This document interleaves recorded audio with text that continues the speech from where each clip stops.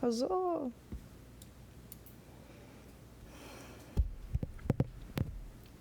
Hello. Ugh. I'm finally home. Fuck that godforsaken continent. Fuck those fucking degenerates. What is this, milk chocolate? Oh, thank goodness. Is this not expired yet, is it? No. Okay.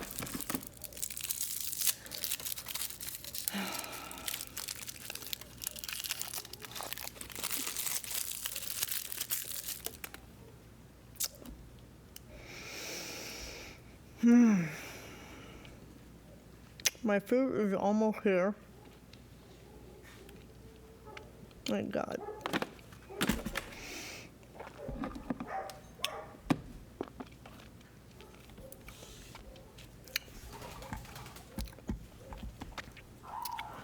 I have been gone. I have been in South America, wondering why South America is so much more behind than North America.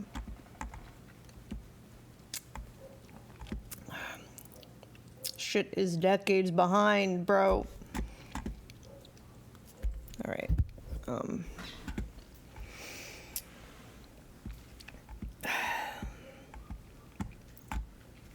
This food is about here.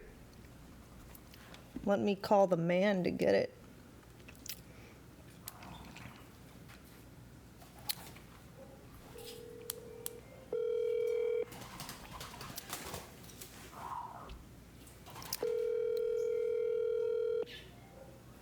I hear of this. I go, yeah, he doesn't have his phone with him. That's right. He refuses to use the half-usable phone.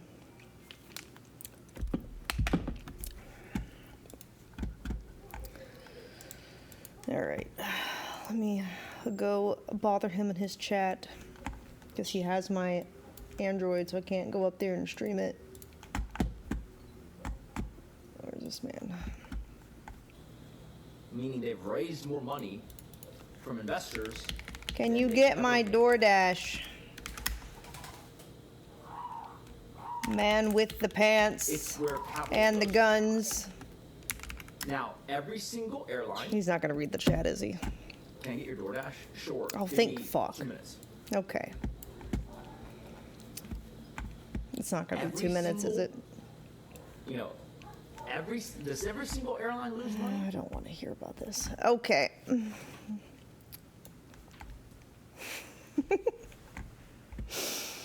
Whatever. All right.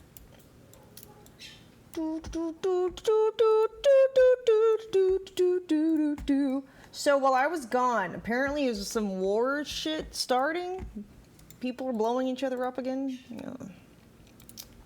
I hate it when they do that.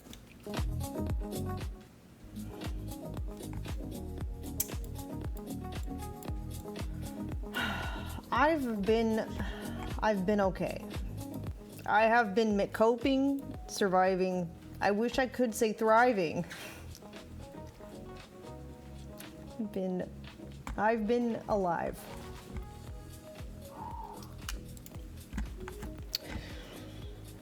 But we are home now. I will resume thriving, hopefully. All right. Is there like a Spark Notes of the war? Can I get like an abridged rundown? Summary? Like a highlight reel? I love my hairstyle. Thanks. I just said fuck it. It's great.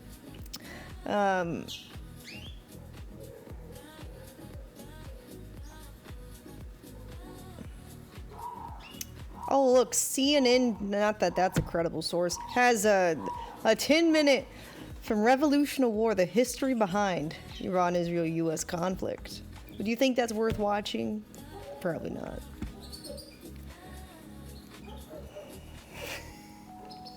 But maybe, I don't know. Thank you, GM FSM, for the sub. Ayatollah leader killed. So has that been confirmed? Because I saw a lot of back and forth on that. Have we killed all the leaders yet, or are there still leaders alive?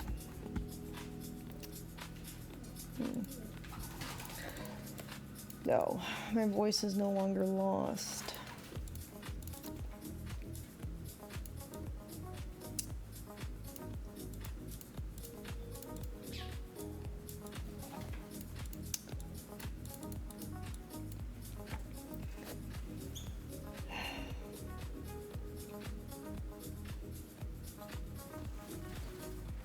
We have to save the world first? I don't know if we can do that. I think that's too much to ask for, unfortunately. But we can certainly eradicate people that are evil, you know. We're in no short supply of those.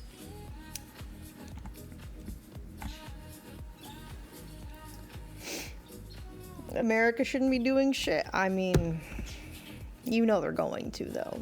That's what America does. It just sticks its nose in every hole it can find.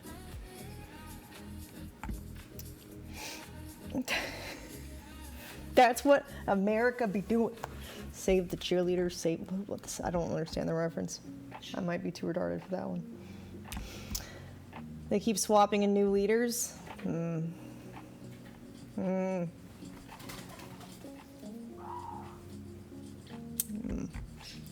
mean, that's expected. I don't know. I need a spark note. Let's see. Qatar saying an Iranian ballistic missile has struck Al Udeid Air Base in Qatar. That is a... Actually, this wasn't the right one. Where was it? It was a different CNN one. I saw it. Oh, fuck. I lost it already. Damn it.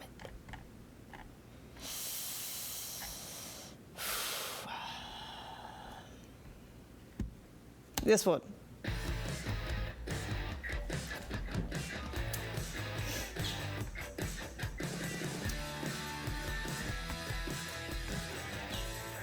All right, speed this up. Happy Friday. Don't say happy Friday as you're about to tell me about the war. Fuck you.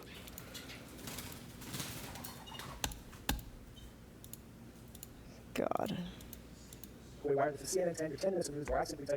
Okay, this might be too much, too fast. Slightly. United States war with Iran. Tomorrow marks 1 week since the war began. The fast-moving conflict has widened throughout the Middle East, and its impact is being felt around the world. This is just the latest escalation in a long, complex history involving Iran, the U.S., and Israel. Tensions have been growing for decades over issues like control of Iran's oil, the country's desire for a nuclear program, and the fight for political influence throughout the Middle East. Let's begin in 1951. Iran elected Prime Minister Mohammad Mossadegh, who pushed to nationalize the country's oil fields or bring them back under control from the British government. The move, while popular in Iran, worried some Western governments who saw it as a potential win for the Soviet Union at the height of the Cold War. In 1953, Mossadegh was removed from power as part of a... One sec. Like, I need it.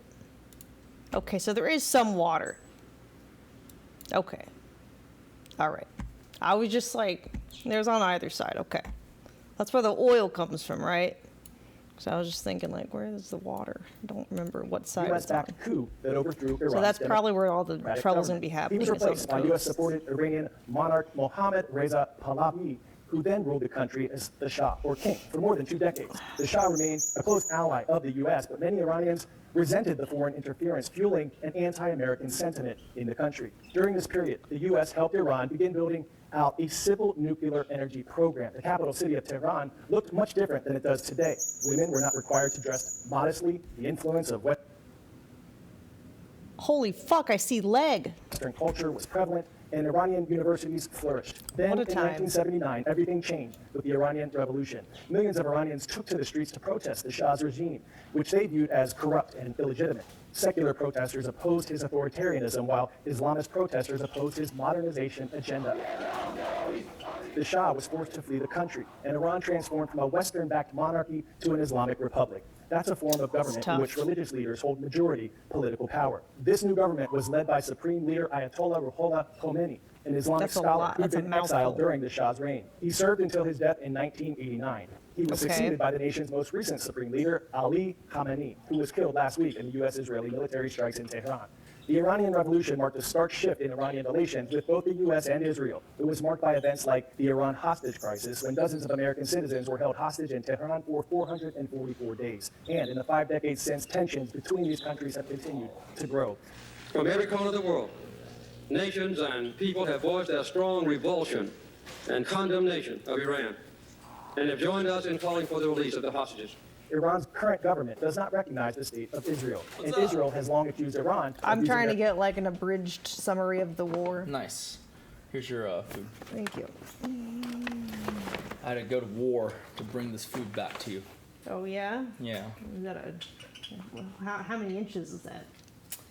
It's about an 8.9-inch barrel. Okay. It's about what you're used to. I see. All right. Well, carry on.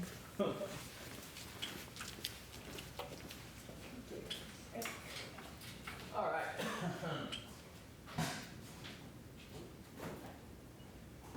Oh, you have a smoothie in this fridge, by the way. what? Alex got you a smoothie. It's in my fridge. From where? Smoothie King. It's fine. It's from today. I mean, Do you want it? I appreciate it, but I'm good. Okay. It's just too convenient. Sure. Sure. Oh, is that okay?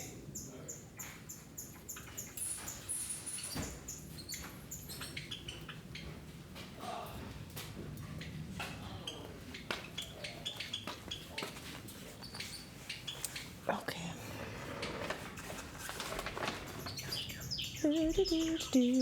their nuclear energy program to develop nuclear weapons. There's no indication Iran currently has developed any, but the country has built a stockpile of enriched uranium, a precursor to building nuclear weapons. In 2015, Hold on, let me get both chats on the screen. I forgot about the other platform. Sorry. I feel.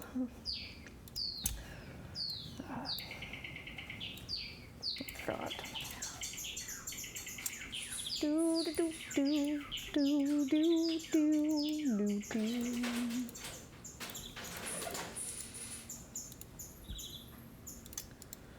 Do do do do do do do do do.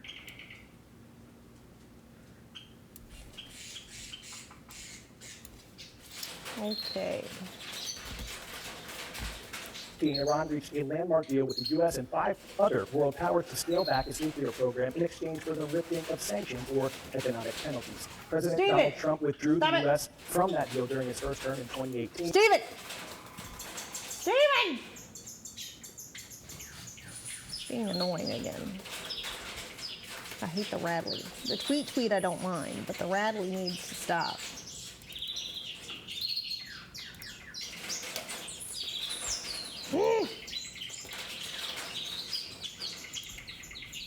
Steven.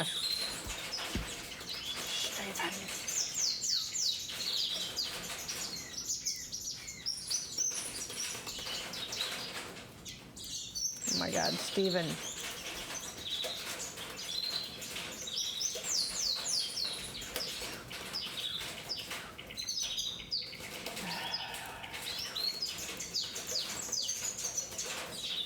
I wish you would move this bird upstairs.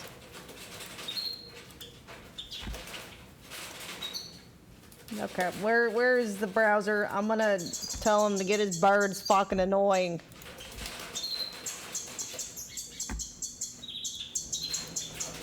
Say Steven Jr. is trying to get out of his cage so that he needs to Come get Steven.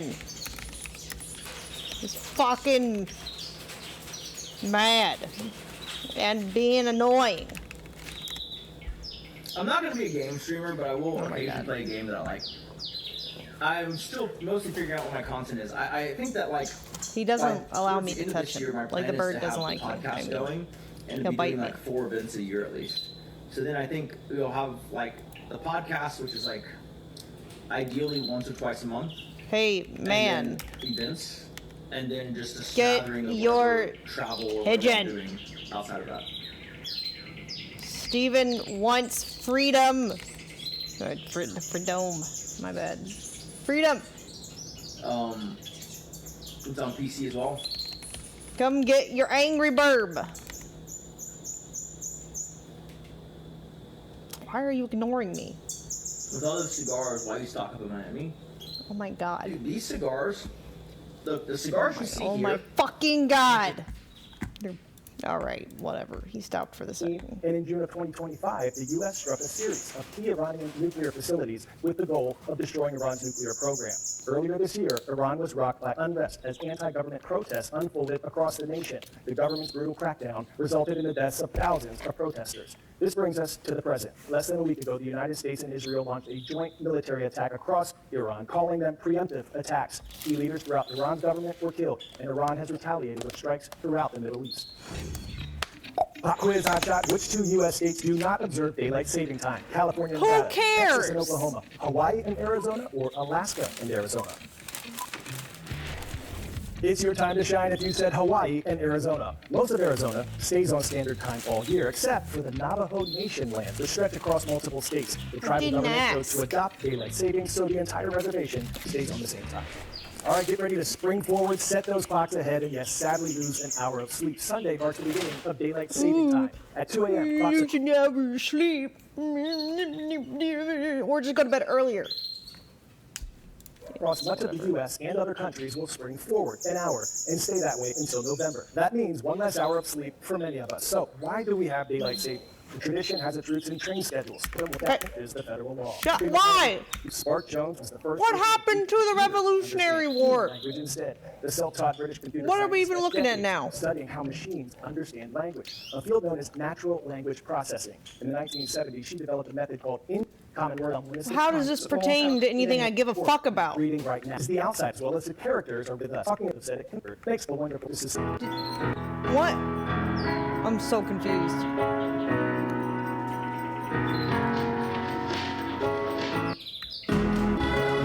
Okay, we just only made half a video and then the rest of it was just bullshit? Okay. Fuck you, CNN.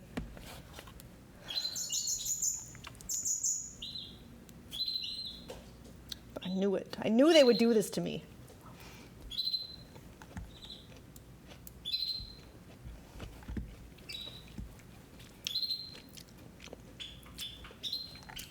Never trust CNN. All right. So has anything happened today?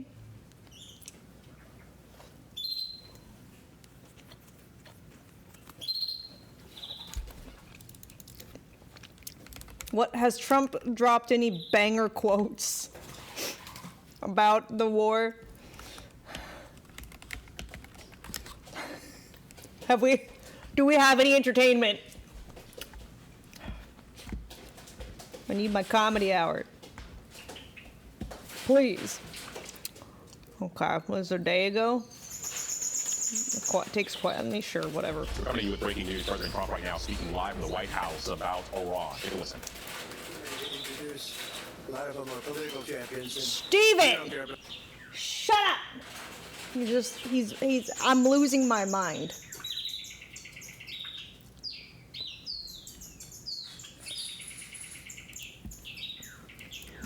Come get your bird. Damn, you have fucking some bite marks. My fucking legs look like an ostrich. He's driving me crazy. I don't know. Oh my that it god. makes Please sense to fucking read your outright chat. retire someone who is not good with money.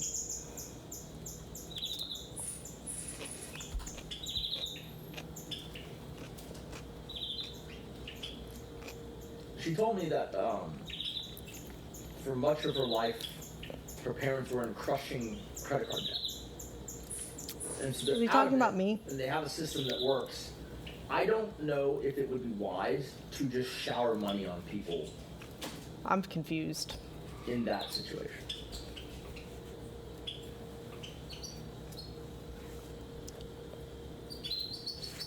Whatever progress they're Come making get appears your to be bird. at the pace that they're accustomed to.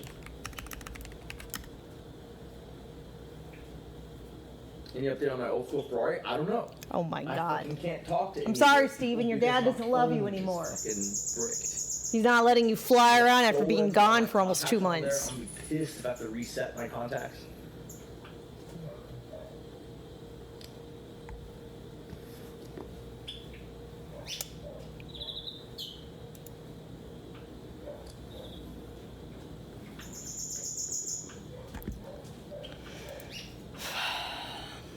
Steven needs freedom. Stop. Come get my pigeon. Why, is he being loud? Yes, Bacon's loud. having a chill time right now. Well, that's All right. not my I'm problem. gonna harass him though. With Alex here, each one of the birds will harass one of us, and it's fine. Let's see what happens, I guess. All right, you're gonna have to watch out, okay? Stevie Jr. is about to come up.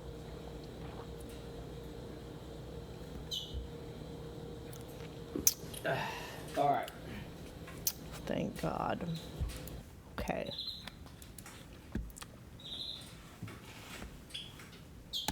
About them today, right? Right, Duffy? But we have, most importantly, wonderful people that love our country. And before we begin, I think I will say a few words about what's going on with respect to our operation in the country of Iran. The United States military, together with the wonderful Israeli partners, continues to totally demolish the enemy far ahead of schedule and at levels that people have never seen before, actually. Rolls We're Royce, just- there's the Range Rover, there's Kate's Jeep. I think that's all the ones that are physically here. Oh, the G-Wagon. It's hard recounting all the vehicles. Hello. He does want human contact, he just wants to attack us. Uh-huh. Like, every time I go anywhere in the room, he comes to that side of the cage, and then he tries to attack me. Uh-huh. He's a little asshole. You wanted him. What are you doing? It's a fucking velociraptor, this one. He's mad because you haven't let him out in like a month and a half or No, I two. let him out yesterday. Okay, well, still. It has been a long time since he was out frequently.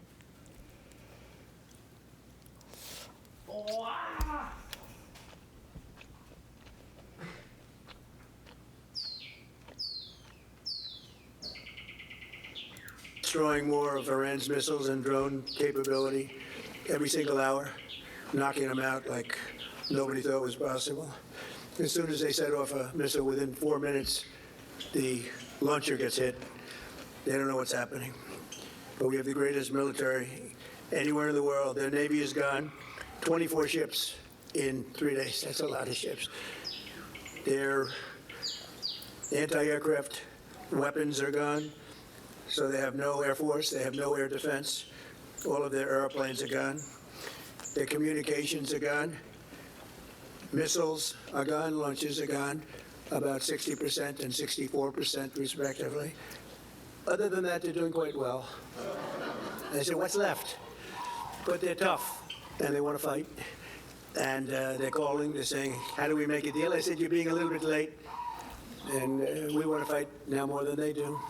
We've had 47 years, depending on the way you count it, but 47 years of horror with this group. And, you know, when you see somebody walking down the street without their legs, without the arms, whose face is so badly affected and hurt, it mostly came from 95% Soleimani and Iran. And So Tino brought up a good point earlier. Why now? Could it be a distraction? I don't know from what, but I'm sure someone's got a conspiracy. that we, the presidents lived with it, I didn't live with it, and so our people are doing a great job. Again, the greatest military anyone's seen. Thank you. Thank you very much. And yesterday, my administration announced decisive action to help keep down the oil prices, including offering political risk insurance for tankers transiting Epstein into files, the of course. You see, I feel like even the files are a distraction. I don't think the files are what they're distracting from. I think both of them are distraction for something else, but I don't know what. It's just like a feeling I have. I'm probably wrong. I hope I'm wrong, but I have it regardless. The Gulf, as you know, pretty dangerous territory. Further action to reduce pressure on oil is imminent, and the oil seems to have pretty much stabilized. We had it very low, but I had to take this little detour. If it's okay with everybody, Scott, it's okay with you. Scott's the one who has to put up with it. He said, "You have to do this now." I said, "I have to do it, Scott," right? But it's been very strong, and everybody, including Scott, everybody feels we had really no choice. They were going to hit us if we didn't hit them, because they're crazy. No, I do think whatever they're distracting from definitely has ties to the Epstein shit, but I don't think it's the files themselves. At least not the version they've released. I feel like that redacted version is a distraction, if you get what I mean. But evil is all connected at the end of the day, so that's not that surprising. But And in the long term, the actions we're taking will dramatically increase the stability of the region and oil prices and stock markets and everything else. You know, we set the all-time record in history with the Dow going to 50,000. So Dow was at 50,000. It was supposed to be maybe, if we were lucky, within by the end of my presidency in 4 years. And we did it in my first year. We did the S&P 500. We did that in a period of less than a year, and that was even tougher than the Dow, they said, so it wasn't going to happen. But we have a great country. We have a country that's never done this well. We've had tremendous success in so many different ways. I built the military and rebuilt it in my first term, and we're using it more than I'd like to use it, to be honest with you. But when we used it, we found out it certainly did work. When we look at Venezuela, when we look at the first attack, Midnight Hammer, in Iran, which really set the stage for what we're doing right now, it's been pretty amazing. And I'm once again calling on all members of the Iranian Revolutionary Guard, the military, and the police to lay down their arms. They're only going to be killed. And now is the time to stand up for the Iranian people and help take back your country. You're going to have a chance after all these years to take back your country. Accept immunity. We'll give you immunity. And we'll be giving you really the right side of history, because that's what it is. So you'll be perfectly safe with total immunity, or you'll face absolutely guaranteed death, and I don't want to see that. They don't want to see it either.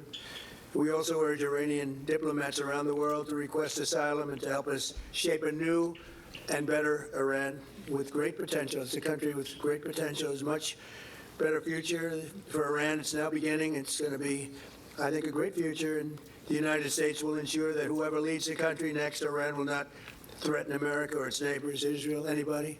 If you look at what happened, they had missiles aimed at all of these other countries, Qatar, Saudi Arabia, UAE, many others, that weren't really involved very much, and they had missiles aimed. Well, they were aimed there long before this ever started. They were going after the entire Middle East, and then we came along. We blew up their party. So we have phenomenal people. I want to thank all of the people that have been involved. Marco, you've been doing a fantastic job. And you've been doing a fantastic job on a place called Cuba.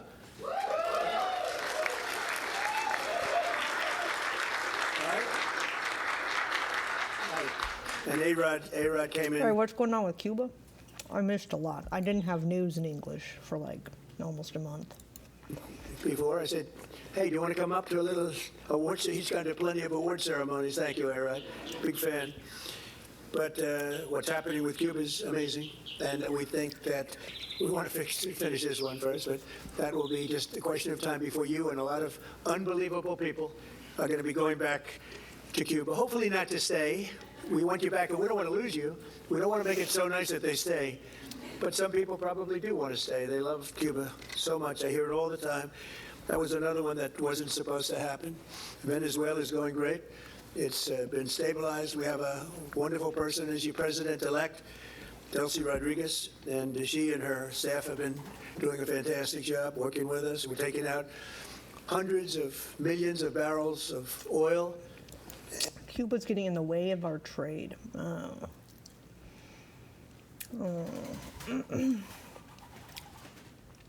Why? What are they doing to get in the way?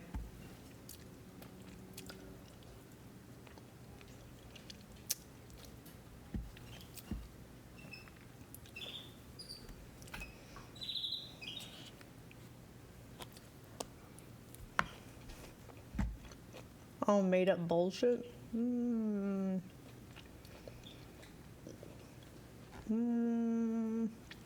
that.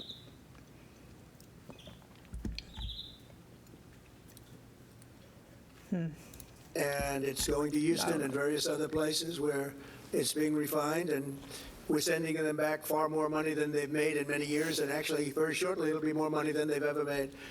And Venezuela is working. So we've had a lot of countries in places that truly love, you would say football, I would say soccer, but these are all countries that love football/soccer. And so I think the group likes it. And if Isn't you- that like every other country?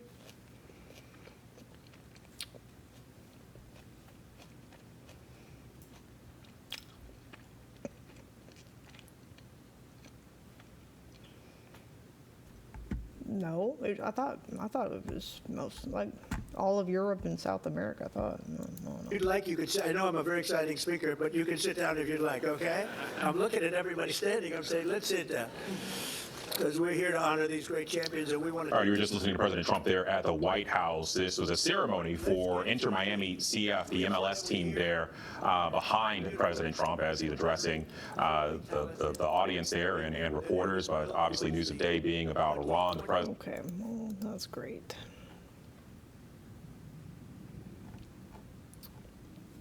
Okay, so what now? What are they waiting for? If they've killed everyone in charge, who's fighting still?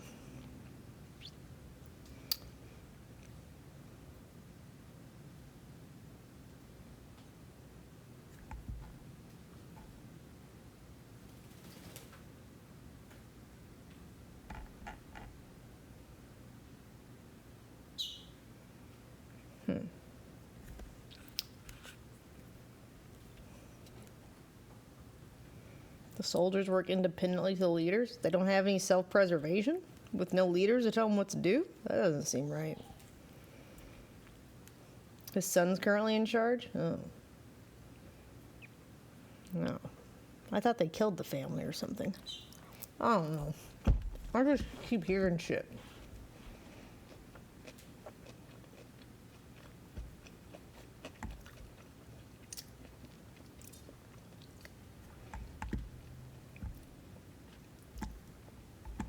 Don't ask questions, just consume media? True.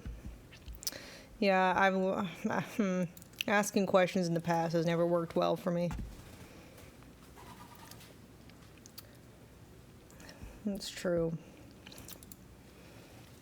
I think I would learn.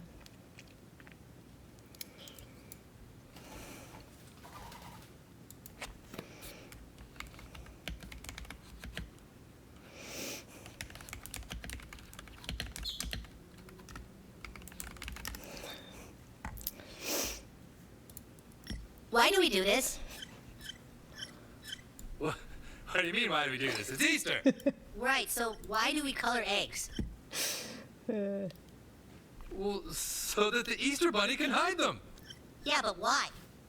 Stanley, Easter celebrates the day that Jesus was resurrected after being crucified for our sins. So we dip eggs in colored vinegar and a giant rabbit hides them? That's right. Why do we do this? What do you mean, why do we do this? It's Easter! Right, so It's just like... You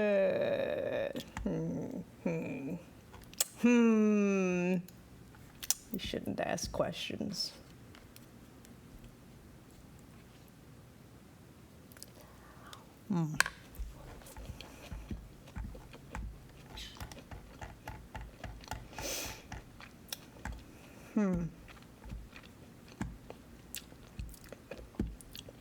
Remember, kids asking too many questions is bad. Okay, so no one knows what's happening now, really, it seems. We're all question marks, what next? Okay, well, great. I'm glad I'm caught up, I guess.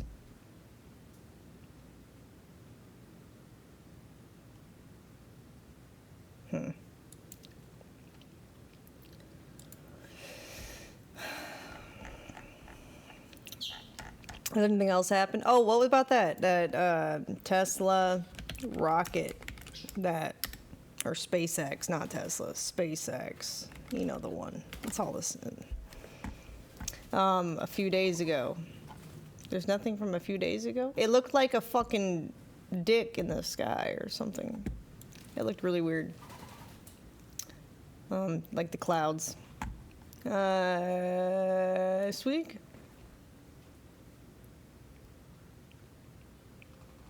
Like the weird cloud thing. So let's talk about this rocket launch. You at home are sending in some pictures of the skies at Not launch. that. Not the one I saw. The one I saw was much more phallic. No, this is normal looking. The one I saw was not nearly this normal looking. Oh, there we go. There it is. Look at this, an unusual cloud formation that has people in Florida asking questions. So people across. I also have questions.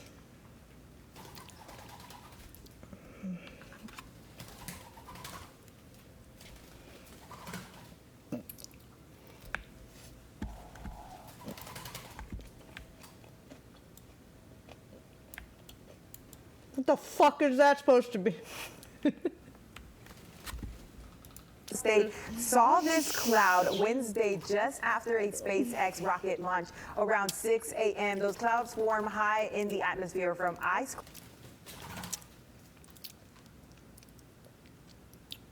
I mean, it could be a portal. The clouds reflect sunlight when the sun is below the horizon. How cool is that, Allison? Yes. Different. Very different. Very different, and something that I feel like we don't really see too often. Yeah, okay, so were they seeing like a jellyfish? Yeah, it's kind of like that. You know what it reminds me I don't of? see a jellyfish. I see I'm a blanking on the penis. exact word, but basically when we have those kind of crystals in the sky, that it starts to kind of look like a little bit of a rainbow. Do you know what I'm saying? Like it uses different colors that are seen to your naked eye. Okay, neat. I never come across any clouds like this. I don't see a rainbow. I see a penis.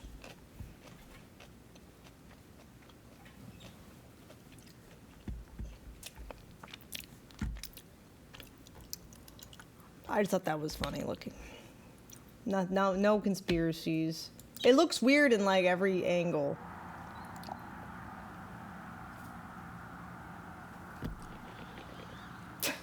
I don't see a jellyfish though. It's more like an eggplant shape.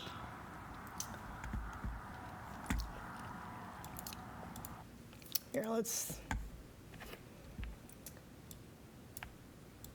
engage. I don't know. I don't know why it looks so weird to me. I guess I haven't seen them before when they look like this. Only like that first video we saw. Like this version I'm used to, but not whatever this was.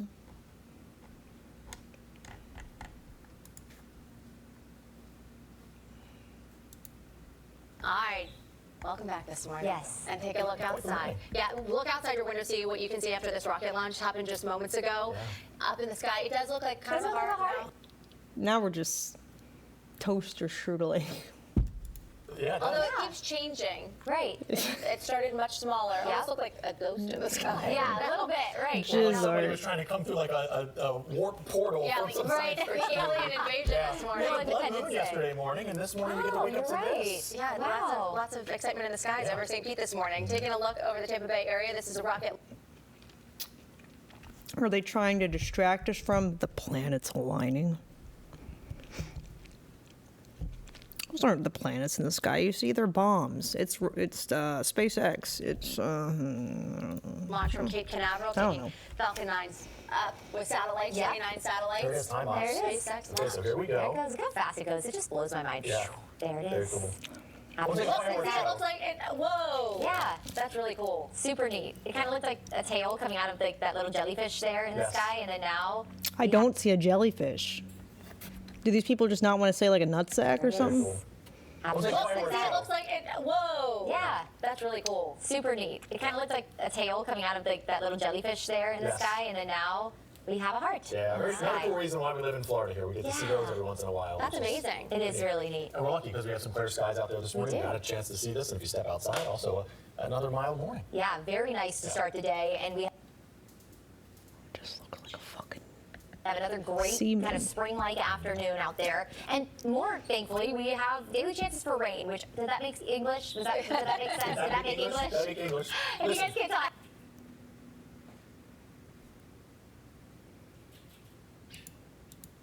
Fundamental. All right, let's talk about what's going on outside here. What we call noctilucent clouds. There's your vocabulary word for the day. And yeah. Do you think she had to ask how to say that? Does continue to change, but if you look and kind of squint your eyes, you can see a little heart here in the sky. And essentially what happened is when that rocket blasted off into space, as it goes higher up in the atmosphere and that exhaust trail follows behind it, it freezes into teeny tiny little ice particles, because the higher up in the atmosphere you go, the colder it gets. And of course, naturally, temperatures get sub-freezing as high as that rocket goes. But not only that, as you go higher in Earth's atmosphere, you also lose density, so that mass in the air, and that allows these particles to spread out and kind of take whatever shape they so feel, wherever the atmosphere leads them, with that lower density and the higher levels of the atmosphere. And as the sun comes up with the perfect timing that it is, that allows for those really neon colors to show up in the sky as the sun's rays bounce off of all those teeny tiny little ice particles. Beautiful start to the day. I don't know, all these things that we're seeing in the sky lately, I just keep thinking about the Lady Gaga song and wondering, what does she know? You know? I feel like she was trying to tell us something.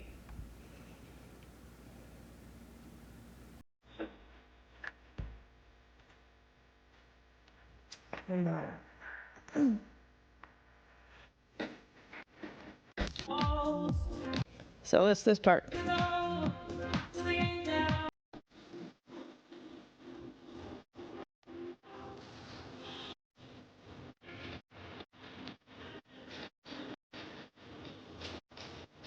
I just feel like she's trying to tell us about something. I don't know what. You look, but I definitely see circles in the clouds with this jizz rocket.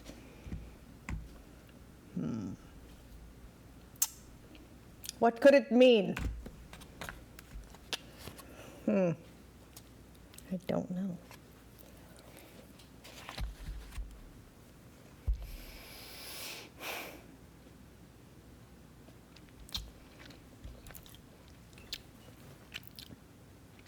Is it the person drawing the circles in the clouds who was the devil turning around?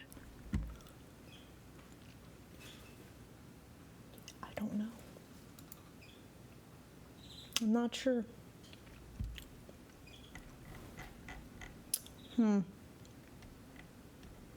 I don't want to give Elon that much credit. Oh, fuck it. It's probably no relation. I don't know.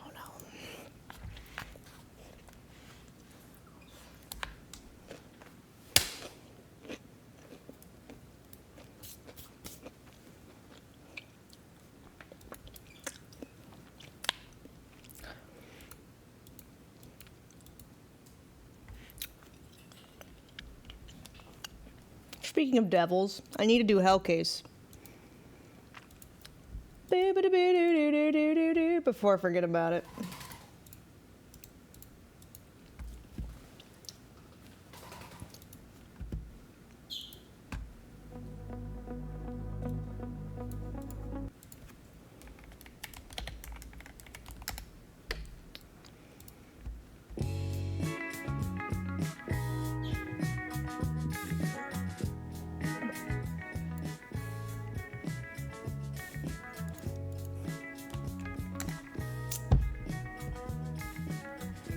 Okay.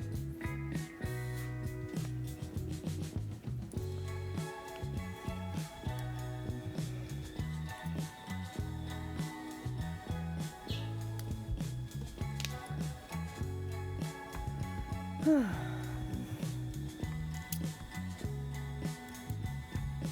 see what we got here. Are there different cases, or is it all the same as last time?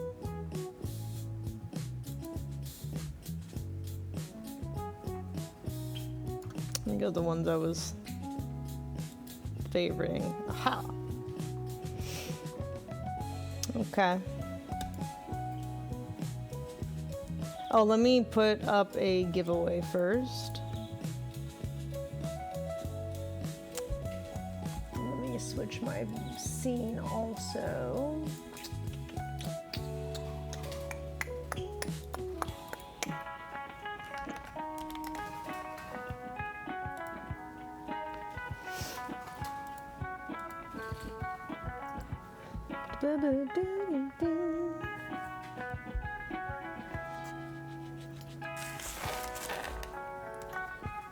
Okie dokie.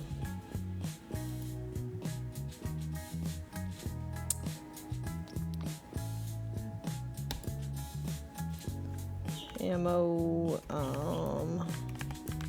have I done 16? I don't remember.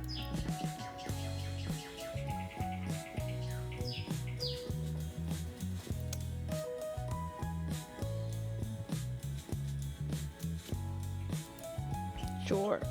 I'll add this as a prize. Okay.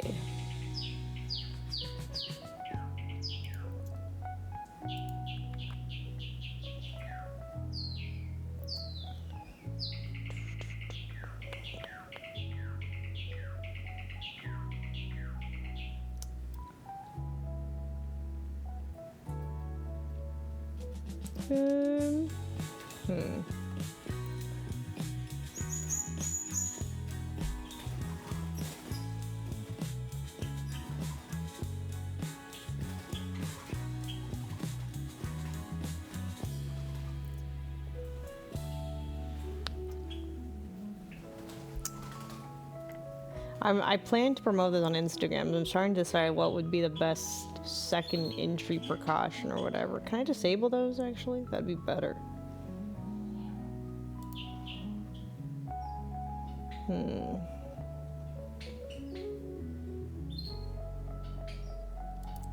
I guess I can't disable them.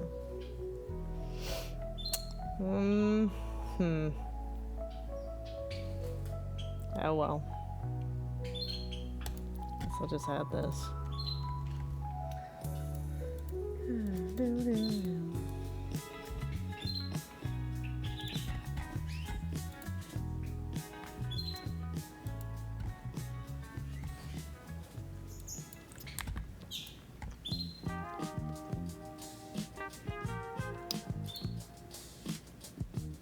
Oh, that one's already been a thing. Okay. Let me try 17 then. Huzzah!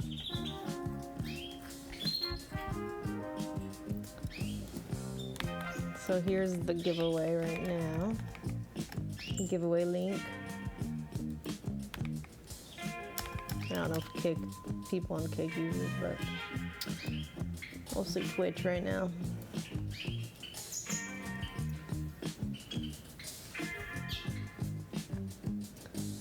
Alright, let's open some cases, I guess. I need to set my timer.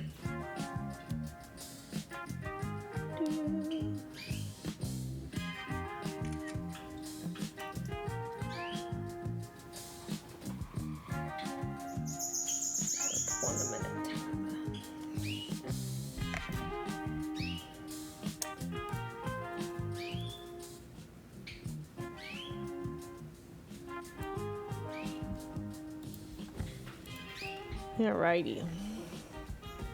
So, creepy ass leprechaun. Favorites.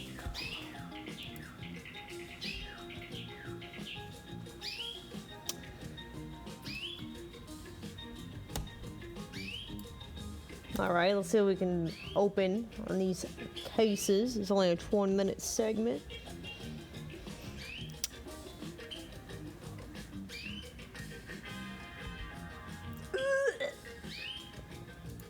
Can I upgrade it?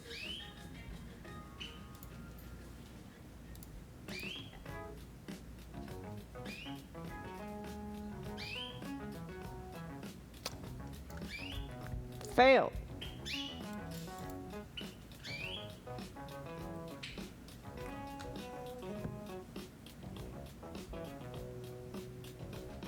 We got a shadow dagger. You can't even see these daggers. They're just shadows of daggers. awful. Lost $100 on these daggers.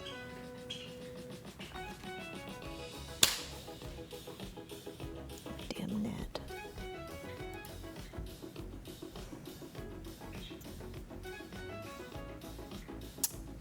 Bah! Could not upgrade.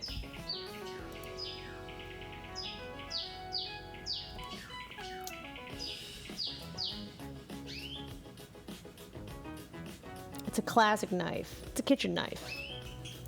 With dirt on it. Okay, that was almost break even for that one, but still kind of sucks. Is it fruit fly season yet? I don't know. Just have some gnats in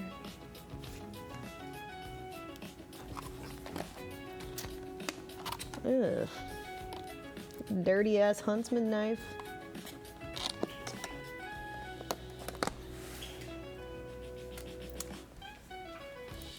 Try again.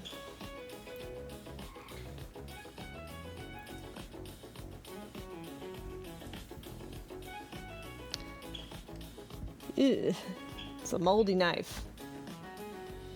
Let's try to upgrade it to something not shitty. Maybe this time? No, did not. Okay. Well, you know. 3 L's in a row.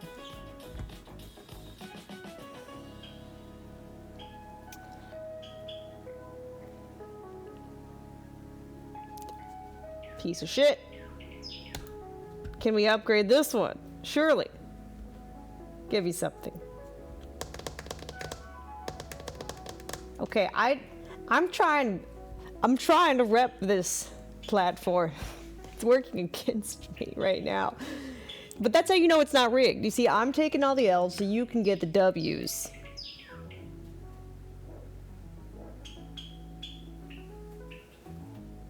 I'm taking all the bad RNG so you can have nothing but profit, some wins, some. You know what? No, I'm just gonna sell that one later. Okay.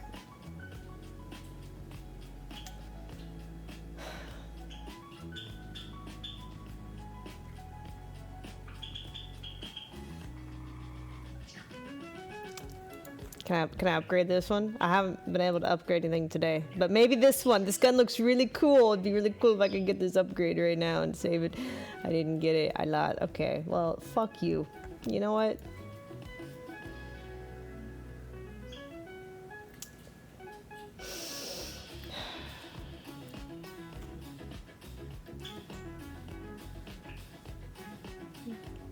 All right, piece of shit. Did the cases get worse since I was gone? I feel like they might have. But maybe it's just building up for like a really good item. Maybe it's just it's teasing me or something. I didn't get it again. What's that? Like 6 times in a row failed? I don't believe this 50% probability. Statistically, I should have had a few wins by now.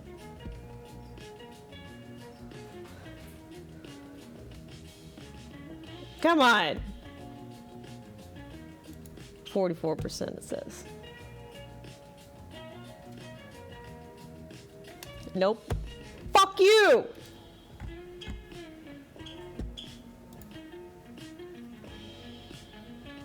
You're right, I need positive energy. Look, a little flippy knife. It's ultraviolet or whatever.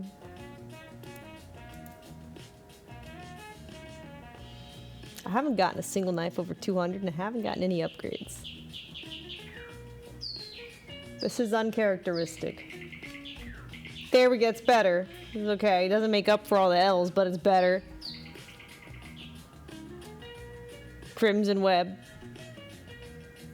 Alright.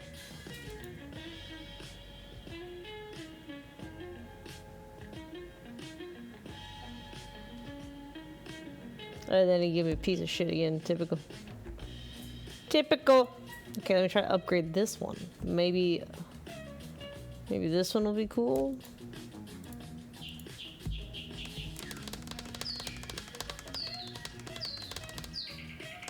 No, I didn't get it. Still.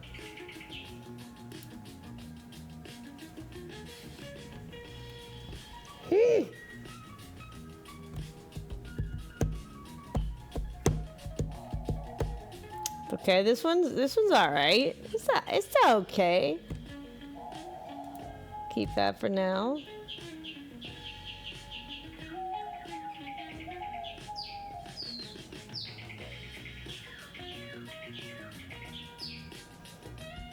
Piece of shit. How about this one? 44%. Will I get it? Just finally, something is upgraded today. Praise be.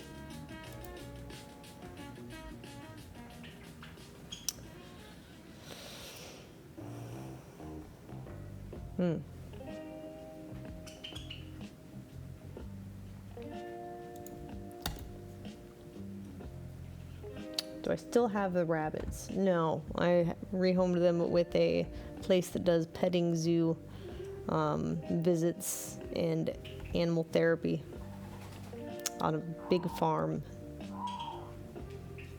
Let me see. Sell that or up? Yes, just sell it.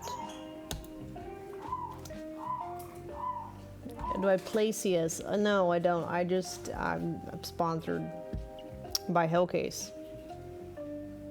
But that's better for you because then I don't keep the skins for myself. I'd put them in giveaways. If you play, you could join Hellcase. You don't even have to do open cases. You could just join the giveaways.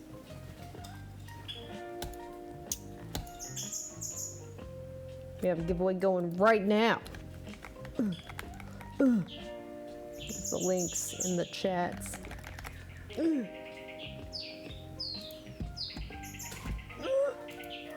It's awful.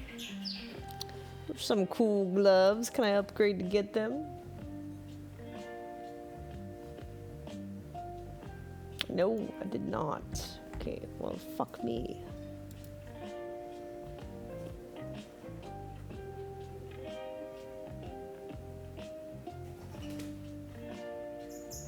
How have a streak when you've been gone? I guess you've been here when I was here. I don't know. It's not days in a row, it's streams in a row.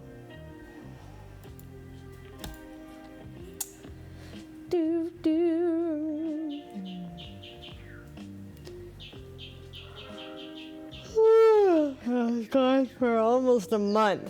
It was ridiculous. Upgrade! Please give me something better. Also,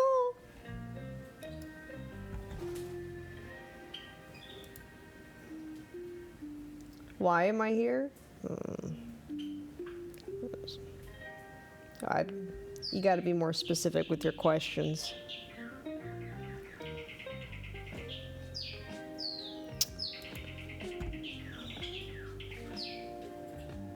Upgrade.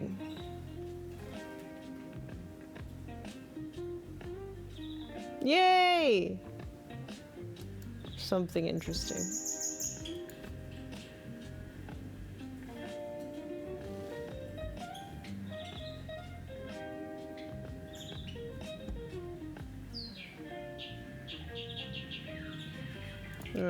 Okay, different case.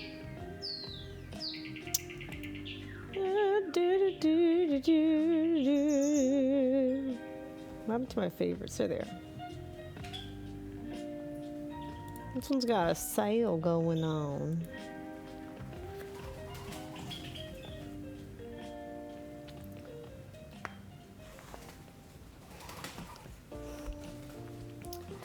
Look at this one. It's so mid. The upgrader. Fuck this one. Oh, I didn't mean to select both. Ay. Oh. Huh.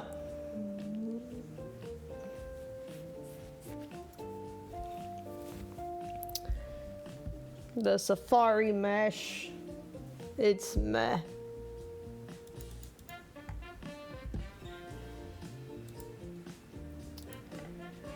don't know what that is. Neo Noir. Does it upgrade? No, it did not.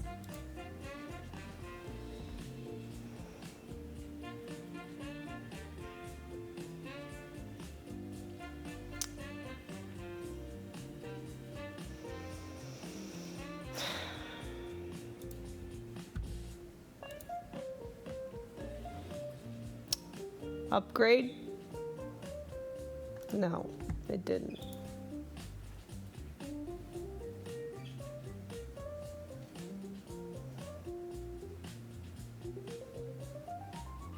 A rusty ass butter knife.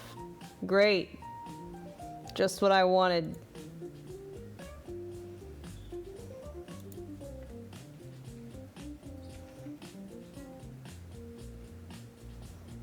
I didn't get the upgrade. I don't know how to change my presentation of this, because it's like I feel like I'm supposed to be enthusiastic about a sponsor, but it just keeps throwing me L's that I feel like I can't genuinely be enthusiastic about them. It would feel like I don't even know. It would, like, so not even fake's not even the word. It would just feel like a parallel universe that I'm like, oh my god, I lost again. It's just not even sarcastic. I can't even be sarcastic and keep that up. I don't know. It wouldn't feel right. So fuck you, piece of shit.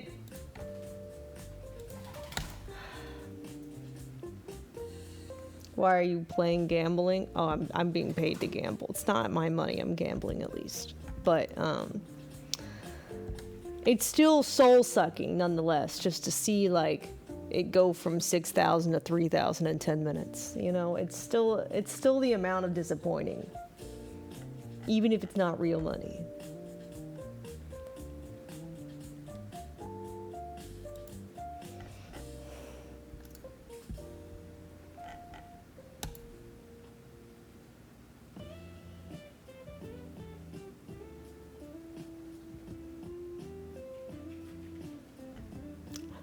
Blue steel. That one's better. Thank you. It's better.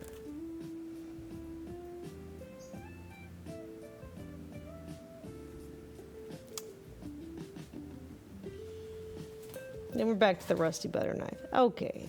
Just go fuck yourself.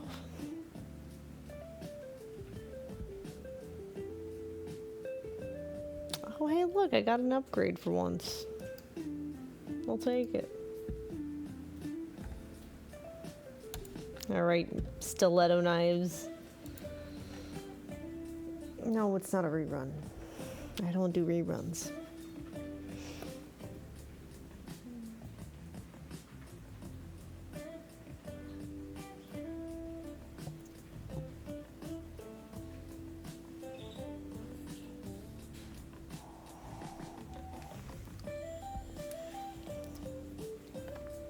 Sometimes I wonder if I'd be more relevant if I just did hot tub reruns. But I don't know. It just bothers me.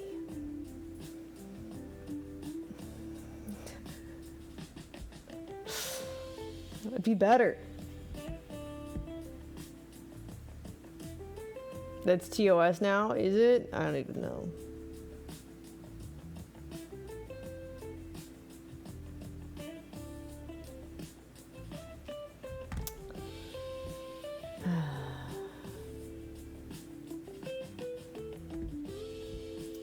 Return of the Ring? What, you mean like the boxing ring? Fuck no.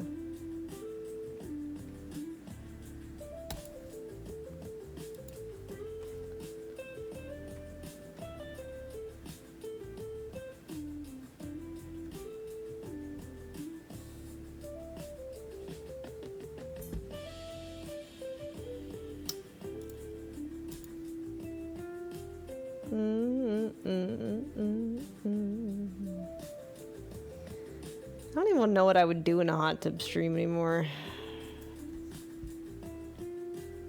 don't know. I don't know how I even did it all those years for all those hours. I just lose my sanity.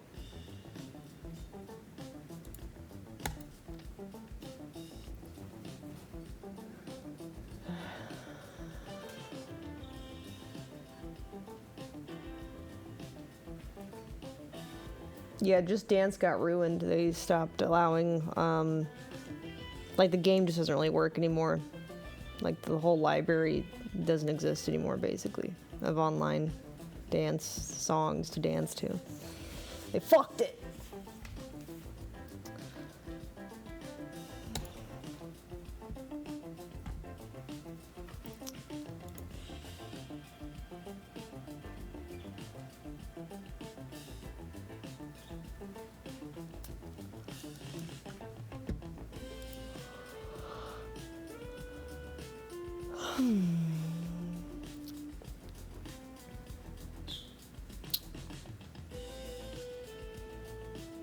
Hey, here we go. That's not bad. That's pretty good. I'll keep that for now.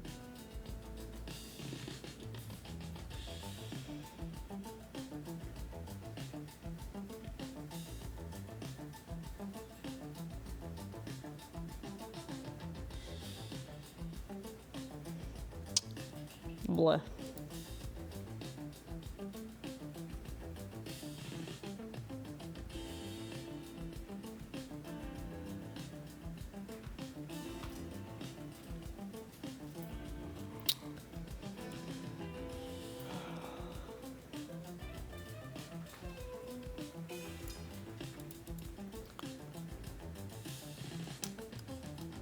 Man, I'm just getting fucked. I started with like almost 7,000 and now we're at 2,000. Oh, don't gamble. Gambling's bad.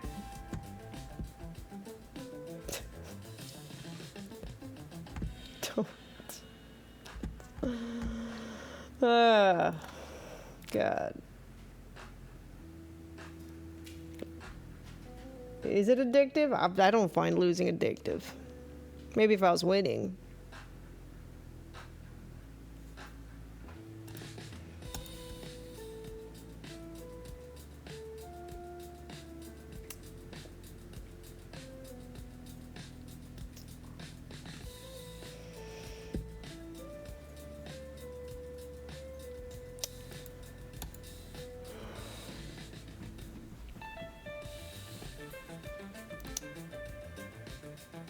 We're almost done.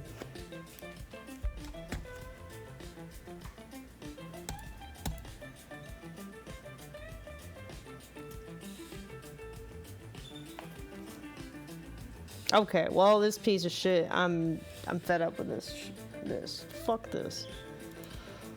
Fuck you. I kept it above 2,000 somehow. Here's the giveaway link again if you're just joining us. We set up another giveaway.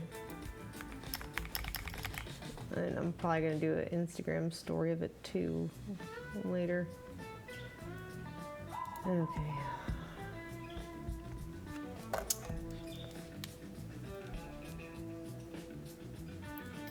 Yeah, I don't have the patience for gambling. I need the win now. I can't just keep doing it.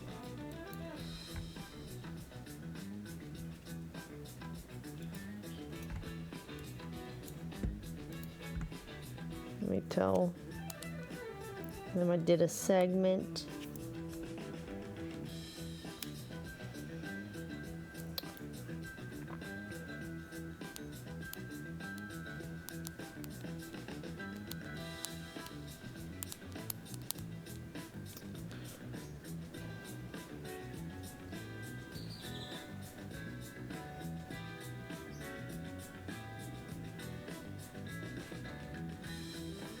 Save.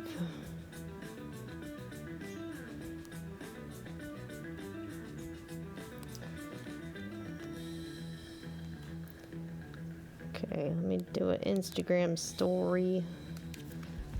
Let me link the giveaway link here.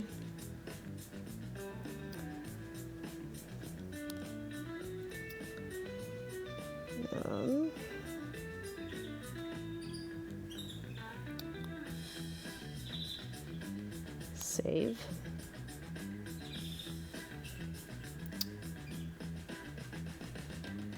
Okay. Oh, no, I want a new story.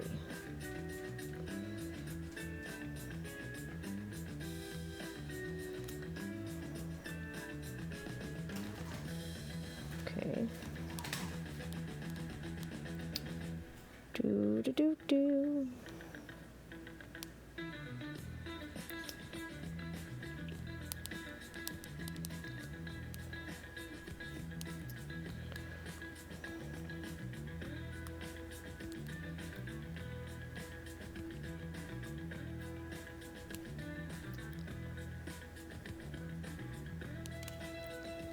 Arrow.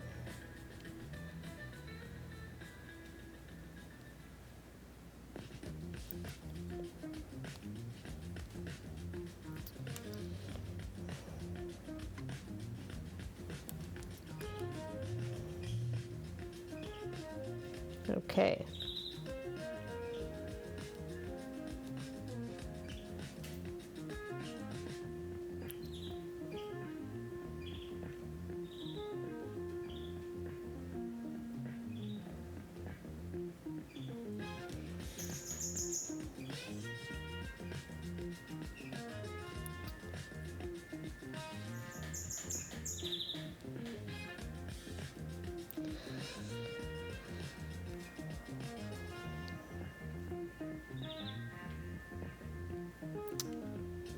Man, I wish I had never started live streaming, because then I could do what other Instagram girls do and just use video filters constantly and have a different body every post, and like no one would know because I'm never live to compare it to. Easy money, man. Easy money.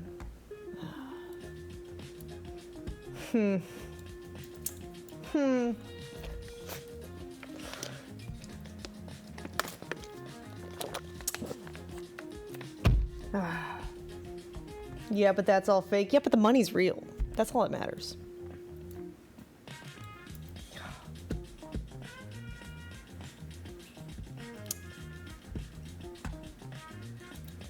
Oh well.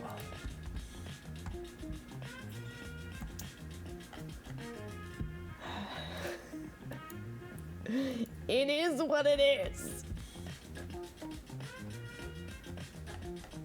Times are different. When I was starting social media, filters weren't as good as they are now. These youngins and their AI videos and their body video filters. And their TikTokers and their boppers and their knockers that can change size every video.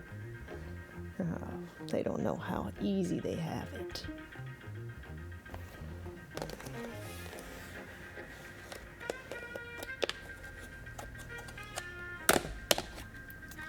Yeah, back in my day, you actually had to be attractive. Now you can just video your body, edit your vidya. You know, it's so easy now.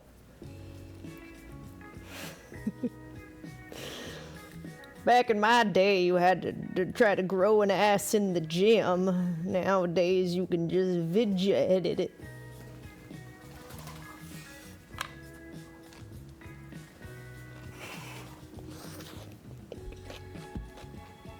Whatever. Fuck them.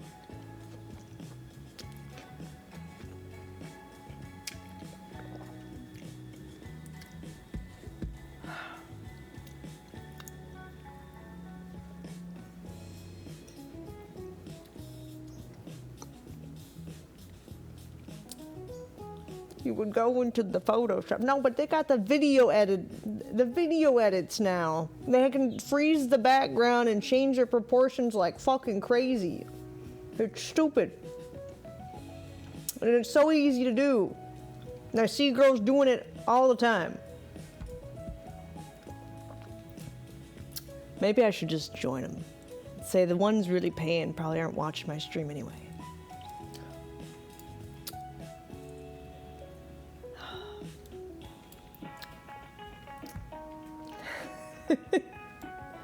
They're probably not watching the stream. majority of the FAPR payers.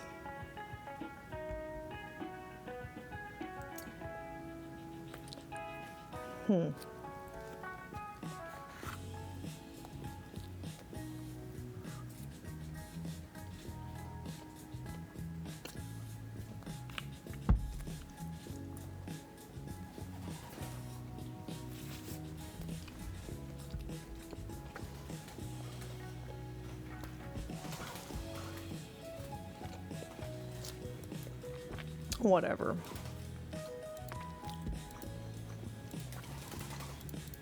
All right. Anyways, jizz clouds. Yeah, you definitely want to squint your eyes so you don't get it in your eyes. True. Your eyes, you can see a little heart here in the sky, and essentially what happens I don't see a heart. What? How are these people seeing hearts, jellyfish, angels? I see fucking jizz lines.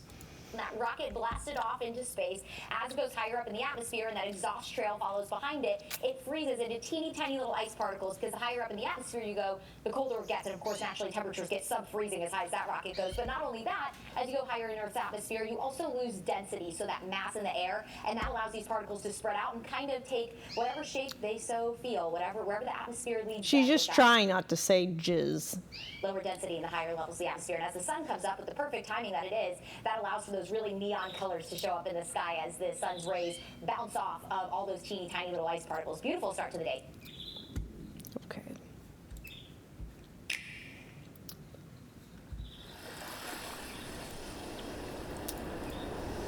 Not actual gameplay footage. No, really?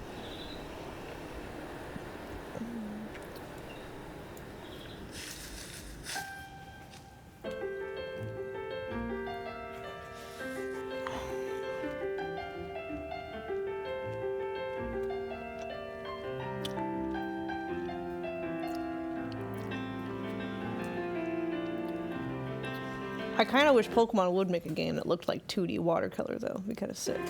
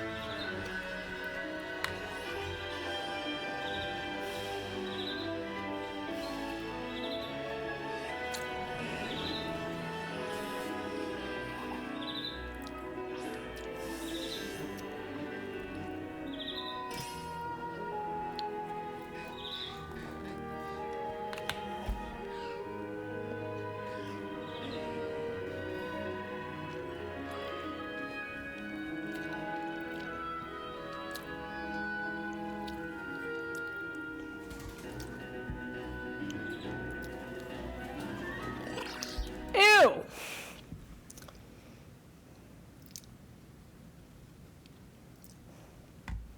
Why are they so ugly? Why they gotta be so ugly? None of these are cute.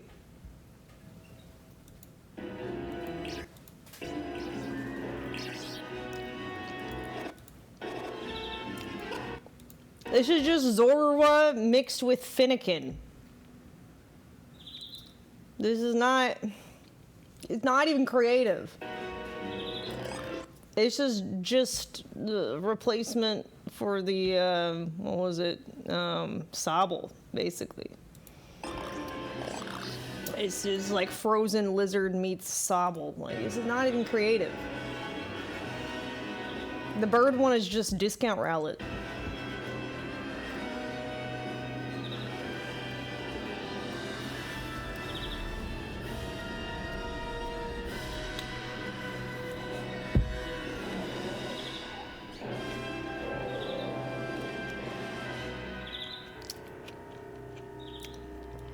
At least make the reptilian like grass or something. I don't know. The Trico was cool. Well, why is it gotta be water again? I feel like we already have I don't know. We already have water stuff that looks like that. It's too similar to the weird frog thing. Or whatever Sobble is. I don't know.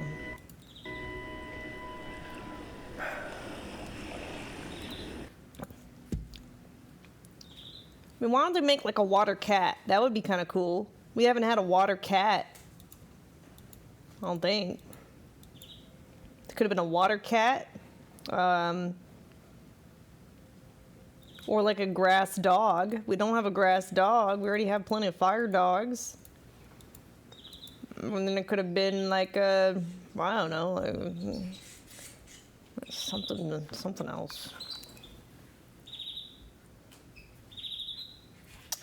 Anything, I don't know. They're not creative. They're really slacking over here.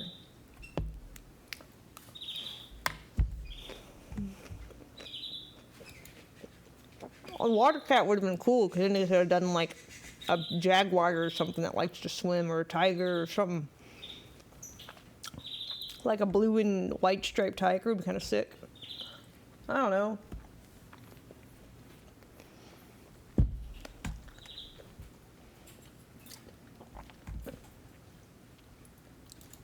Anything. But yeah, I know Pocopia's out. I bought the game. I played a little bit of it. It's okay. I don't know. It's kind of slow right now. I made the entire area green. And Charmander lit like a campfire. Now I'm just waiting. I don't know. It's okay. For those of you who don't know what that is. It's like kind of Minecraft-y, kind of Animal Crossing-ish.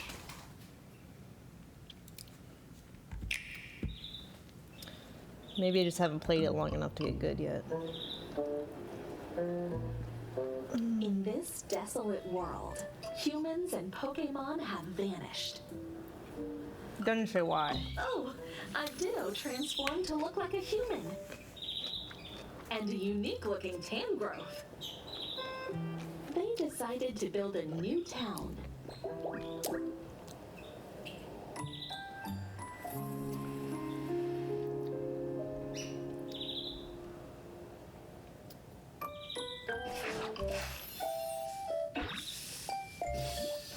Nestled in the grass is Bulbasaur, a grass-type Pokemon.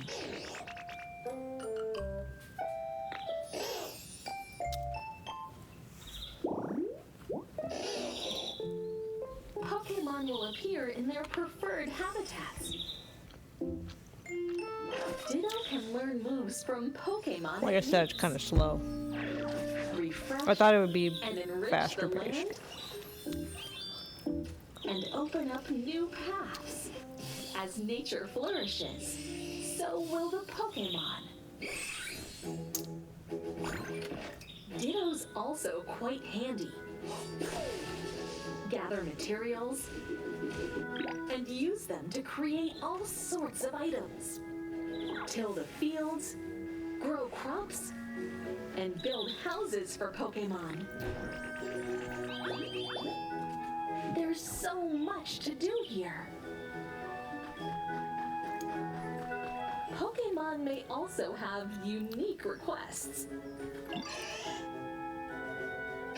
Looks like Squirtle wants to go somewhere. And Riolu seems pretty hungry. Pokemon stuck in harsh environments also need your help. So work together with other Pokemon to complete these requests. And your world will become even livelier. Maybe it's just me. Video games are losing their charm. I don't know. They just seem more and more like empty feeling. Maybe I'm just getting older. I don't know. Or maybe just my life has flourished past the point where like I need to escape and like now it's boring compared to what I could be doing. I don't know which one it is. Maybe all of it.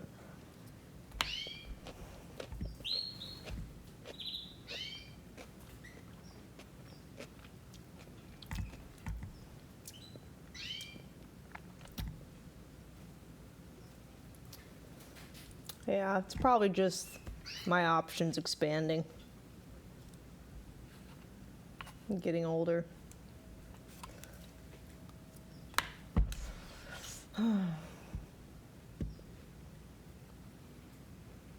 Yeah, this is a Pocopia game. What other adventures await?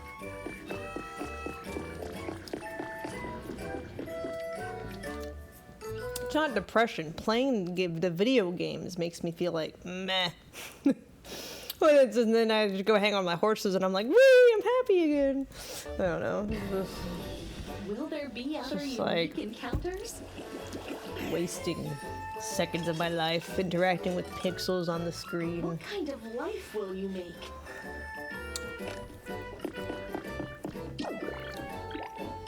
It just feels unfulfilling.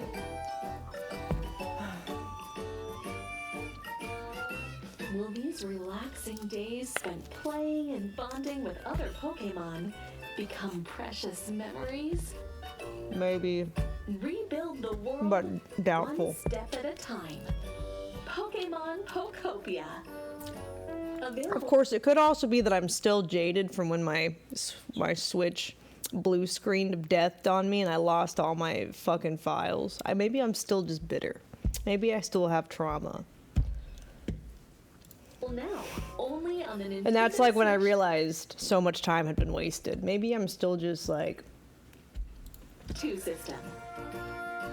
I'm not over it. And then so now games just leave like a bad taste in my mouth. I'm just like, remember that time when I lost all my years of progress and had nothing to remember it by?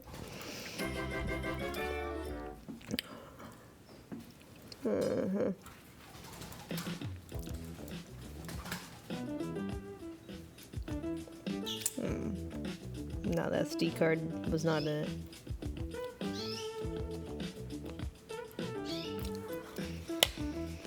And I sent the Switch to Nintendo to repair it, and then they wiped all my game files. I was like, thanks.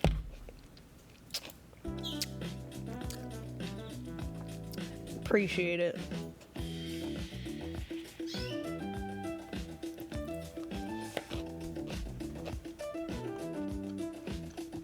Ever since then, and then, you know, the Minecraft servers getting nuked by trolls, video games have never hit the same. I just think about how much time is wasted and how quickly the progress can be yeeted out of existence.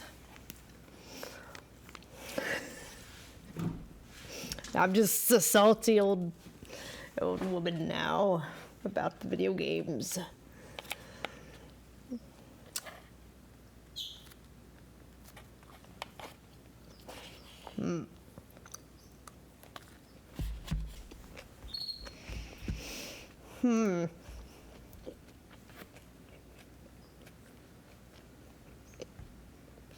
Oh my god. What? See, this looks better.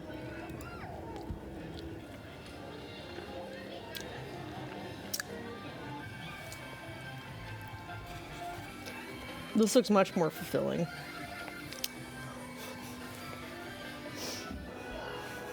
Oh my gosh, a carousel with horse Pokemon. That's my dream. I've always wanted one of those. Can't believe they actually made one.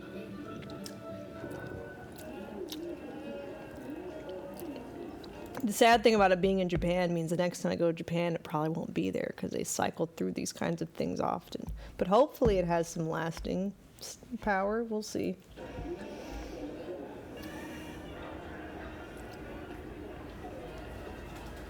One can hope. permanent. I hope that's true. First ever permanent outdoor Pokemon facility. Let's hope.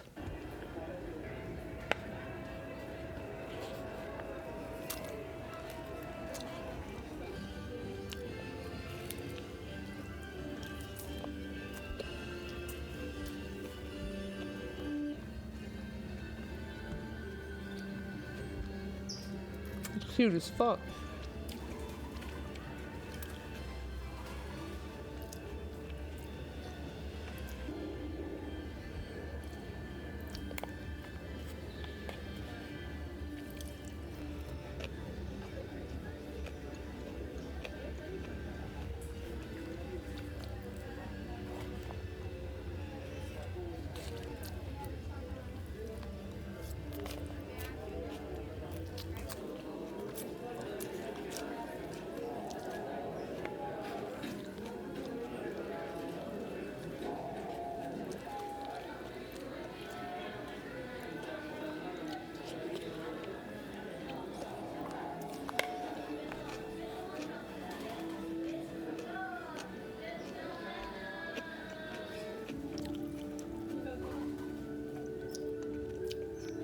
Cute garden of Pokemon statues.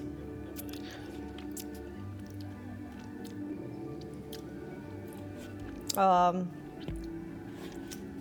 we can cover the big stories after this. I'm just trying to see what this Pokemon park is in Japan.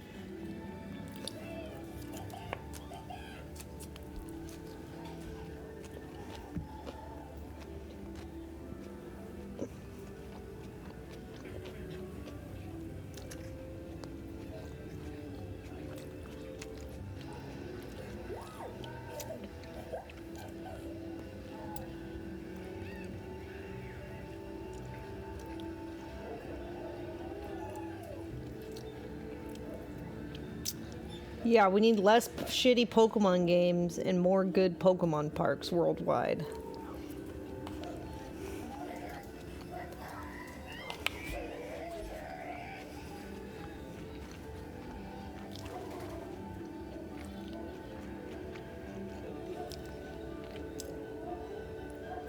So cute. I would just be taking pictures of these Pokemon all day.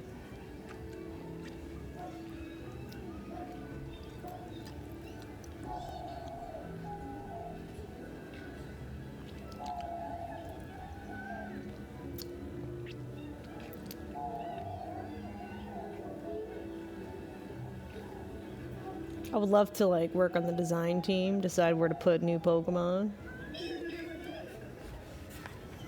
So fun. You know they had fun setting up these Pikachus.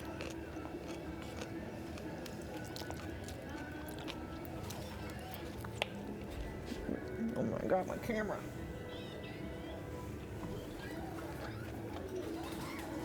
Fuck you.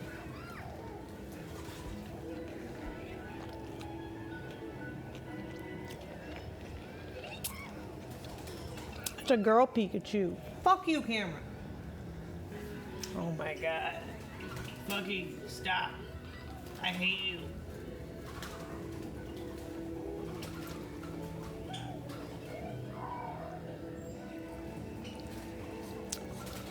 Oh, it's adorable.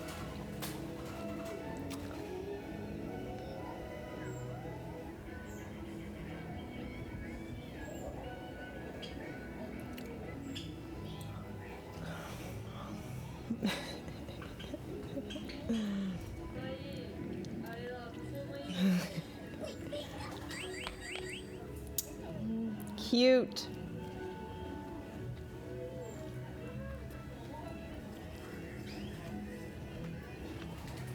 The Ditto Pikachu.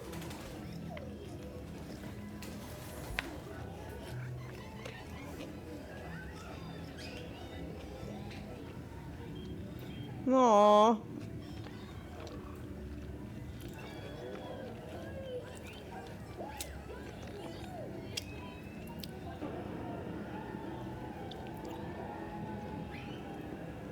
Cute.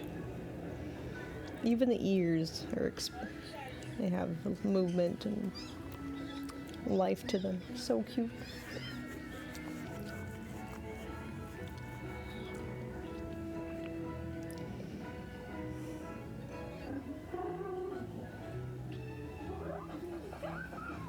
Aww. It's so fun.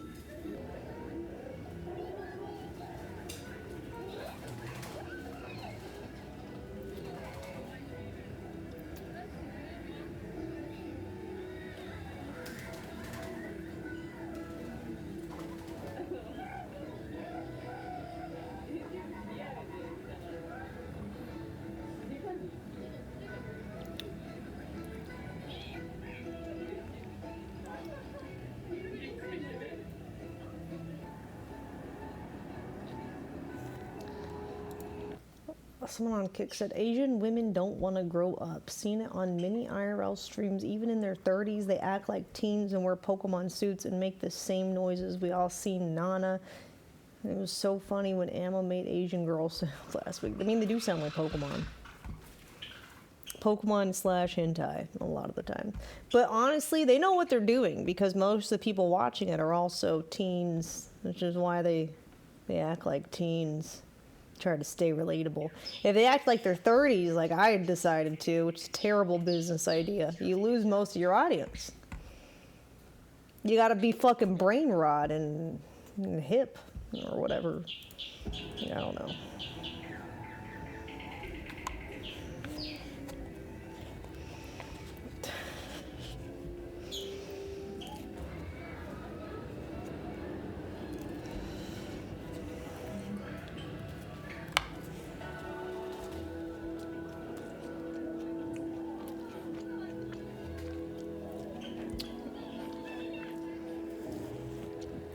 And like nowadays, even though I'm more genuine and just in myself, I'm a lot more at peace mentally. I don't feel like I'm mentally exhausted every time I stream, but there is a very big difference in the view count. So I still wonder what the right decision was.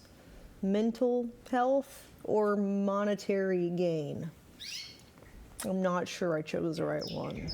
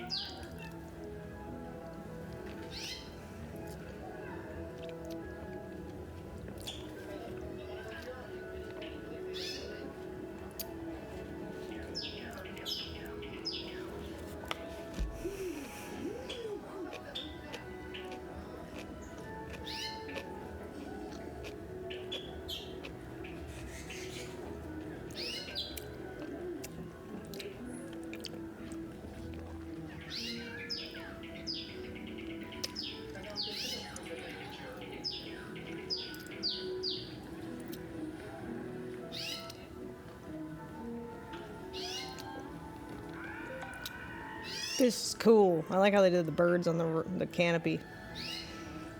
That's cool.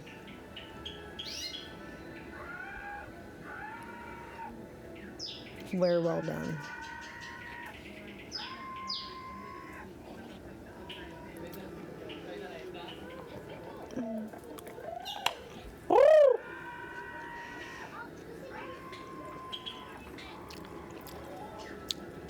I do wonder if that's actually like the ambiance, like the speaker making Pokemon noises, or is it just some annoying Japanese child? Could see either.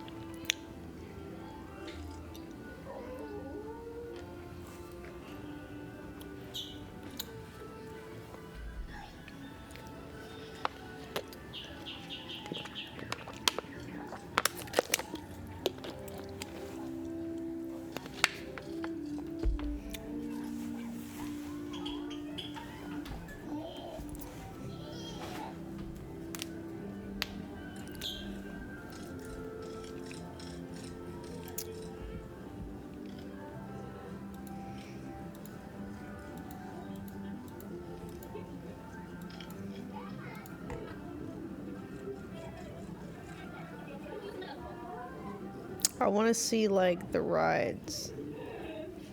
Oh, wait. Holy shit.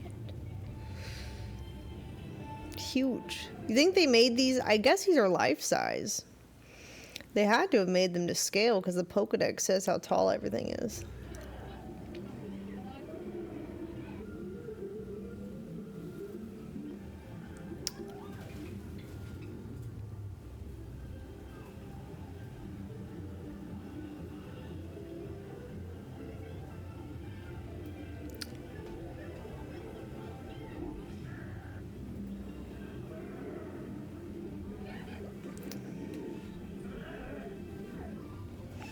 Cool.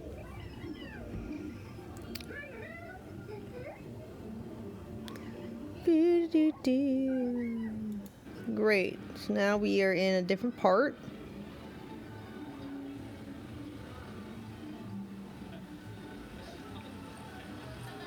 With the water Pokemon fountain.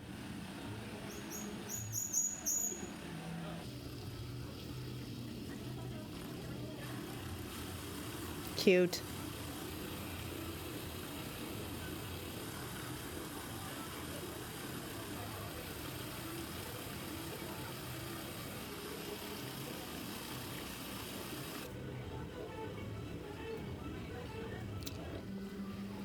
Nice Pokemon Center. Whoa, that looks good. They got a Nurse Joy cosplayer in there. She's not hot enough, though. I feel like it's not accurate. She needs to be like the anime.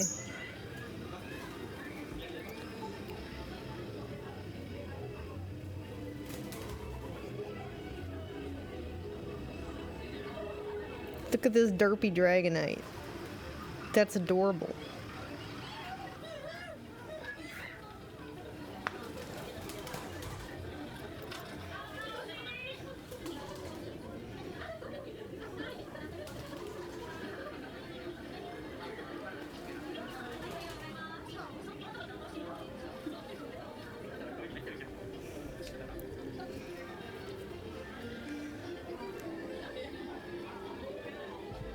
Cute.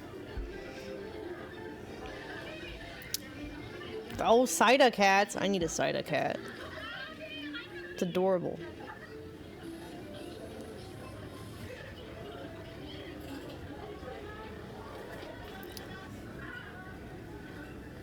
Those are cool figures. Oh, cute.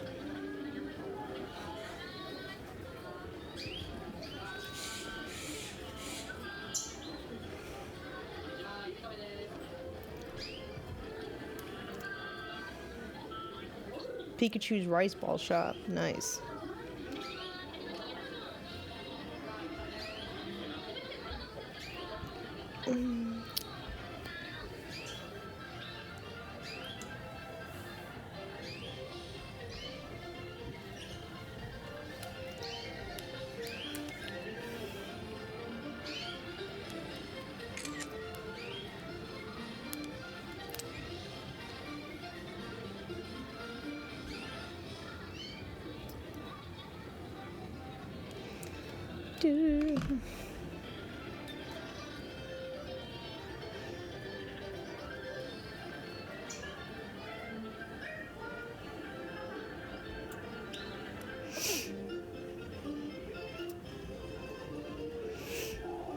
Cute.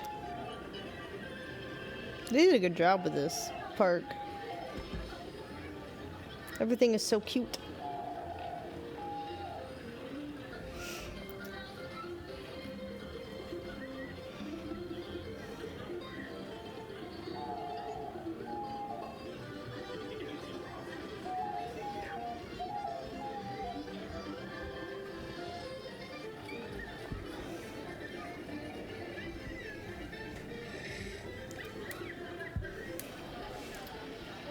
Gengar, derpy Gengar.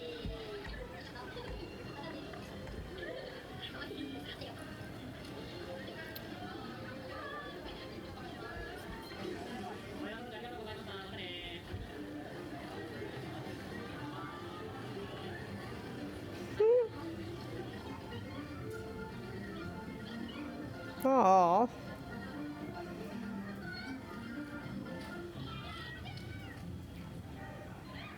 Nice Venusaur.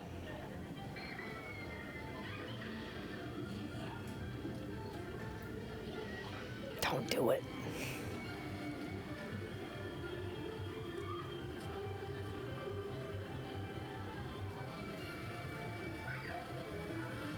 Well, I'll take the Dumbo ride with Pikachus.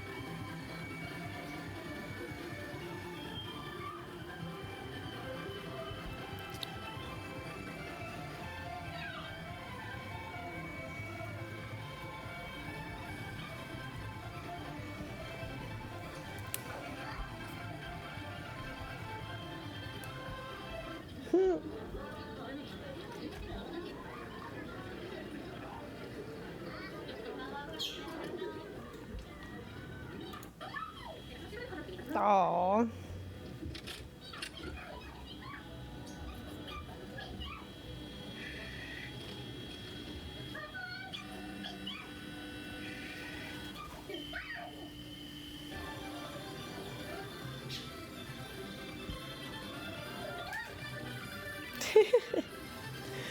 It's so cute.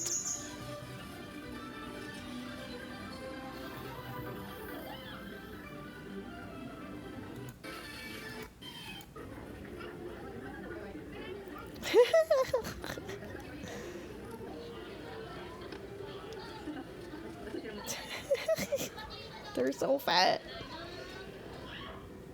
Oh, hell yeah.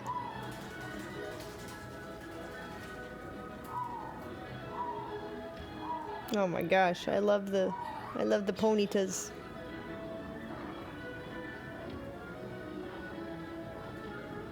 Ponytas and Eevees. And Rapidashes.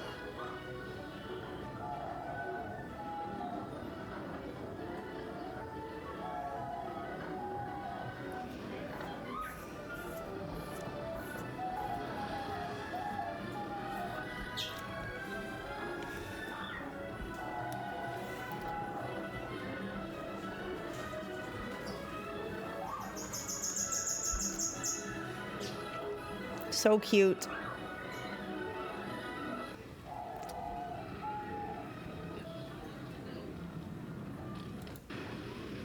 Oh. Oh, I guess like a little seat too, if you don't get a Ponyta.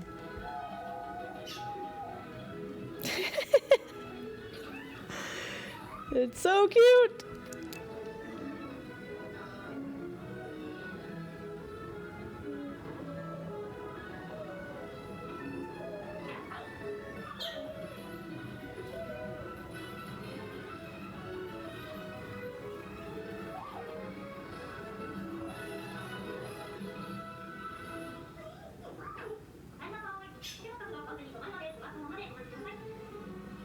So fun.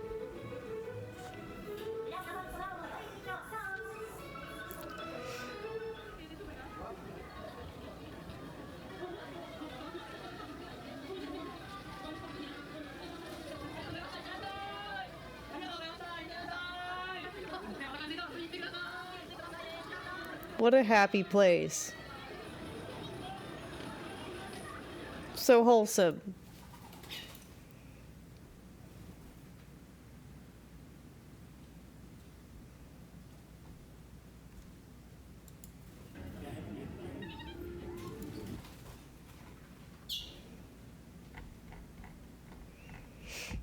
The Rhydons are cool.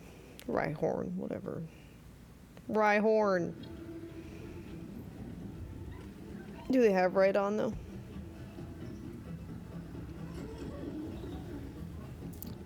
I would hope. I don't see one though.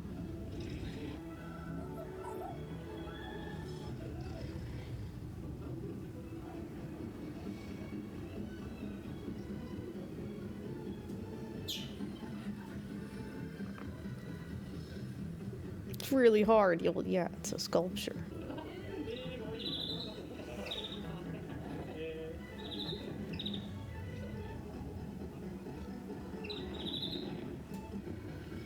Aww. Meow.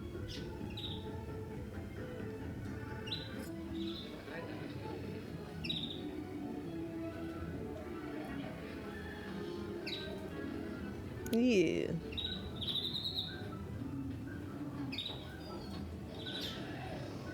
Ugh, not the Zubat.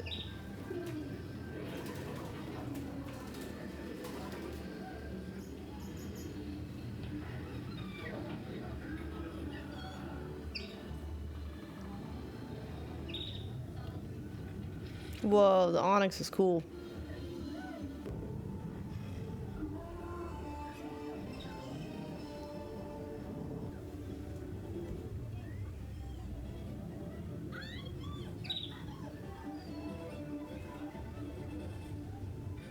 It's pretty sick.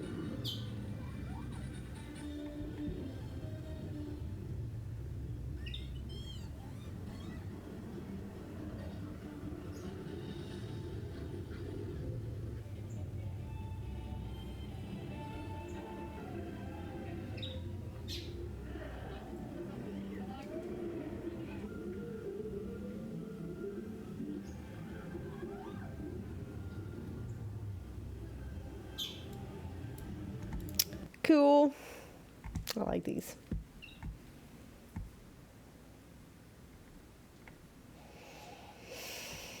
Do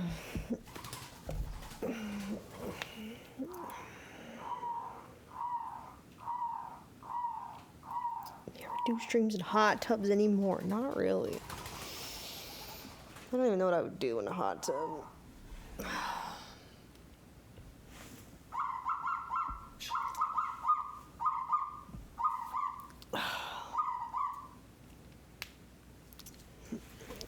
What would I do?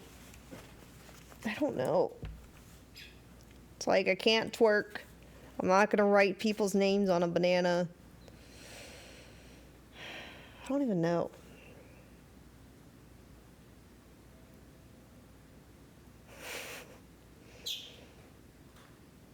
Aerobics. Yeah, like granny pool streams.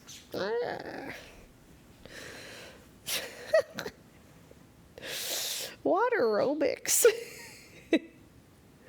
Gosh.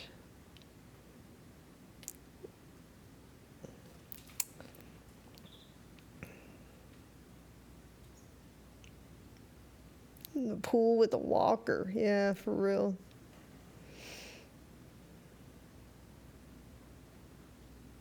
They ban you from twerking. Twerking's pretty much always been banned. On Twitch, at least.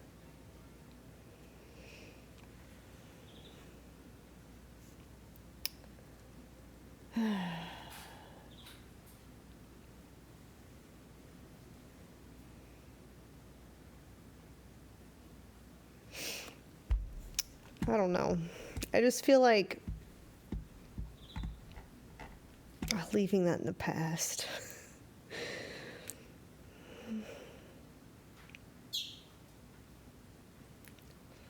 I don't know. Hot tub shit, man.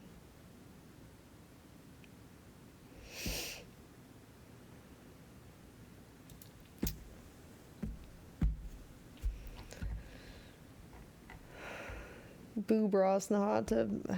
Body painting in the tub. If you get wet though, then the paint won't paint. But I could do some more boob bra stuff. That's easier than hot tub stuff, and at least it's something to do.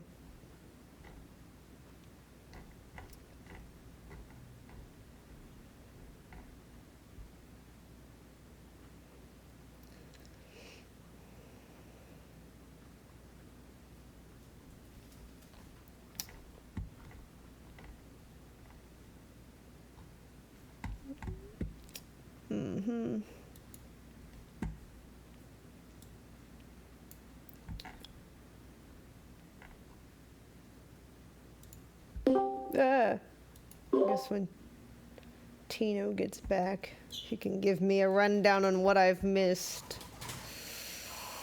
Or whatever.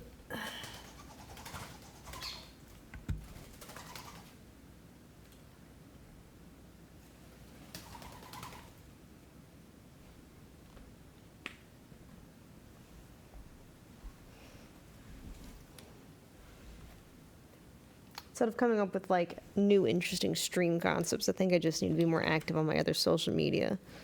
I think that would do better for my online presence than trying to engineer new stream meta.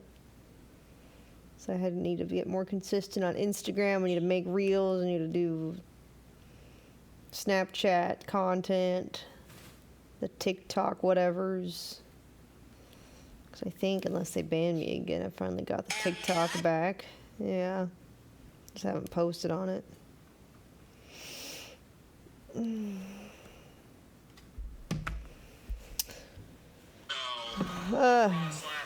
right there. God. Okay.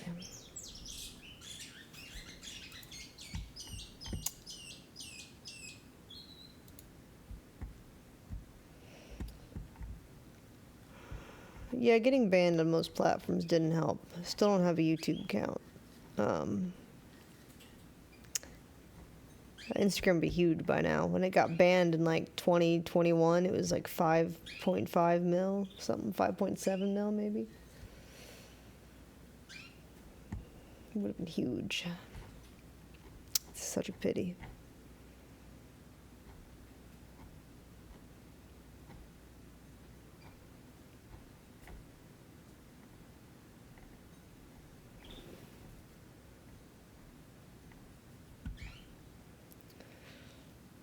Got multiple TikToks banned. Both YouTube channels were like at 1 mil when they got banned. Still no explanation. And just taking L's.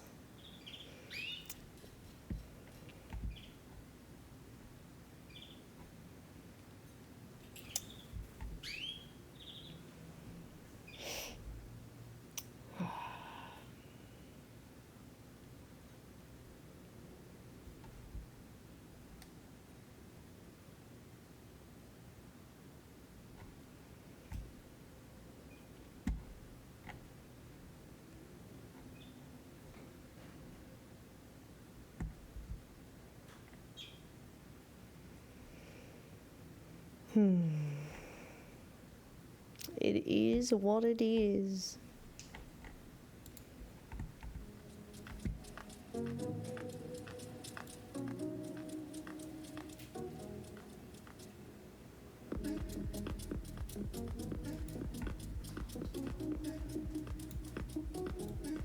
I didn't have like bad videos on YouTube. It was just very tame. But whatever.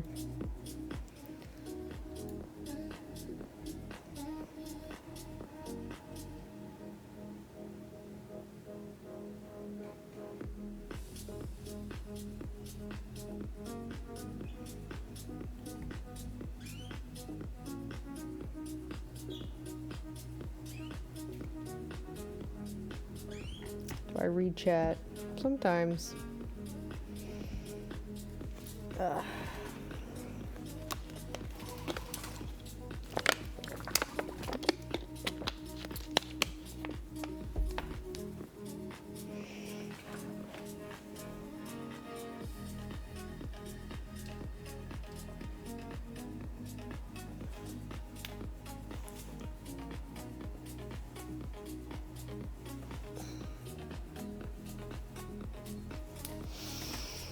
I'm bored.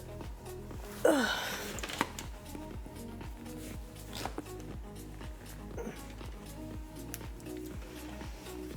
I don't know if he's still using my phone. Thank you for the subs, Uncle.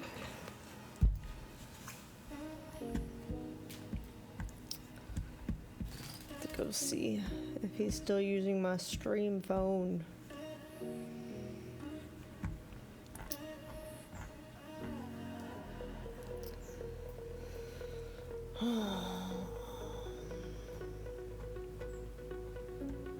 You're on Discord now? Okay.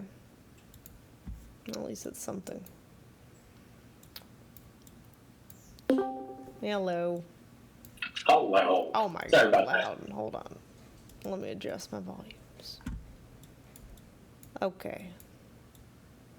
Yeah, I got a security call. Apparently, there were like homeless people that were scaring people, and then it turns out it was just like patrons from the school. They're having a movie night. Oh. Okay. Your microphone sounds weird. Oh, I'm using wireless. Should I change? What do you normally use? Wired. Yeah, maybe. Okay, hold on. Let me switch out and see if it sounds any different. Okay.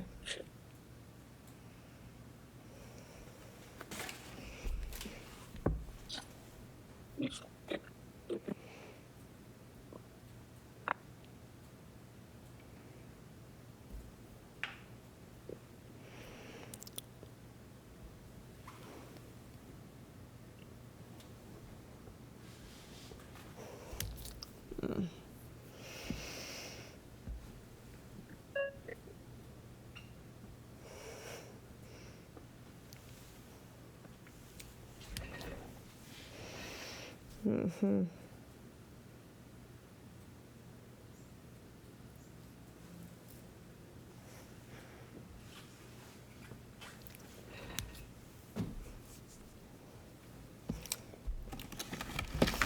Any progress?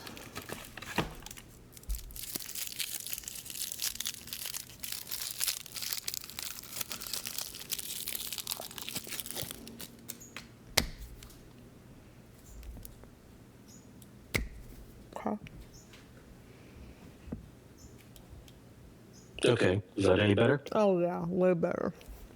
Sorry about that. Mm-hmm. Okay. Who knew the low-tech version was better? Yeah, so what have I missed? Okay, so first off, did you see the DM I sent you, John? Nope. Check that real quick, because then you can even like post the actual picture. Which one? This happened. Oh. True post statement.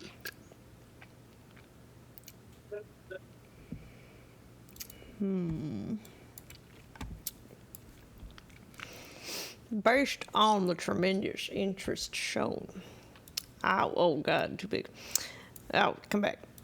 I will be directing the Secretary of War and other relevant departments and agencies to begin the process of identifying and releasing government files related to alien extraterrestrial life and unidentified aerial phenomena and unidentified flying objects and any and all other information connected to these highly complex but extremely interesting and important matters. God bless America. America. Fuck yeah. Okay, so where are those? Well, this happened like literally right before you started attacking Iran. It was like 2 days before. Ah, of course. And so, you know. So that's what it's a distraction for, is the alien files. Yep, so now we have alien files as well as Epstein typical. Files. I knew it. But, of course, you know, everybody's like up in arms because they're like, well, okay, that's crazy. Like, it wasn't an executive order. It was just him rambling on True Social. So then it was like, all right, how accurate is this? How real is this? Or is he just talking out his ass like he likes to? And then the head of the Department of Intelligence, Tulsi Gabbard, and Secretary of War, State, whatever you want to call them, Defense, that's what it is. The actual word is Secretary of Defense, not War. But anyway, Pete Hegseth, they were both asked about what's going on with this, and they said, no, it's real. We've already gotten orders from Trump. We're doing our job, and we're looking into it right now. So maybe Maybe Israel is the one trying to cover up the alien files by starting wars every time we get close to them. Here's what's interesting about that. Do you remember a couple years ago when there was like an intelligence officer from Israel? He had just retired, and he was like, "Oh yeah, by the way, there's a federation of aliens that come and go to Earth, and Trump knows all about it. Just thought I'd let you know. Okay, Wait, but I'm who gonna said go that? retire now." Oh, I can't remember what his name is, but look up Israel space minister or something like that. The fuck? Yeah, and you'll find it, and then it says like just look up talks about aliens.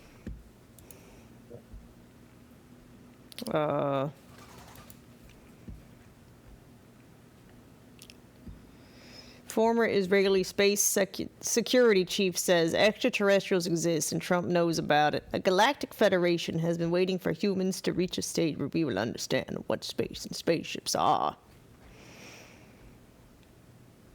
Okay. The That's pretty standard, unidentified. though. Like apparently we're just too stupid right now.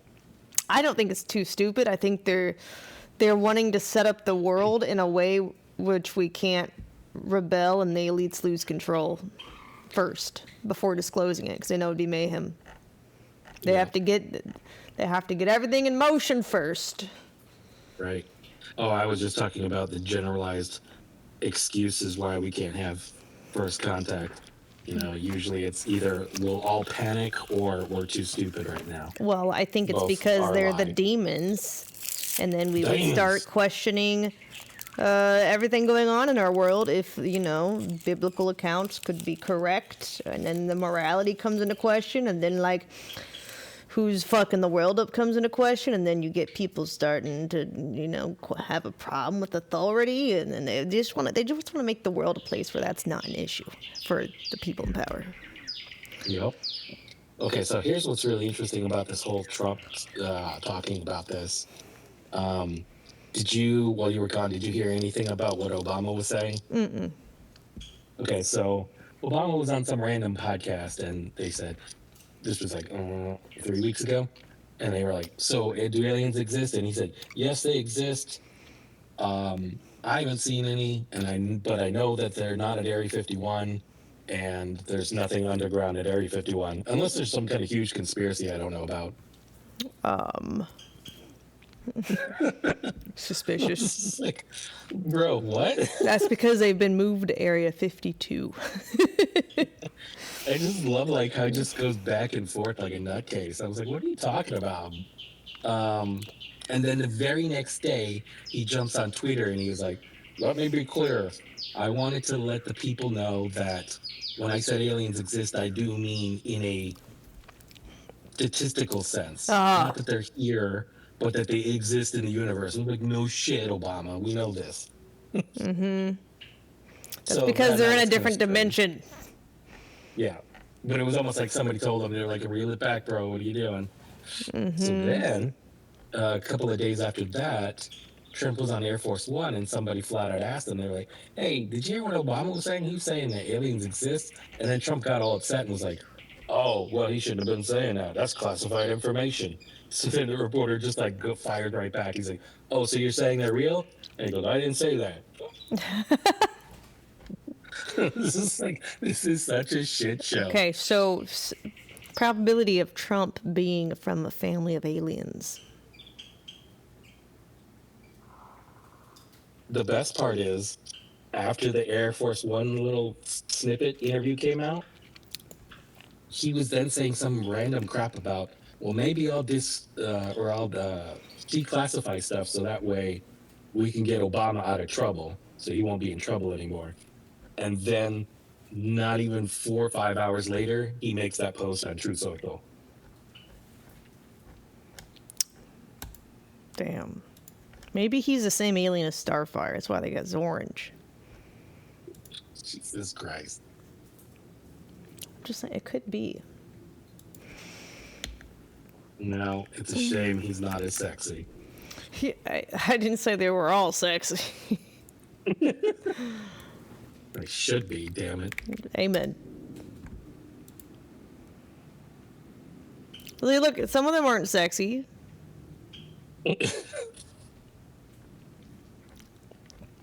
I like to refer to him as the Orange Muppet, since he's just kind of doing a little song and dance for us Sure, while other sure. stuff goes on. Sure.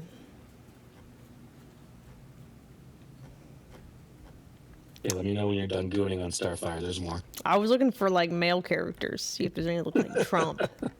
And is it a coincidence or not?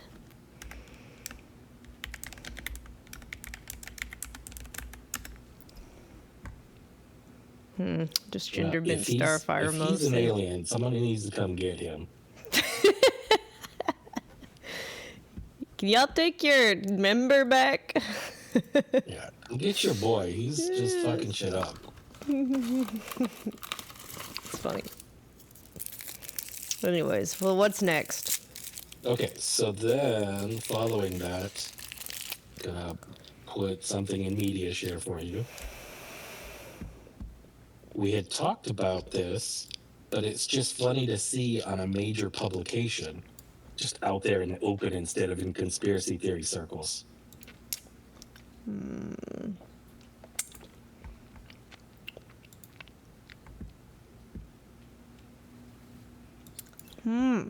Trump faces Pentagon revolt as demon fears stall UFO declassification bombshell. Like, did you ever think we would live in a day and age where that's just regular news on the internet now? I did Like, not, that's wild. but I'm here for it. That's not on my bingo card, but I love it. Who's the crazy ones now?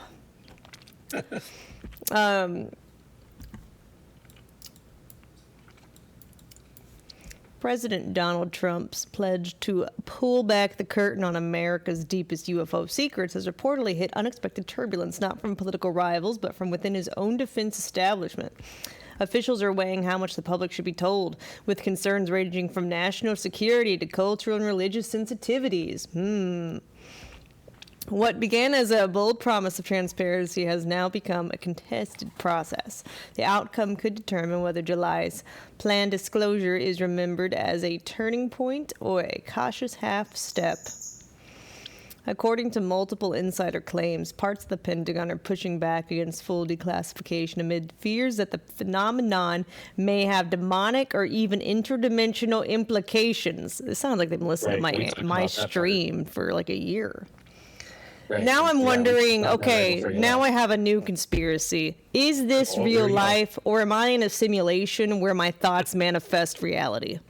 Well, we already know that happens. Not necessarily just to you, but if we put enough thought and energy into something, it's just going to happen. That's why, in my personal opinion, this is kind of a little off subject, but we're there anyway, so fuck it. I think that's why they put so much emphasis on us to, worship, so to speak, false idols, i.e. music industry and entertainment industry. Yeah, because they want to corrupt us subconsciously. Yep. And then we're putting all our manifesting energy into something that means nothing. There's definitely a reason why rap is so popular and like pushed heavily on social media, even though no one I know listens to the kind of degenerate rap that has so many views on YouTube. And that definitely plays into the drug culture, which brings kids down dark paths and gets them in the system of, becoming like affiliated with gangs and jail time and using drugs all their life. And then they get They're more soul farming for the system. Exactly. It's just another example of suppression. Somebody's asking if you speak to AI. Yes, I am AI.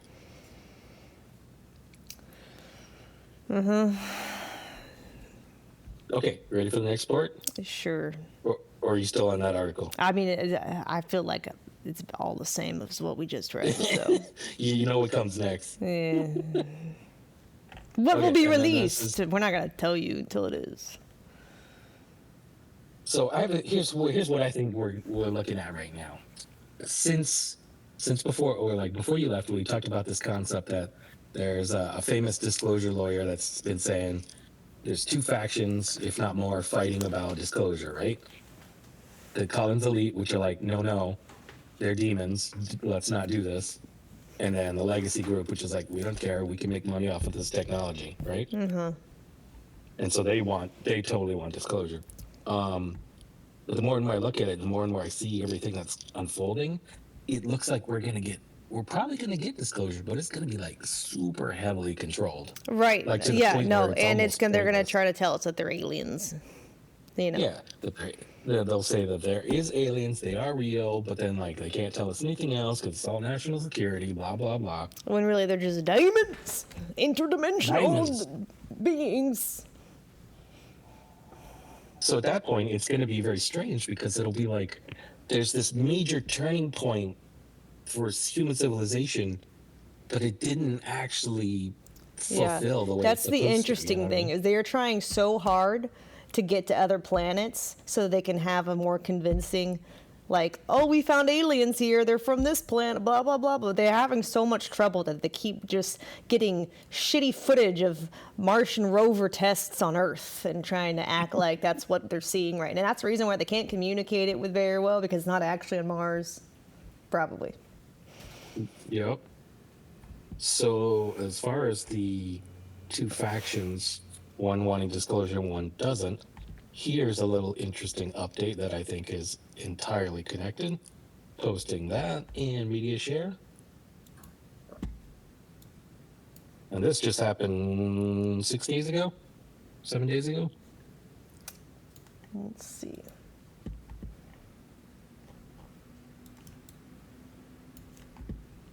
Breaking.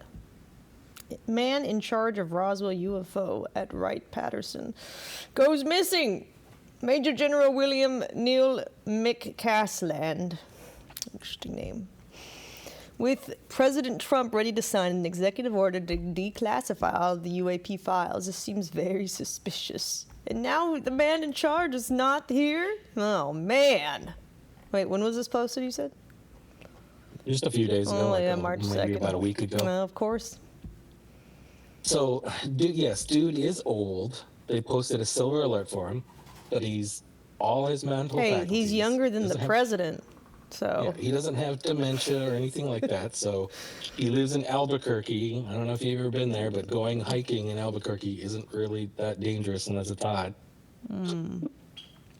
So, like, the fact that he just went missing while he was on a little hike is super sus. Yeah, very suspicious. Yeah, and this man is quite literally, as far as in a retired sense anyway, probably one of the most important people when it comes to UFO knowledge that is still alive. Mm-hmm. Of course he is. And many people have tried to interview him in the past, other people that are trying to like write books or disclosure or whatever. And he always denies everybody's interviews. But yeah, so basically, I'm sure you can put two and two together. If you were one side of the government that doesn't want disclosure, it would be very easy to decide, hey, let's go get the general and take him out. Yeah. So that way they can't get to him and he can't say anything. Mm-hmm. It sounds kind of like that the war is a distraction from all this shit happening. I think, my personal opinion, because I don't want to invalidate, loss of life or anything sure. like that. All of this is very important in its own terms, but at the same time, we have to understand that this stuff is multi-level, right? So while war with Iran may not necessarily be completely pointless, like we talked about earlier. Oh, no, it's this definitely... shit's been going on it's for like definitely- 40 years, right? This No. shit's been building for like 40 years. I think that So- they've been saving the attack for a Yeah. time when they need to be distracting. Exactly. And they don't care Exactly. loss of life. That's just another expense for them. It's the Farquaad thing. Yep. Some of you may die. Time to play that clip. It's such a good one. Waiting for you. Mhm. You should have some of these sound clips queued up on like a soundboard. Some of you may die, but it's a sacrifice I am willing to make. Oh, so noble. Great. Pretty sure that's in another movie too. Maybe. Like they just kind of checked it for their humor. Yeah, probably. But anyways, so yeah, poor general's missing. I hate to say it, but I have a feeling that if they do find him, he will not be with us anymore. Probably. Or he'll be Which like is brain very dead or unfortunate. something.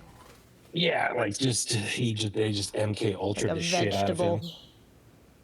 vegetable. Which is interesting because no one is exactly sure where the whole dementia story came from. It just started floating around on social media. So like, what if that was somebody's attempt to, Oh, when he'll they have do bring him dementia. back, Just wait. yeah, he'll have it. He'll for have sure. it. It'll be like wacky, and they'll be like, "Oh, I don't know what happened. Maybe his time in the desert just triggered. It got worse. I don't know. No, better put him in a home, or he can't ever talk to anyone ever again." Uh-huh. Typical. Oh, did you hear? Oh, this is fun too. Do you remember when we talked about BBC back in the early 2000s? Oh, hold on. Which e-girl did you have this discussion with? I do not remember this. No. The British Broadcasting Company. Oh, thank God. Okay. Excuse me. Woo. Sorry. Yeah, so the BBC posted this article. That should have tipped you off right there. Nobody's posting articles about that. Videos, maybe. I don't remember. What was the article? Nothing. I was kidding. Oh. Okay, so now real talk. BBC, they posted an article early 2000s saying they found the tomb. These German archaeologists found the tomb of Gilgamesh.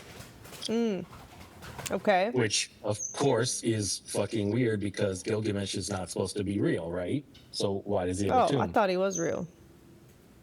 Well, I mean, according to those mythologies, yes. But you know how the Western world does. Anything that's prehistory is just like, that's probably mythology. That person didn't really exist. I think he's real. Well, he is considered to be a demigod and lives for hundreds of years, according to Babylonian text. So, well, I mean, that happened to make of people it- in the Bible, too. They lived a long time. Yeah. Make of it what you will. Okay, so they posted that. Next thing you know, what was it? Operation Enduring Freedom happens. We go over to Iraq because apparently they have weapons of mass destruction, which we later found out was false. And, we have been in silent occupation of Iraq ever since. Oh. Kind of sussy, right? Yeah. Okay, so the Clintons just recently did a deposition regarding the Epstein files, and you can watch their depositions online. They're really fucking sad. Bill, I should say, he spends like the first minute of the deposition looking at pictures and evidence and smiling like he's reminiscing about good times. Pictures of what? Like him in the pool and shit, and him at the parties. Hold on. I must have zoned out because I thought we were talking about Gilgamesh and then Iraq. We were. Okay. But then I was fast forwarding to the Clintons doing their deposition about Epstein files. See, I didn't know there was parties involved in the. Yeah, I because they went to the thought that was island and they Diddy hung out at the parties. parties and okay. So underage island people were there. activities. Okay. Yeah. I was thinking like Okay. Diddy parties. All right. Well, I mean, might as well be, I mean, right? tomato, I guess. It's all connected. So you got Clinton and Bill, he's like looking at the pictures, he's like, good times. So that was awkward as hell. But then when you get to Hillary's deposition, she's there the whole time denying everything, like, I don't know this guy, I don't know this guy, I don't know this guy, blah, blah, blah. And then Luna, who happens to be, I don't know if you remember her by name yet, she's like one of the Congress representatives that has been forcing disclosure, right? Okay. So she starts asking Hillary about UFOs and then says, also, what knowledge do you have about the Tomb of Gilgamesh? And I was like, oh shit, she called her out on it. Because there are leaked emails from back in the day where after the BBC ran their article, she was talking to intelligence community people saying, what's up with this Tomb of Gilgamesh thing? We got to get intel on that. So my question, when did the term big black cock get coined? Was it after this article by the BBC? Because that explains a lot if so. It's a good possibility because I don't remember it that early. Distraction techniques. Penis theory. Exactly. So it goes back to it. Anyway, so was that too many hoops to jump through? Did you follow all that? Basically, the elites are connected to hiding the spiritual history of the world, basically. And more interestingly, okay, that general that's missing, now I really feel like I've got a board and I'm putting yarn on it with everybody's picture. You ready for this? Okay, so that general that went missing, he is listed in communications with Tom DeLonge. Do you know who that is? No. Lead singer of Blink-182? I didn't listen to that band, really. That's okay. I didn't really either. I mean, what was on the radio I listened to, and that's about it. But he fits into all this because a few years back, he started this thing called Academy to the Stars. And that was supposed to help further open discussions about UFOs and strange phenomenon amongst the general public, right? By getting, respected military personnel to come in and kind of give what they know so that way it could be more open. It was supposed to be like a soft disclosure movement. Okay.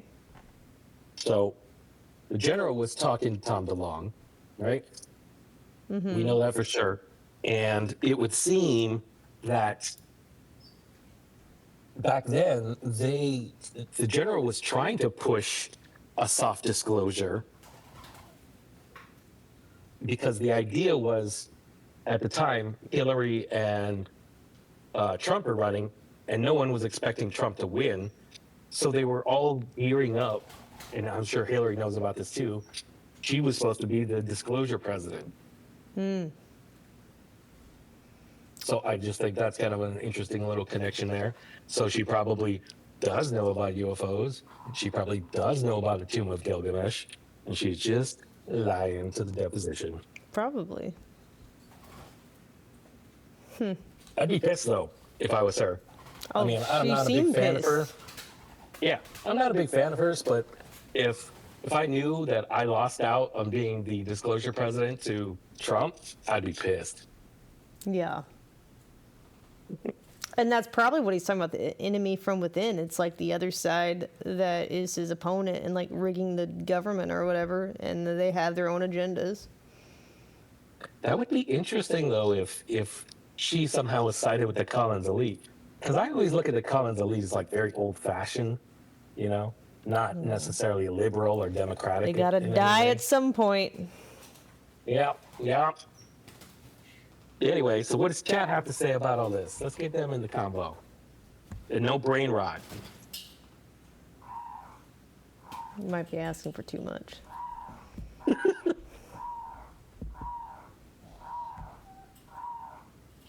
If I don't go platinum on Suno, no, those are all ammo songs. I don't have a single song on there. Hillary killed Epstein. Actually, why not? That doesn't sound that far-fetched. She choked him out with pizza. She gave him the order. Death Is by Mitch McConnell an alien? Honestly, I don't think very many of the elites are aliens. I think they want to be. think they might have contact with them. Yeah, but I don't think anybody's an actual alien. They might be puppets for aliens. Not like Robert Beagle. Yeah, not like directly, totally. but like, ultimately. Damn, your instincts are sick. I'm not entirely sure what that means.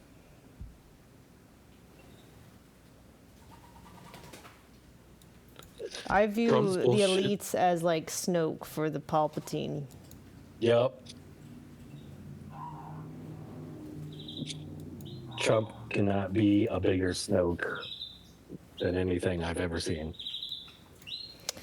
That's the thing. I can't figure out if Trump is with the aliens or trying to not necessarily fight them, but not with them, basically. I don't know. Nah, I think he just wants He just wants an advantage on whatever side is going to be more profitable. Right. He might be like the my allegiance lies with the highest bidder mentality. Which is really sad when you think about it, because he's just a fair weather friend. I mean, that's businessmen for you.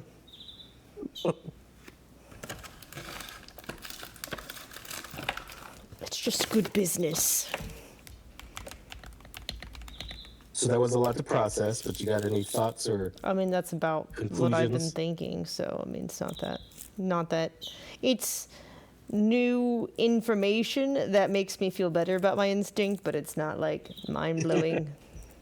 Sure, yeah, it's not paradigm shifting or anything, Right, but right. it makes what we've been talking about before make more sense. Right. It's very, very interesting.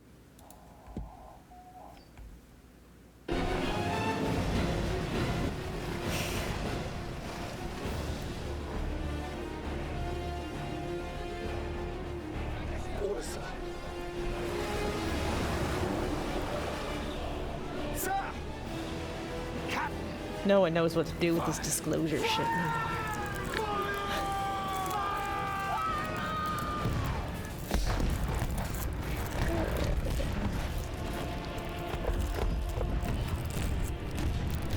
Do you remember that that Giorgiani guy, the self-proclaimed philosopher?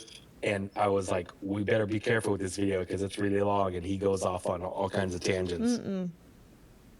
And then you ended up watching like the full 2.5 hours because the guy's just nutso. Oh, maybe then.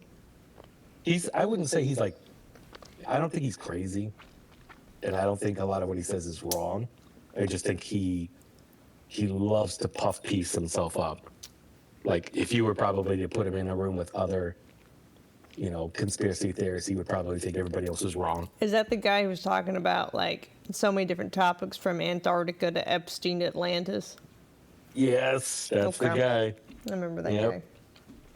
Which, by the way, I followed some of his little breadcrumbs in the Epstein files, and I went to go look for myself.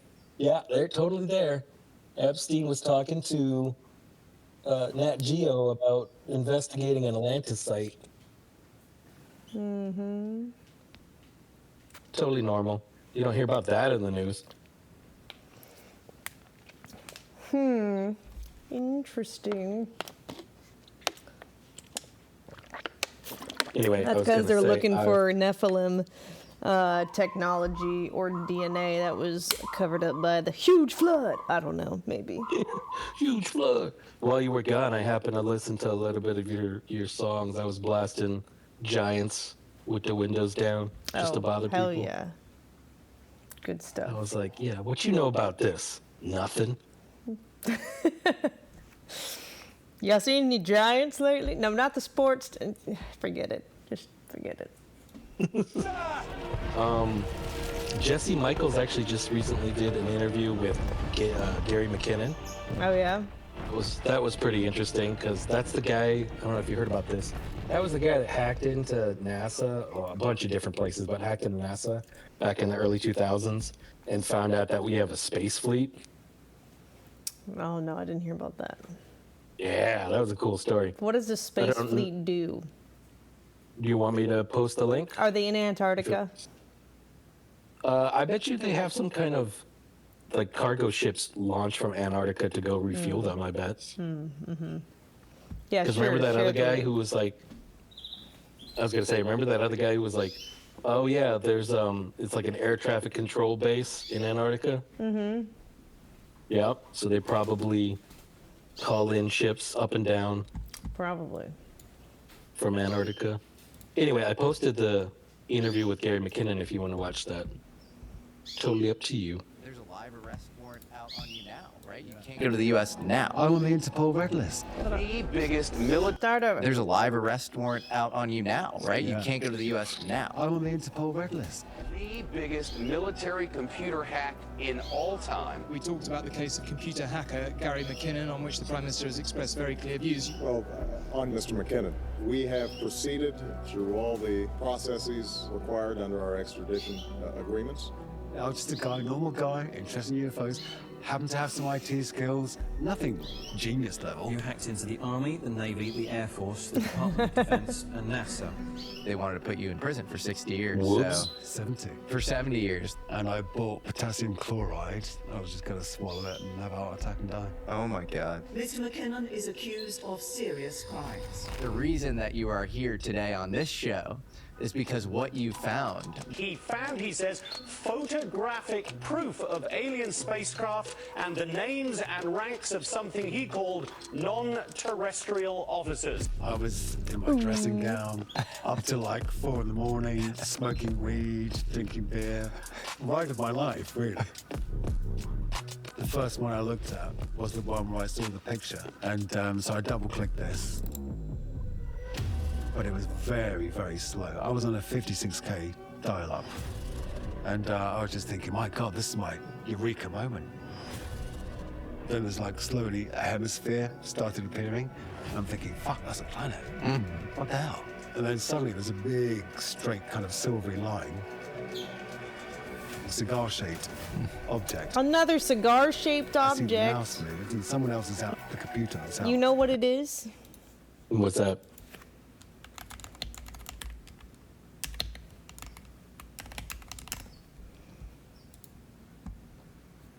It's these cigar-shaped things on this Enterprise. The engines? Yeah. They're just engines. They're just flying around in a giant engine. They're like, we don't have room for anything else. Yes. Yep. That's what they look like.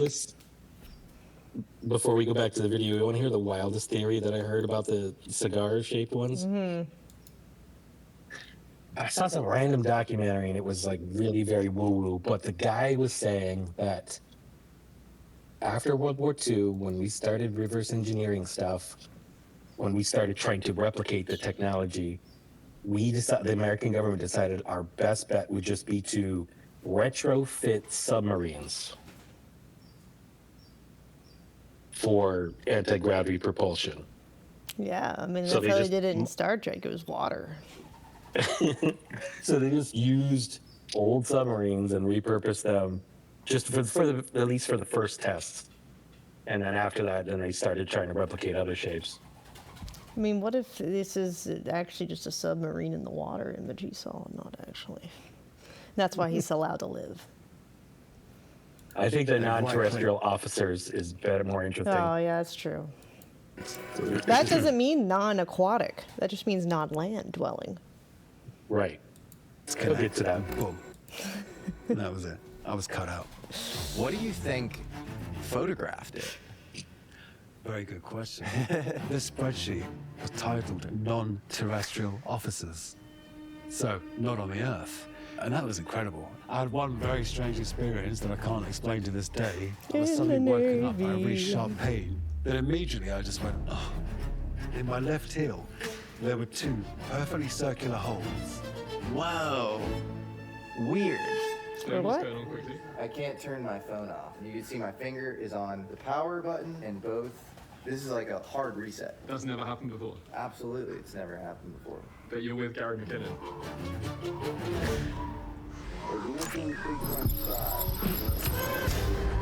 How is this possible? Nothing too unusual about that. The existence cannot longer be denied.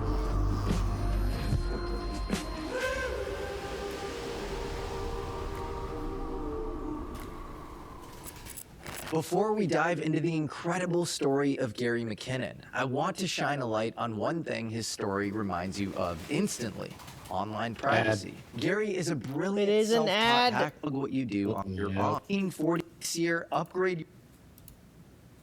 Ad Slips alert. away. Ad alert. Try when he comes. He's been at the top of my list of people I've wanted to interview for years now. And I'm so lucky to have this opportunity through James Fox, the great documentarian, Gary McKinnon. Oh, thank you. I'm glad to be here. I love your channel. I've been a long-term subscriber. So, yeah, I really like a lot of the interviews you do, and I'm glad to be here, too. Let's just go back to the early 2000s. Tell me the year and the day, and tell me about your life at the time, and then I want to get into the actual, event. Okay. I can't remember the day, but the year was 2000, early 2000. And my life pre to that, I'd always had a deep interest in UFOs, mainly from my stepdad. He used to live in Falkirk, which is near Bonnybridge, which is in Scotland. It's like a Scottish UFO hotspot.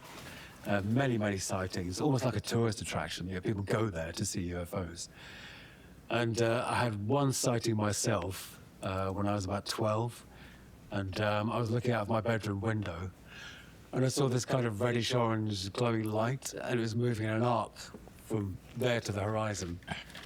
And it was, but it was like Brownian motion. It wasn't a straight line. It was like wiggling around, and I just thought, what on earth is that? Like the and I was also a Jizz member of rocket UFORA Elon just at the time, launched? the British UFO Research Association. I was hooked from an early age. And so I guess it only made sense that eventually I'd try and do something to further my own interest and find out more. But unfortunately, it involved breaking the law. So, sorry, Mum.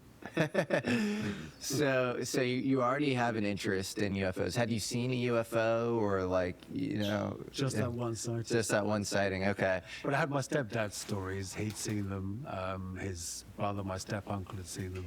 Yeah, and so you have this personal interest, and then do you have like a hacking background, or like do you have any sort of like cyber background? Are you really good with computers? No Yeah, hacking cyber. background.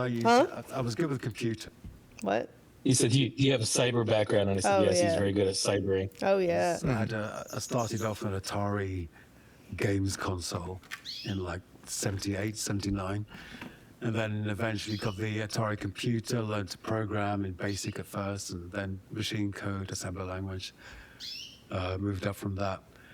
And then eventually got jobs in computing, very low-level jobs to start off with, network installation, Windows configuration.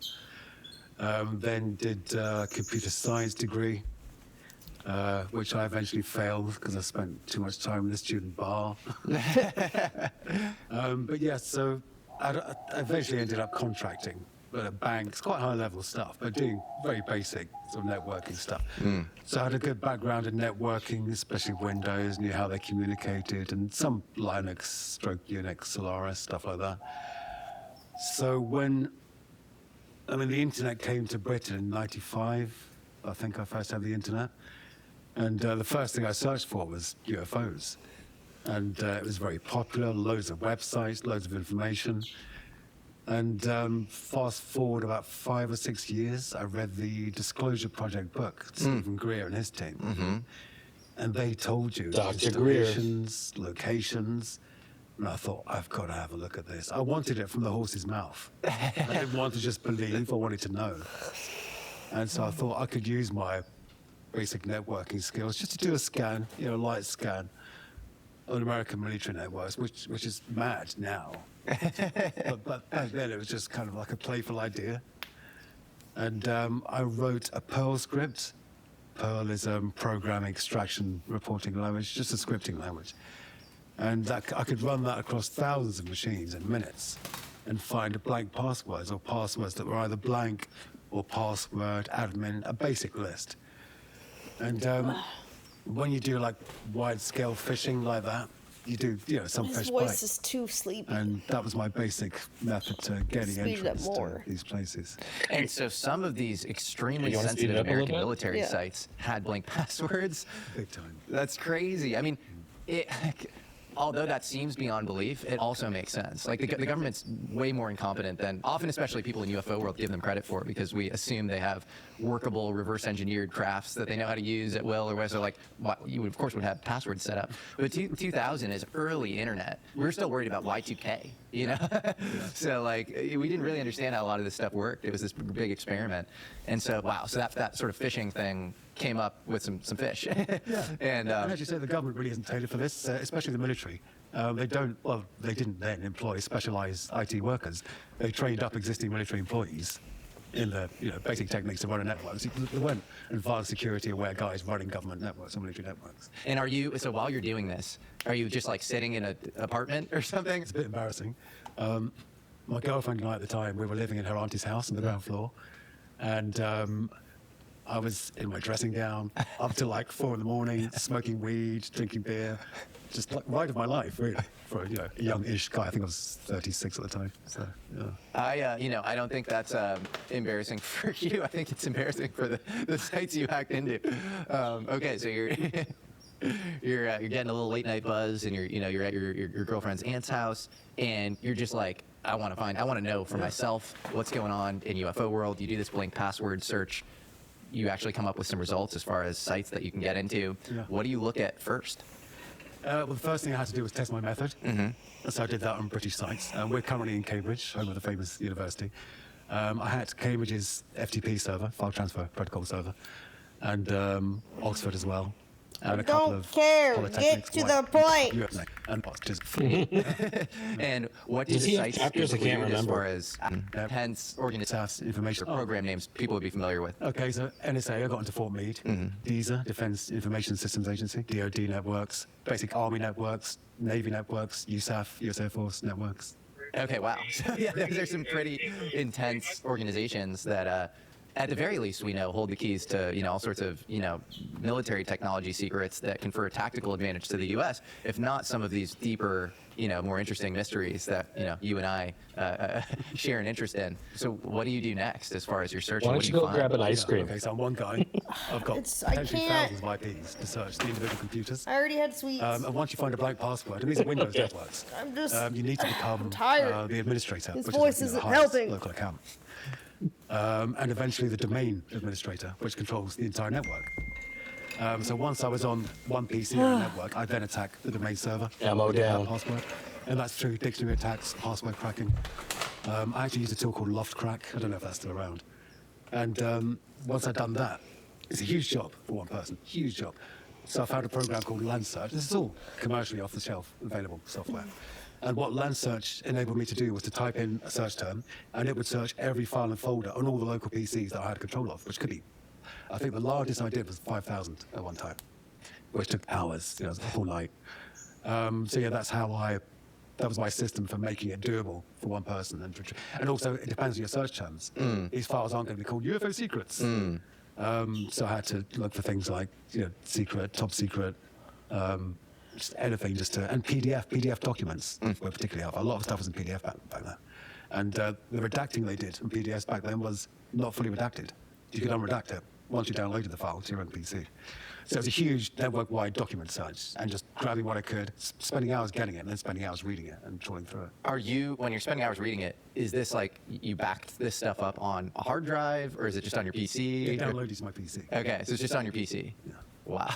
And so you're going through all this stuff. Were there any other things you saw that were interesting outside of, we'll get to the crazy kind of UFO-related stuff that you found. Was there anything else that you saw while searching through these documents? I was looking for free energy as well. I never found anything to do with that. One thing I have to say, I never found anything to do with Solar Warden. Solar Warden is a huge rumor that was started by an anonymous poster on the above top secret forum. So there's no evidence for Solar Warden. And I have nothing to do with it, never heard of it. Apart Oh from my God! Get to it into my. To the truth, and then ensure that I gets keep debunked. tangenting. So prima facie ridiculous. Yeah, standard intel technique. Yeah, so he thinks that There's interesting humans. Okay. Boards. Oh, what's up? I'm tripping now. Sectorsness or Every time they get close to it, they change And topics. so you're looking for UFOs, you're looking for free energy. Thank you. Any Back to other the kind fucking of topic. terms that are on your mind. I was going to say, does he have chapters in No, this that was video? my main focus. And with UFOs, it was particularly the propulsion. What I was interested They're not in was the very energy, obvious. the propulsion. Aliens didn't excite me so much because I'm sure they exist because it's a huge universe. But I wanted something that could that we could use. And I was convinced that it was secret technology we knew something about that the populace at large wasn't allowed to have access to. Yeah, well, I think you were onto something maybe, but in Britain at the time we had old age pensioners couldn't pay their fuel bills, and energy was a really sad story for a lot of people. So to have something that was free, yeah, and it was just too juicy not to have a go and find it. Yeah, I mean, it would be hugely disruptive to establishment institutions. Tired of if this our fucking energy prices dropped from $50 per tangenting. kilowatt hour to like 50 cents per kilowatt hour, that would be hugely disruptive. It just would. I think it's a control mechanism, isn't it? Energy as well. Just like water is starting to be, food has been for a while. Yeah, anything that's scarce and can be accrued at the top, I think, is totally a control mechanism. And anybody who doesn't think that, having access to a critical threshold of He's get to the China, point. taking place with Greenland and other places. So it all cuts to these. And if you look at like why the U.S. had to back down off Earth Yes. geophysics, that Yes. National sensitive. security. Blah blah blah. We Huge get it. vice. Let him talk about what he found. like, yeah. Shut up. And she said the way Jesus. she was It's pretty not hot. She was about you. a NASA launch fucking photographic specialist. I think she has annoying. because she'd get very close-up photos of all the mechanics and engineering and stuff for launches and the launch platform, under the launch platform. And she said that she worked in Building 8 of Johnson Space Center, JSC, and that her colleague who worked across the corridor, and this is all something he shouldn't have done. Here we go. Because they chatted, had lunch together or whatever. And one day he just beckoned her across the corridor and said, "Come and take." Sorry, next time I'll timestamp this this is for today's you. analog Yes, thank photography. you. And so he's got My bad. big like contact sheets and slides, and they used to be developed under red light and silver nitrate. We've been And he we've said, been "What off do you our think game this for is?" over a month And now. there's a huge white disc on this satellite photo of the Earth. And she, being a photographic expert herself, said, "Oh, it's just a blob of the emulsion, the old chemical of the sheets." And then he's grinning and he says, dots on the emulsion don't leave round shadows on the ground. And there was a round shadow at the right angle, at the correct angle, the sun shining on the trees. I saw pine trees. I didn't see a coastline. I don't know where this was. But I looked at him and I was pretty startled because I'd worked out there several years and never seen anything like this, never heard of anything like this. And I said, "Is this a UFO?" And he's smiling at me and he says, "I can't tell you that." So I said, "What are you going to do with this information?" And he said, "Well, we always have to airbrush them out before we sell them to the public." Because they sell all the imagery to like colleges, universities, Earth shots and magnificent scenes from space. So yeah, his job was to blot this stuff out and make sure it wouldn't get seen. And they didn't have Photoshop then, so I'm not sure. I think the airbrush term literally comes from a physical airbrush on the emulsion, where they just blur things. And you see lots of examples on this of like lunar photography from Clementine mission, the lunar orbiter, LRO, reconnaissance orbiter. Redacted. So I read this story, absolutely fascinating. He was this highly qualified woman. She'd worked for a long time, NASA, and I think the Air Force previously to that. And did she say disc? She said flying saucer? Yeah. Okay. So if they're cigar-shaped redacted blobs, it could just be giant cocks. No, what he found was, he's going to go on to say that what he found was the raw images that had not been airbrushed yet.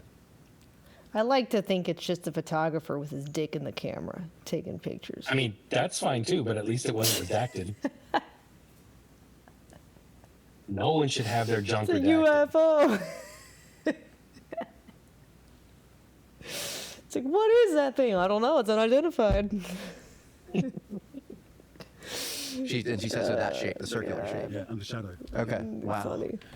And I was already in Johnson Space Center at the time. So I thought, Building 8. Okay, I wonder if that's still running, because she worked there in, I think, the late 80s. Yeah, I know there's a little dry, but So you're in the that part Johnson right Space there, Center file. that's important and very cool Oh.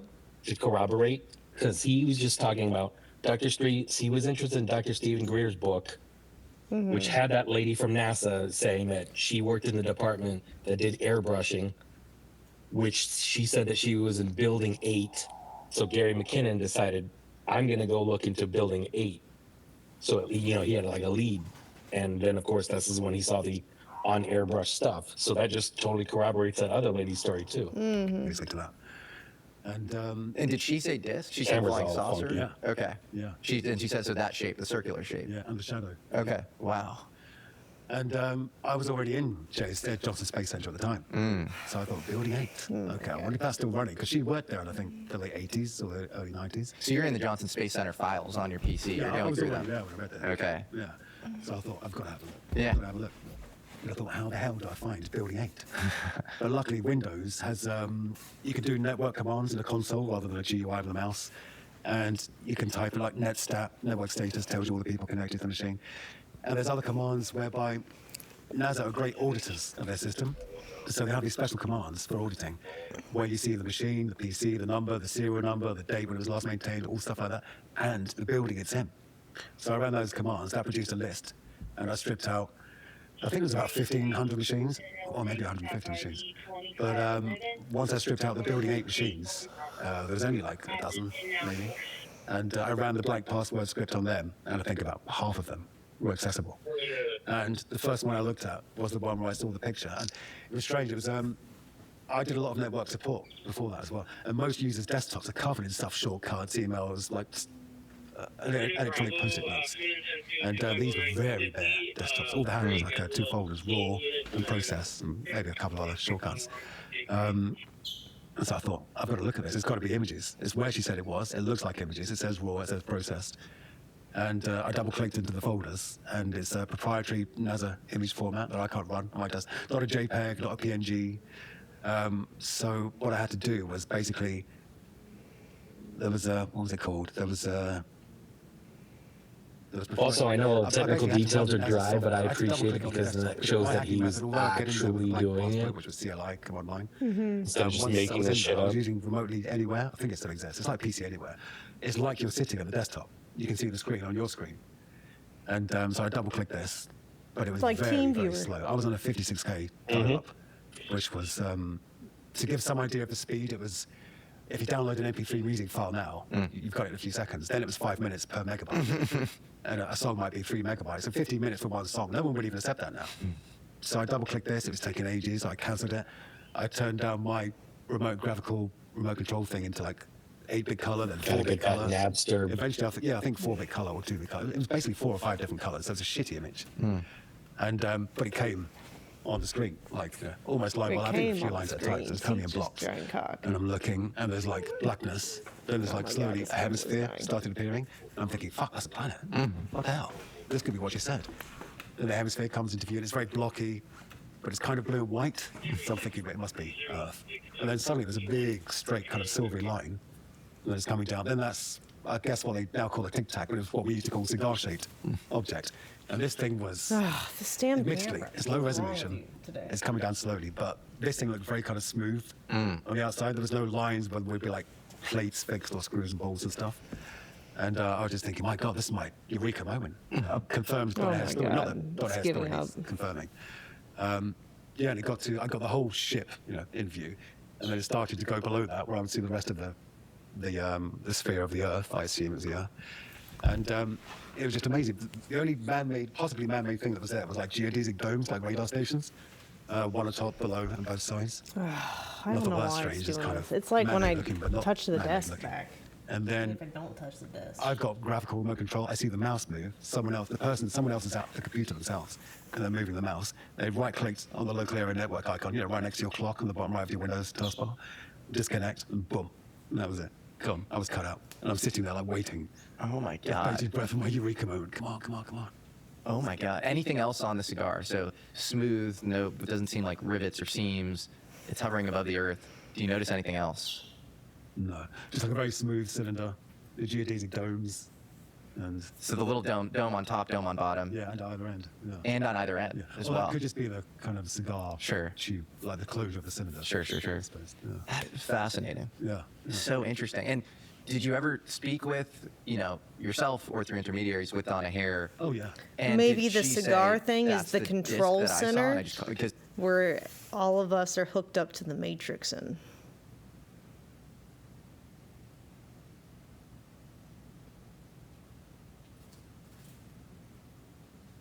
And so we're not allowed to see it.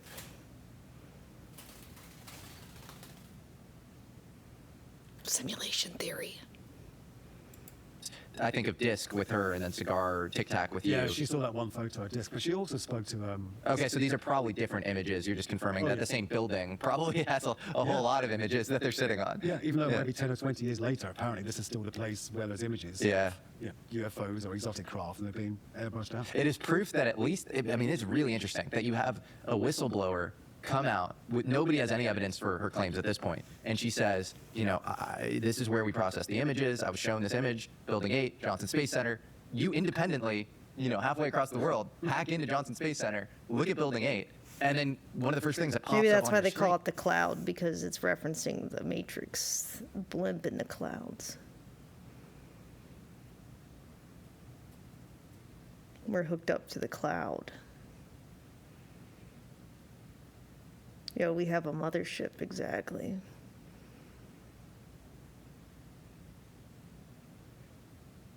See, and if that's the Matrix, then we are like James Cameron avatars, controlling these bodies from the Matrix without realizing it.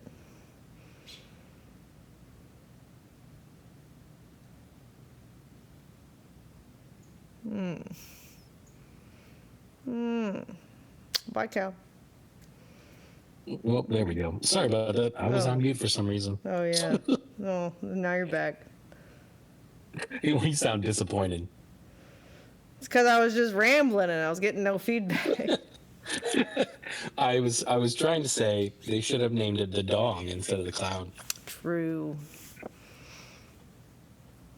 It's a better word for it. Can you imagine if somebody actually tried to market that, though? Like Apple was like, yeah, back your stuff up to the dong. Mm-hmm.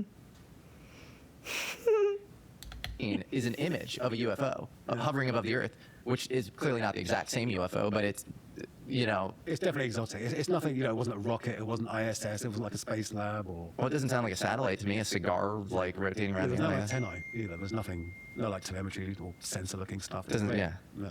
That is wild. And then also now we have the lucky hindsight, in 2026 of Commander David Fravor's experience of 2004, just a few years later, off the coast of San Diego, where he sees a tic-tac object. Yeah. And they have, apparently radar. We've seen the FLIR imaging, the thermal imaging of this thing. It's for everyone to see. The Pentagon has verified that that's real. All four of us, because we were in F-18F, so we had pilots and Wizzo in the back seat. I don't think it's accurate to compare the Tic Tac to these cigar ships, though. They're much larger. Very abruptly over the water, like a ping pong ball. Yeah. Rapidly accelerated in front of us and disappeared. Our wingman, roughly 8,000 feet above us, lost contact also. And then you have a lot of other witnesses. You have his co-pilot, you have another plane and two pilots in that plane. You have, a whole, you have the obviously radar. Some guys on the ship, exactly. So, are you the first, I believe there's some other Tic Tac and cigar. Like there's, I think flying. There are Air Force documents from the late 40s that describe flying butane tanks. I don't know if you know about this. No, I haven't heard it Yeah, described like that. David Grush, famous UFO whistleblower, has talked about this. And then in Robert Hastings' great book, UFOs and Nukes, which talks about UFOs showing up at nuclear installations all over the world, including in the UK, actually at Rendlesham Forest in 1980, really famous case. He talks about Tic Tacs or cigar-shaped objects often being sort of like a mothership and saucers flying out of the Tic Tacs. Yeah, I think that happened, was it Maelstrom, AFB in America as well? Similar thing happened. Yeah, definitely a mothership kind of configuration. Yeah, little baby UFOs come out. Actually, so it's definitely likely that in certain cases some sort of because a Tic Tac or cigar is one of the most common descriptions. Those are the storks dropping us off and implanting us in our mother's wombs, but they don't know it. They think they're just having sex, but it's the sex is the facade, and it's the UFO ships that drop us off. Is that what and happened to Virgin impregnate our Mary? moms. I don't know. I'm just queefing here. There's a case we were just talking earlier. Thank you, James Fox, great documentarian, for the intro to Gary. Great guy. And we were saying that he sort of single-handedly resuscitated this obscure Brazilian UFO crash in 1996, the Varginha case. And there's a guy, Carlos de Souza, who's an ultralight pilot geography teacher who literally saw the crash. And Varginha, felt which the is material, next to just like in Roswell, Campinas. Jesse Marcel. It feels the material, and it feels like memory metal. I could see quite a few pieces of debris on the ground, and I picked them up, and it was kind of curved. And then I was surprised to see how light it was. So I said, I'll keep it. And so I crunched it up. And so I made this kind of movement, to put it in my pocket. And what happened was this foil or this sheet regained its shape. So I thought, what is this? I was completely floored. Yeah, it sprung back into its original shape, and guess what the shape of the craft was that he saw that crashed? Right, so... Cigar, Tic Tac, yeah. So... Yeah, lots of synchronicities there. What was your first instinct when you saw it? How did you feel? And what did you think? Often I think like if you're taking like a multiple choice test, it's like your first instinct's often right, and then you second guess yourself. So did you have like an on-the-spot interpretation? I'm not an aeronautics expert or a space vehicle expert, but to me, I watched space stuff with interest since I was a kid, and it wasn't your normal space stuff, so I knew that. But there wasn't, I didn't know if it was extraterrestrial. I still don't, obviously. It could be something man-made, but it was definitely something secret. Because there was nothing like we already have up there. Dan, did you have any sort of like instinct of? I mean, the obvious question is like, is it ours or is it theirs? Yeah, that's the big distinction. Well, I think because of Donna Hare's story, my instinct was that it was alien, because that's what she described. She described unknown things in high-res NASA satellite imagery that they had to airbrush out because I don't know, maybe they thought it would panic the public or they had no explanation for it. And what did she say as far as why they airbrushed it out and didn't just admit, we're surrounded by these cool exotic objects? Yeah, we shared a few emails. She's passed now, unfortunately, God rest her soul. And we had one, I think it was like 2.5 hour, 3 hour phone conversation. And she thinks, just like a lot of us do, that a lot is being hidden.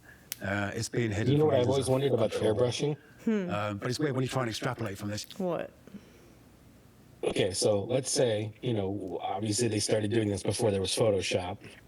Mm-hmm. But what would the actual purpose be? I mean, like, wouldn't it just be easier just to release photos that don't have UFOs in them? Maybe you can't take a picture because there are so many of these things. They're all over the place. They're all over. Yeah, but I always just thought that was funny. It was like, well, we've got 10 photos here, and two of them have UFOs in. Okay, so just don't publish the 2 with the UFOs in it. Why go through all the trouble of making shitty Photoshops? Because they are very shitty. Yeah, maybe they're the things that project this fake reality, though. It's kind of like you can't take a picture from the projector room of the theater without getting the projector in there. Feel you. I don't know. Do you think, well, wouldn't you use technology like that in a war? If you had that, would you use it openly to your own advantage? Or so to me, that tells me that it's still unknown, even to the people with the highest authority on that subject. I think that's right. If it's not well known and it's flying with impunity over our nuclear sites and in sensitive airspace and in space next to our recon satellites and stuff, you would be extremely embarrassed. You wouldn't be able to admit. But if you did know what was going on, you would just tell the public, not only do we know what's going on, but then you try to signal that you know what's going on and you've reverse engineered it because you'd want to, kind of soften, the enemy sort of thing. And so I actually think some of modern disclosure might be, intel tactics to try to say that we know more than we do, but also recruit on the topic because actually they don't really know what's going on. Yeah, I think you're absolutely right. Embarrassment is a huge factor. Yeah. Even just my hacking was an embarrassment. So if they're embarrassing or something like that, can you imagine? Yeah, I mean, it's just indeterminable. It's hugely different. And also fear, because why are they here? Yeah. What are they doing? Why are they interested in nuclear missiles? Is it for protection of us? Is it that we destabilize some kind of interdimensional thing? Or yeah, we're fucking with atoms. Did you get the sense? Yeah, right. We are. We're doing a lot. Genetics, atoms, bioworker. So when you saw this thing, did you get the sense that it was moving in a predictable orbit? I mean, it's a static image, so you have no way of knowing. But did you get the sense that it was moving in an orbit, or that it was just kind of maneuvering around, or? Well, I've seen photos of LEO, low Earth orbit stuff, and this looked to be maybe. I mean, I have no idea of the scale of this thing, but with the hemisphere, it was way beyond low Earth orbit. Okay. But I don't know. I mean, there's actually a WikiLeaks email with John Podesta on it that's been deleted from the internet, but still, if you go on the Wayback Machine, I think there's some Reddit forums that discuss this, and definitely a real email. And he is talking with kind of a contractor from some aerospace corporation, I think in California, and he mentions the contractor, I think the guy's name is Bob Fish, said they're having lunch together, and this is him recalling it in the email, and Fish says, yeah, we spotted some fast walkers today. And they were, I think this was in specific reference to the DSP, the Defense Support Program, which I think is this very deep geostationary kind of recon thing that the Air Force does. This was the Air Force at the time because now Space Force would do it, post 2019. But I wonder if you saw fast walker. Because also, if you try to FOIA fast walkers, which John Greenwald did, the Space Force gets back and says, clearly there are some records, but we can't talk about them. Yeah. Yeah, was the CIA for you to do with fast walkers as well? Maybe. Yeah, it might be the CIA, actually. It might not even be Space Force. I might be getting that wrong, but yeah. Interesting. But I guess one question would be, was it lateral to the Earth? Was it moving, lateral to the Earth? Because I think it wouldn't make sense to me if it was, vertical to the Earth. If the butt was facing the Earth, I'd be like, that doesn't feel like an orbit. It's in a predictable orbit, you know what I mean? Yeah, it was definitely... It was lateral. 90 to the Earth. Yeah. It was at 90.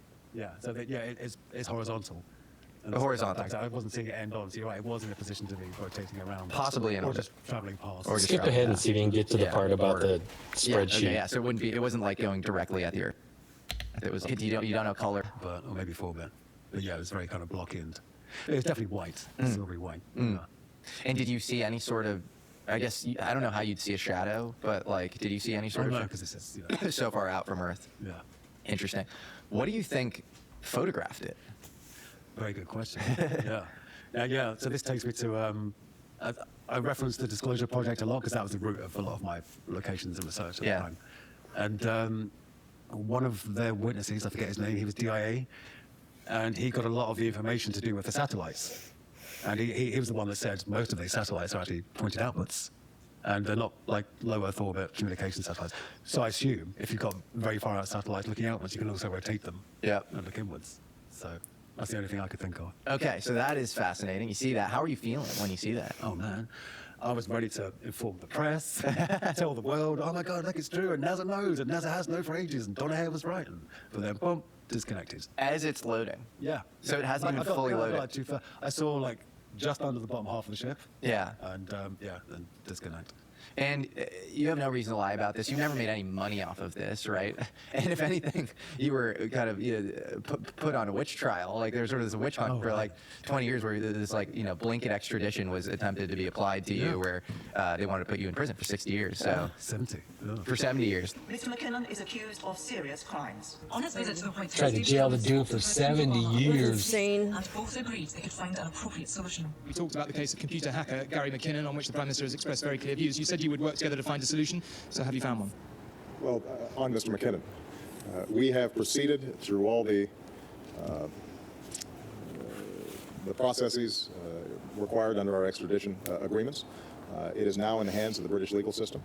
We have confidence in the British legal system coming to a just conclusion, and so we await resolution, and we'll be respectful of that process. Well, we had talks, and they said, look, if we just come along, don't fight it. You do between 8 and 20. Like, that's a good deal. Huh? No, thank you, I'll fight it. And that was actually horrible. It was very depressing. I found out my own government, because governments are made up of individuals, and individuals have ties to other individuals in the DOJ and the CPS. Some of them wanted me gone too. Just as a favour to the US, not because of anything to do with right or wrong or truth or justice, just as a favour, political pawn. So that was awful, but not just for me, my family, your mum and dad and stuff. Weren't there some allegations of a meeting that was had at the American embassy out here where it was like, we want his head or something? Like it was very extreme language used. Yeah, Ed Gibson, who was attaché to the US embassy in London at the time, met with my lawyer, and he said, we want to see him fry. Electric chair reference. Jesus Christ. When she told me that, Karen, amazing lawyer, stuck with us all through this and fought and fought and fought. Yeah, we already knew they played dirt. Because, people have to realize, politics isn't about people being safe and well looked after. It's about the state. The furtherance of the state and its objectives and the protection of your state to foreign states. So. That is definitely the lay of the land, as is national security. And, I just find it interesting that, okay, you have guys like Snowden and Assange where wherever you lie with them, which like whether you think they're courageous and ideological in a way that really, exposed all sorts of, issues with the intel world and mass surveillance and stuff, or whether you think they put like, Americans abroad in danger or whatever, which I think there is some nuance there. Like I do think some people in the intel world who talk about this say, well, there's some real like bad effects around this. Yeah, in Assange's defense, he had lots of phone calls before releasing that information, so he actually agreed it with people in the State Department. I didn't know that. Well, there you go. Yeah, but I was just getting to the point of whenever you think of those cases, like maybe there's some more gray area or debate to be had or whatever. In your case, you're smoking weed in your girlfriend's aunt's little flat, and it's like 4 a.m. and you're just like a dude who's interested in UFOs since you were a child, and you want to figure it out. That's how I feel right now. I wish I would hurry up. If it's the U.S., like get your shit together. Exactly. Get your shit together. Lashed out so much at you because they were embarrassed. I mean, you literally like it's on you. It's not on this like poor English citizen who has no clear like. I don't think you're like particularly ideologically set in like destroying America. It's okay now. I like it. Chicago. Yeah. So anyway, we'll get to that kind of more meta conversation. But you also found some other pretty crazy things while you were searching in your girlfriend's aunt's flat. And so what else did you find besides this attack? Spreadsheet time. I was on a Navy system at the time. I can't remember. Cloud of weed, etc. But there was a spreadsheet, Excel spreadsheet. And it was cool because I was saying earlier about my search terms. It was UFOs, ET, terrestrial, anything spacecraft, anything I could think of, which probably wouldn't be in the title of the document.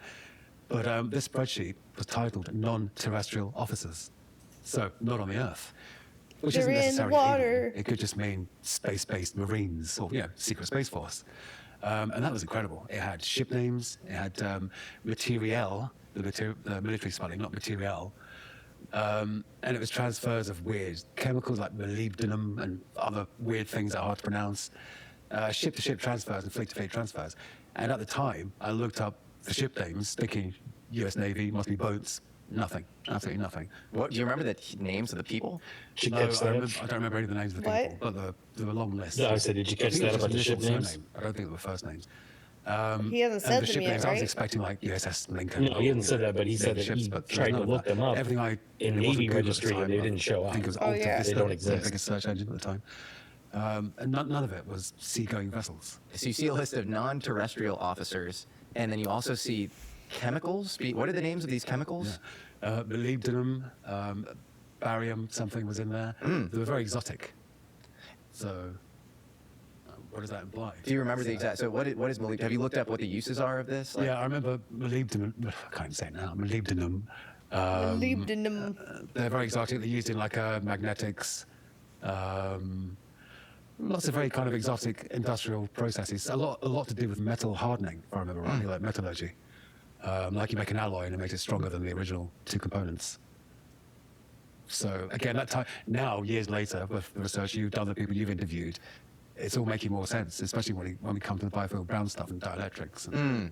Yeah, we'll get to that. And like nano deposition of thin layer materials. Yes, It's like they yeah, keep thinly approaching layered. interesting topics and they just you know, talk a their human way hair out of or it. whatever, micron layered. It's like This I'm one being. sample It's like is I'm engineered edging. in layers thinner than microns through a And process it's not unknown fun on Earth. anymore. And for a purpose we can only guess. Multi-layer bismuth. Now you see how everybody else Bismuth layer feels. is less than human hair, supposedly picked up in the crash Oh, retreat shit. of an advanced aerospace vehicle. Nowhere could we find any evidence that anybody ever made one of these. Okay, this is fascinating though. So you see a list of how many non-terrestrial officers? Oh man. So my screen at the time was the old, like 800 by 600 monitors. I think I might have had 1024 by 768 resolution at the time. So your typical Excel spreadsheet, without zooming in, when you just load it up, was probably 24 lines. And I think there was about 1.5 or 2 pages, so maybe like 30, 40 names. You don't remember any of the last names? No. Sorry. You're killing me. I'm kidding. You gotta try to give us a little breadcrumb. Yeah, this is one of the main criticisms of me. Why didn't you take a bloody screenshot? Just alt print screen, alt print. But I did actually. I downloaded that Excel spreadsheet, and when I got arrested, all my data was taken to ONI, Office of Naval Intelligence. So they still have my hard drives. I've tried to get them back for years, and they said, no, it's still an ongoing investigation. You can't touch it. Office of Naval Intelligence is the oldest intelligence agency in the U.S. I think it's 1882, and it's often deeply implicated in UFOs. 1882. 1882. So the National Security Act, which created the CIA, was 1947. And, and then you had the OSS before that, which was kind of this wartime foreign intelligence effort. Yeah. But, Office of Naval Intelligence well predates all of that. And you had Thomas Townsend Brown doing a lot of spooky science work for the Navy. Yeah. And, and then you have this guy, Harold Malmgren, who kind of ended up giving me turned into kind of a deathbed confession at the end of his life. And it was wild. I mean, he was like, the Office of Naval Intelligence knows the most about this issue. And once you go in that door, the door shuts and you can't get let out. Naval Intelligence are going to be around asking you questions about your study. They're going to get curious, and if they talk to you for any length of time, they'll say, holy shit, you really know a lot. They're going to offer you special access. It's how they operate. I said, what does that mean? Who the They'll open fuck the is doors, this Pink you'll Floyd have full entry, abomination? The doors will shut, and you'll be no Harold access the rest of your Malmgren. life. That is a closed system. And he kind of implied that they approached him in certain cases, and because of the fact that He's like the real life version of the judge from the trial.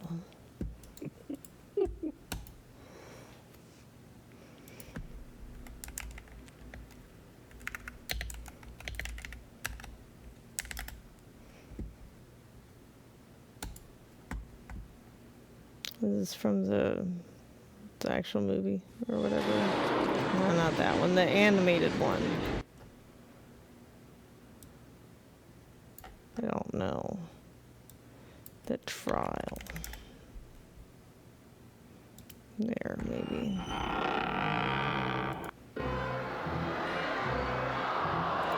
This abomination. This is what I'm thinking about. Wherever it is. That's that guy. He looks like this. Oh, okay. Like he's got like the same facial expressions. And he kind of sounds similar.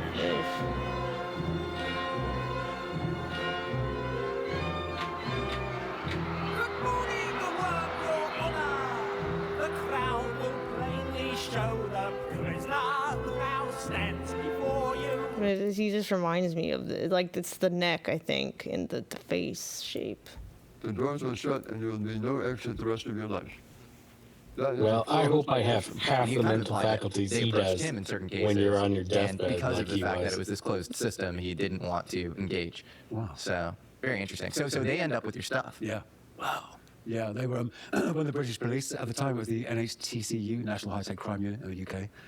At first they said to me, "Oh, you get 6 months. It's the Computer Misuse Act, 1995 in Britain. 6 months, community service, no time." And then they went to America and visited O&I and other top brass. And when they came back, the tone had totally changed. They were just really serious. Which, of course, eventually turned into facing 70 years in prison. So it was a huge, like using a hammer to crack a nut. It was, David and That's how they Goliath, the whole silence thing. you. Yeah. So wild. I'm surprised they just Like didn't you said kill earlier, him. I was just a guy, normal guy, interested in UFOs, happened to have some IT skills, a little bit of hacking, black passwords, nothing genius level.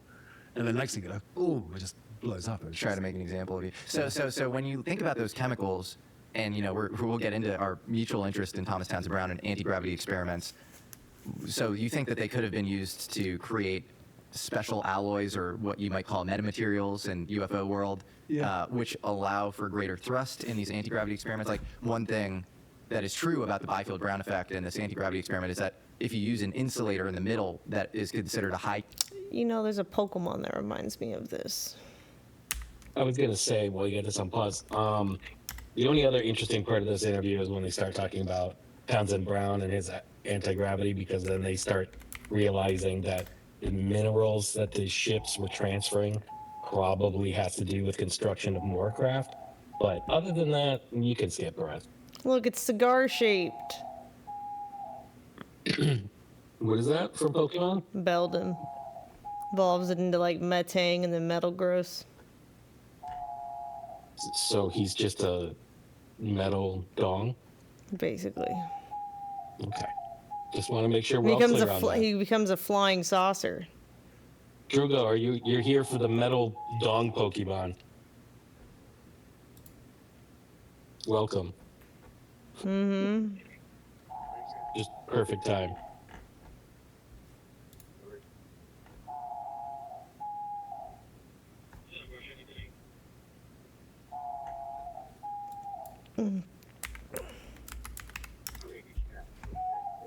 Then their weird Meltan Pokemon with the weird liquidy metal.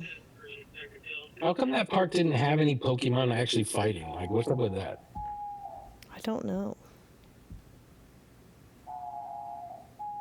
Like, it didn't have to get graphic or anything, but you could at least have like two of them. Yeah, you gotta have like the in a mascots gym. like bitch slapping each other. So Pikachu and the Eevee be like, bitch! Oh my god, that would be great. God. Just start throwing hands. AK dielectric, which means it stores and discharges easily a lot of electromagnetism, a lot of electricity. It stores electric fields in it specifically. The thrust you see in the experiment is much greater from the negative electrode to the positive electrode. So do you think that, I guess barium is actually in Townsend Brown's documents? Like he talks about it all the time. Exactly. Yeah. So, and then what was the other? I can never pronounce it. Molybdenum. Molybdenum. And It's interesting. B and M, long names, kind of like Beldum and Metal Gross or whatever. You looked into that, and that's where like sounds big like alloys. Pokemon. Yeah, I think it's a Yeah. strengthening alloy. It's been a long time since I looked into it, but I think that's what it was. It was like a strengthening alloy. It Any might- other chemicals? It might have even had a shielding. Not gravitational shielding, but like a radiation shielding. What was the Melton evolution?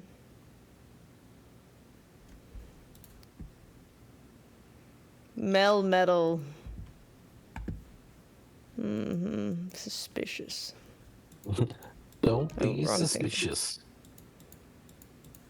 Well, so I think maybe similar to lead, but I'm not a physicist, so don't quote me. But it's super interesting if it's used on like current space vehicles. Like people should go out and look that up because if it is, Yeah. that might be an interesting Yeah, lead. do some patent searches. Yeah. Any other chemicals?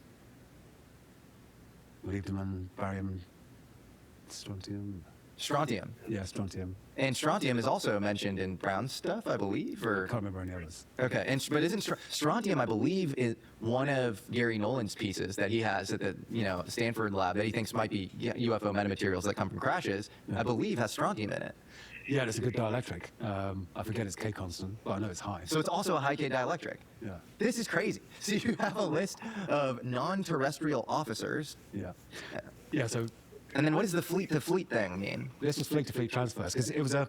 What I find interesting about this, Ammo, is so that was the officer's name. If what he's suggesting is right, that they're transferring all these like high-grade minerals around, like alloys, and facilitate anti-gravity and stuff, Okay. why would you take the rare earth minerals off of Earth just to transfer them back and forth between ships in space? Maybe the ships need them to operate. I was thinking more along the lines of maybe it's not. Maybe they are making basically like merchant transfers to Earth. Earth is just a quarry. Or yeah, well maybe it's actually the other way around. Maybe we are actually mining stuff within our own solar system already. Maybe. Either way. There was ship names, and there was a material transfer. Do you remember the ship names? No. Okay. But when you're looking at this, what is your instinct as to like, because there are all sorts of wild interpretations people have, people make up the secret space program, Solar War and stuff. What was you're in the moment, what are you thinking when you see this? Well, that's exactly where I was. Imagine you were me, UFO guy, quite an active interest, and then finding this, and so obviously that's where my first thoughts go. So I'm thinking non-terrestrial officers, that's a baseline for the whole document. So they're not on Earth, but I was thinking, well, it's probably people. They're not non-terrestrial because they're not human. They're non-terrestrial because it's non-Earth based, so it's out in space. So Space Force was my first thought. It's got to be a Space Force. Obviously secret. And then with the chemicals and stuff, and the ship names, and fleet-to-fleet transfers, so there's more than one ship, and then exotic materials. And so, it's kind of 2 + 2 = 4. Yeah.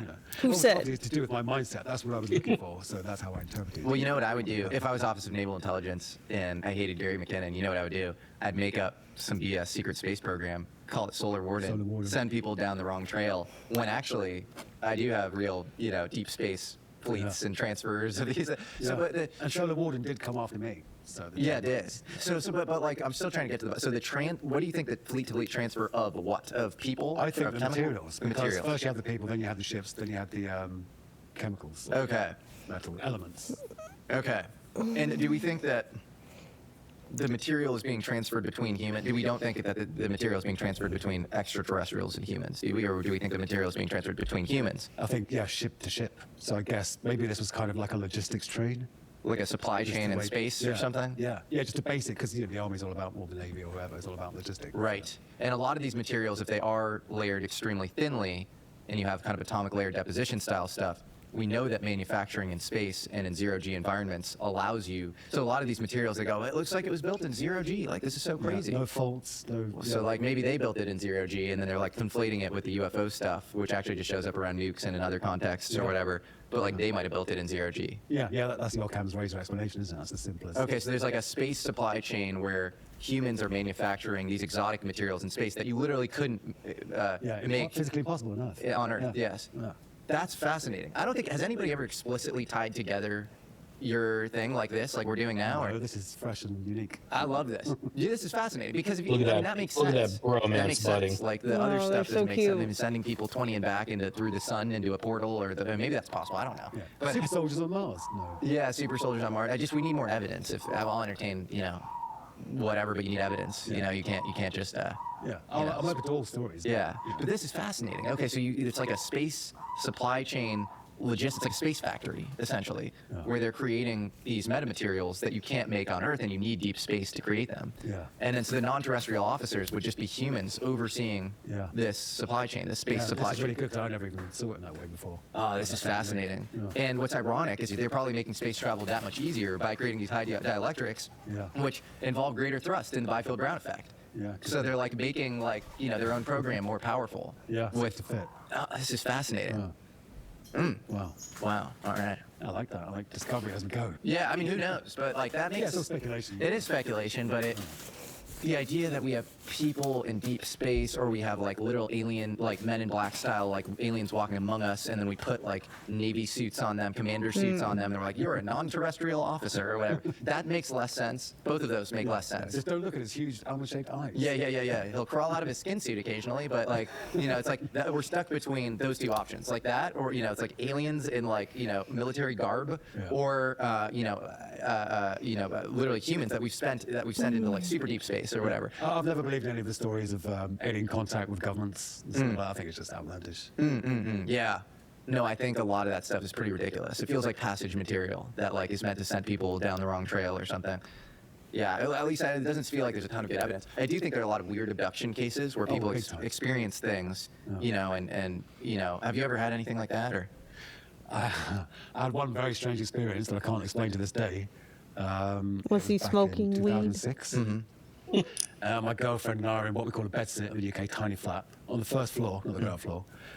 And we got to bed, we got to sleep, and I was suddenly woken up by a really sharp pain in my left heel. And it felt like 2 or 3 a.m. Felt like I was in deep sleep. It'd been a few hours. I'm like, what the hell's that? And I kind of leaned forward to check it out, like something had bitten me. Then immediately I just went, oh, I was asleep again. In the morning, I woke up, and weird, I don't know, I'd gone to bed with my socks on, or at least one sock on. And then I remembered what happened during the night, and I pulled the sock off. And in my left heel, there were 2 perfectly circular holes, both about 5 millimeters in diameter. One still had a flap of skin hanging off it, like a hole punch used for paper, but about this far apart.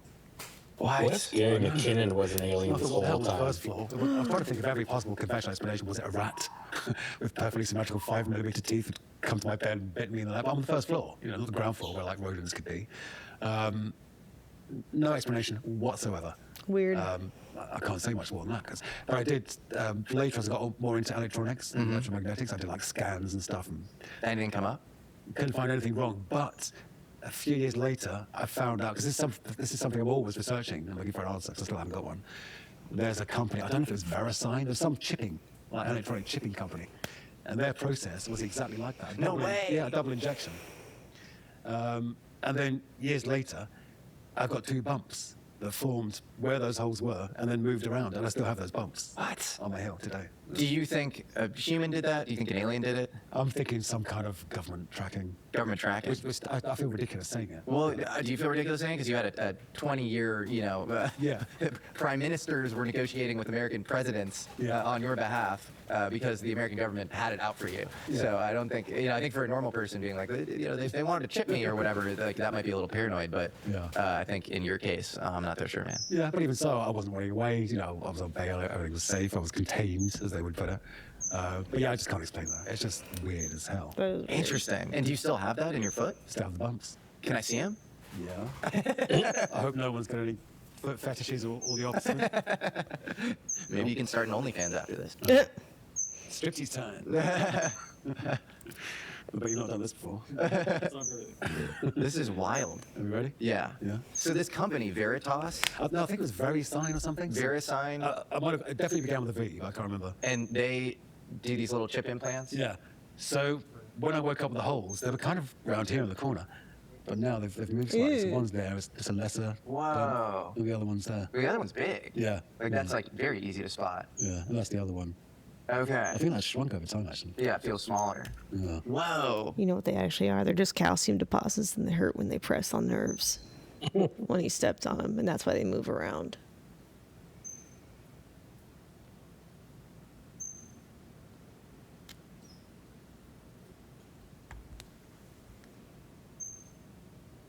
That's probably what it is. Weird. The company Gary is talking about here isn't called VeriSign. It's called VeriChip.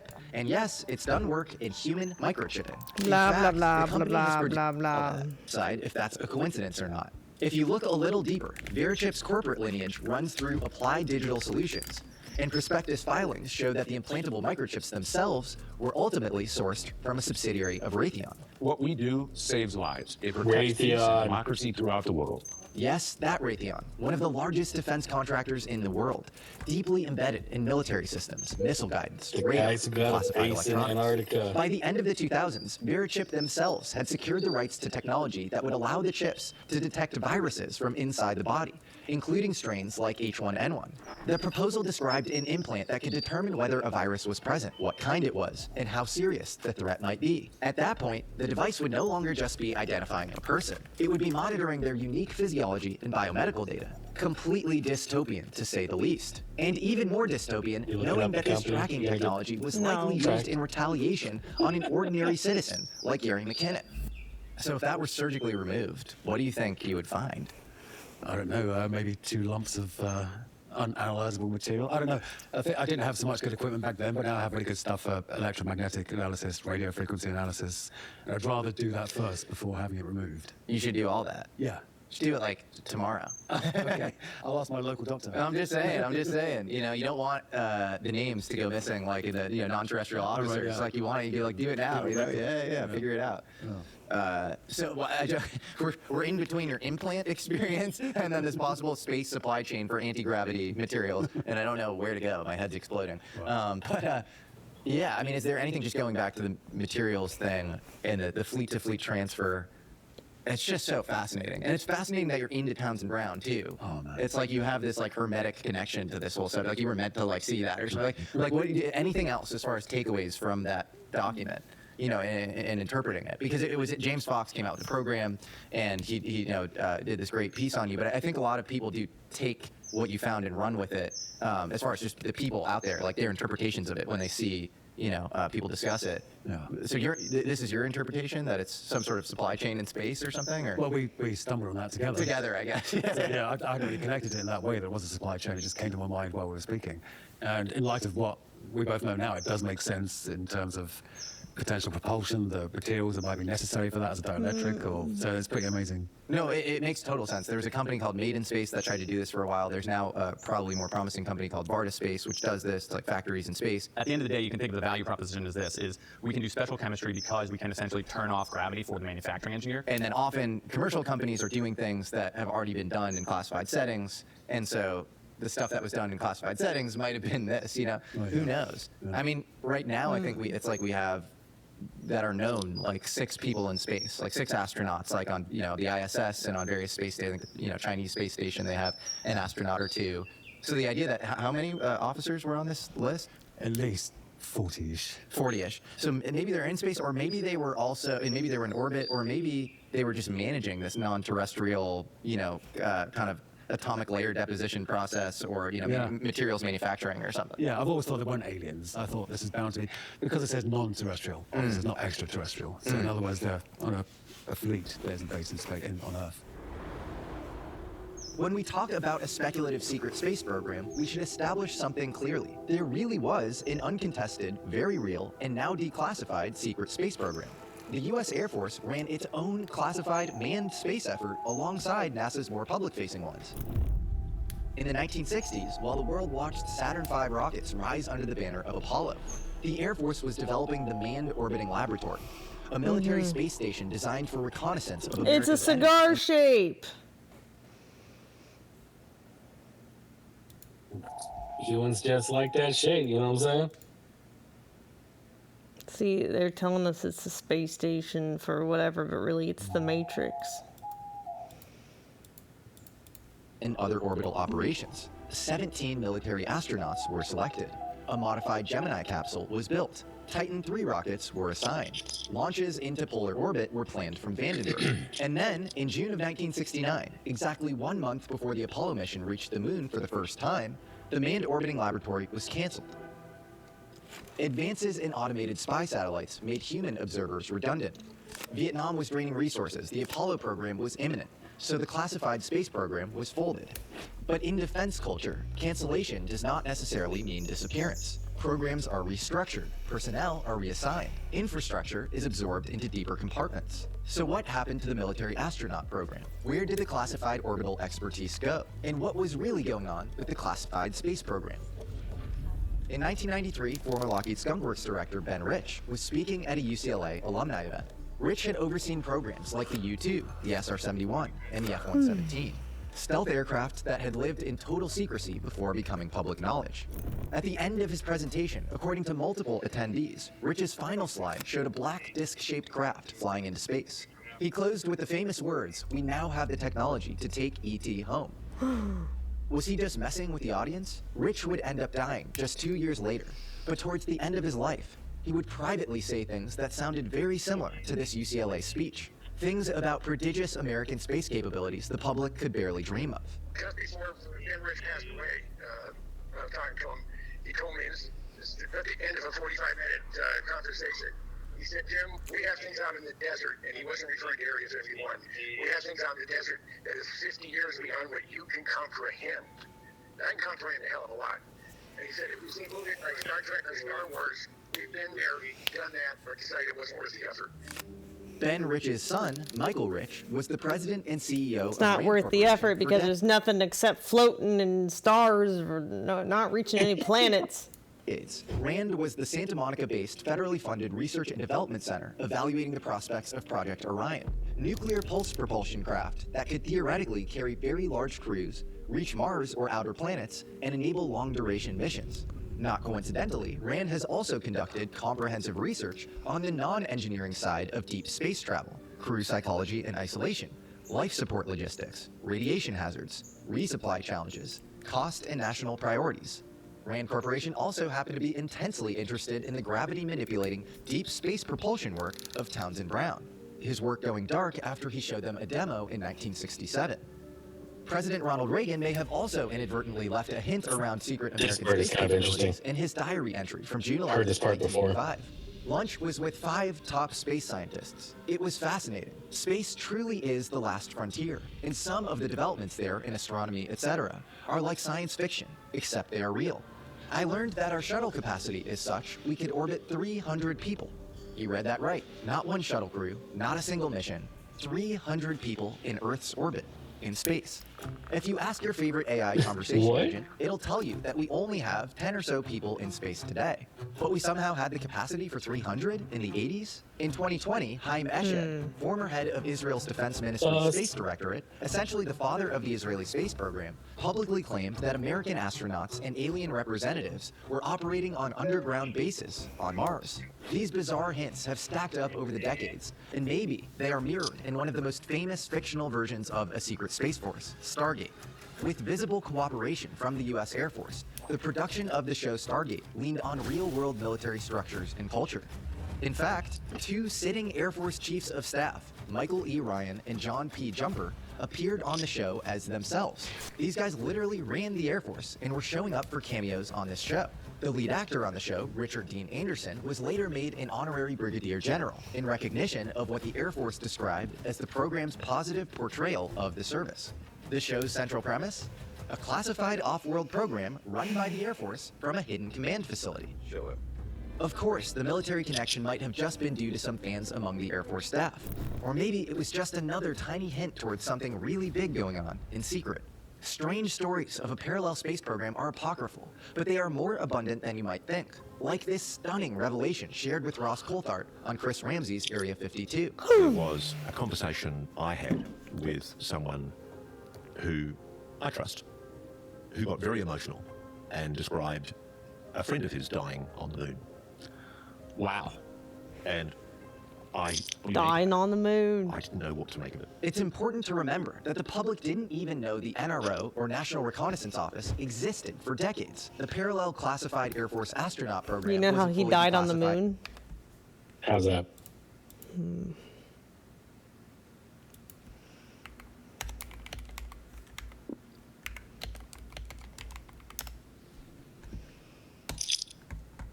Are you saying you want to lodge a complaint with Star Command? Oh, okay. Ooh, well, so you want to do it the hard way, huh? Don't even think about it, cowboy. Oh, yeah? Tough guy?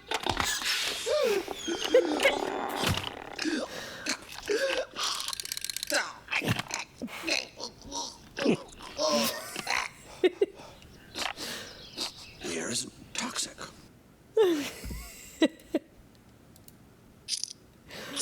But hey, who knows? Maybe they made a parody based off of the guy that died on the moon, and we just never knew it. We thought it was just funny.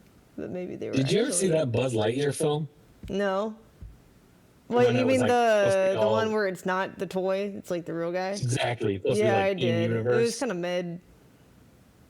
I thought it looked interesting, but it bombed. Yeah, I it wasn't. It wasn't very why. good.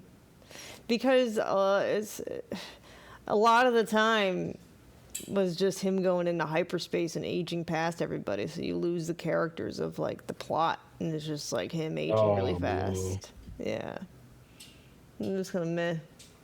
And I'm sure that's probably not a fun message for kids to get. Right, Like, and "Hey, then guess what? and then they did some Time like. dilation sucks ass, kids. And then you know how like in Toy Story Zurg was like his dad or whatever, and it's like a Star Wars reference.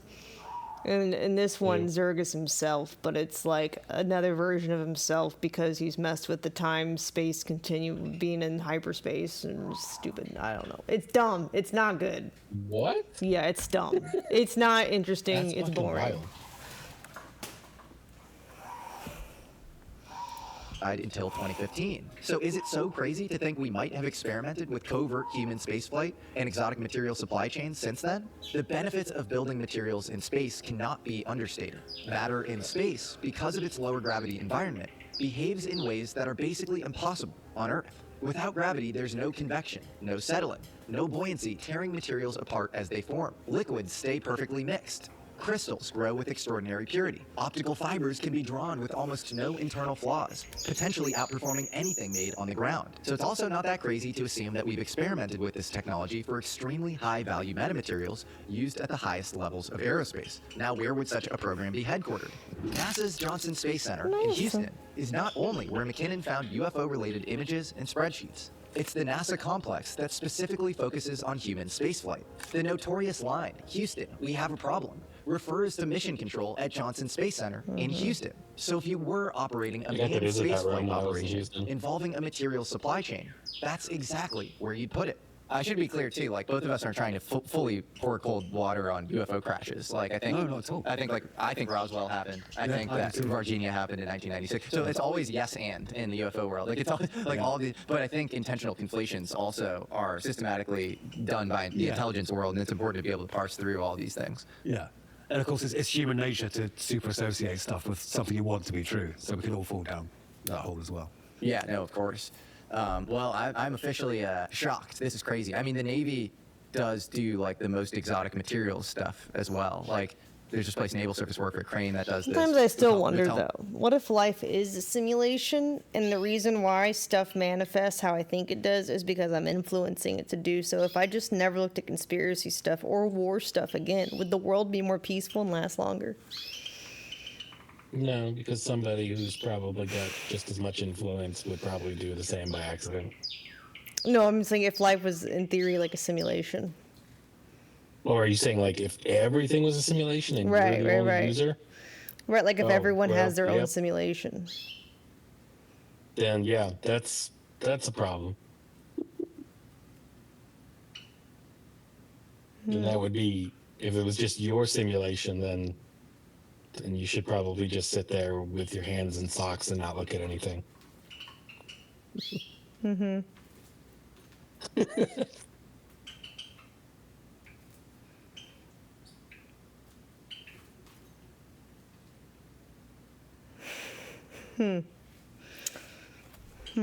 Memorial Institute does a lot of Interesting to exotic think material about. stuff as well. And so, yeah, I do wonder if, some of this is human made, and then if you say it's of alien provenance, then it's this like perfect, kind of black box where like Yeah. people can interpret it however they want. And Yeah, it's a great shield, isn't it? Good umbrella. it is. And then the fact that, and what's wild is that like you're now experimenting with materials, like you literally have materials in mind that make the Byfield Brown effect. Like you're interested in these anti-gravity experiments that involve some of these chemicals and materials that you saw. Yeah. Which is wild. Yeah. Well, it's since 2007. Since I first read about Byfield Brown. How'd you read about it? How'd you come across it?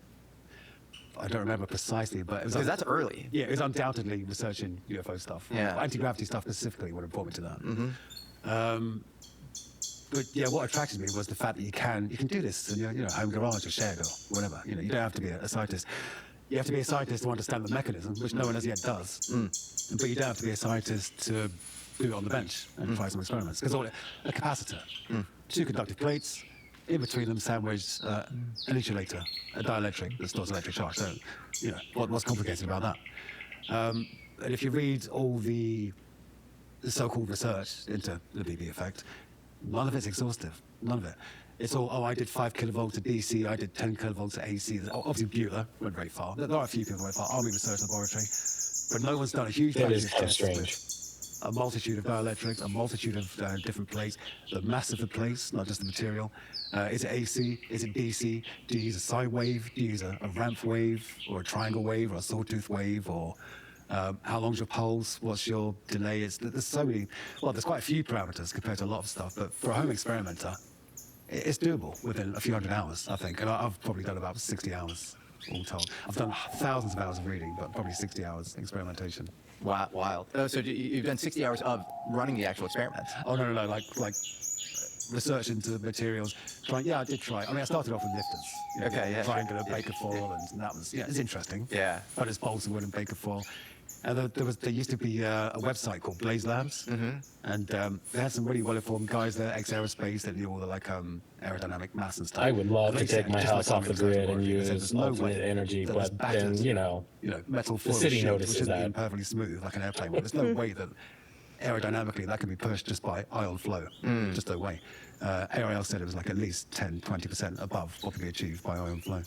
Which is exactly what Brown said. And so for the audience, Townsend Brown is this mid-century, very mysterious inventor who started with the Navy, then joined Martin Vega, which was, pre-Lockheed Martin merger, the year that Skunk Works formed, and then kind of popped up in all sorts of, 3-letter agency contexts and was, shoulder to shoulder with elite American military brass, people like Curtis LeMay.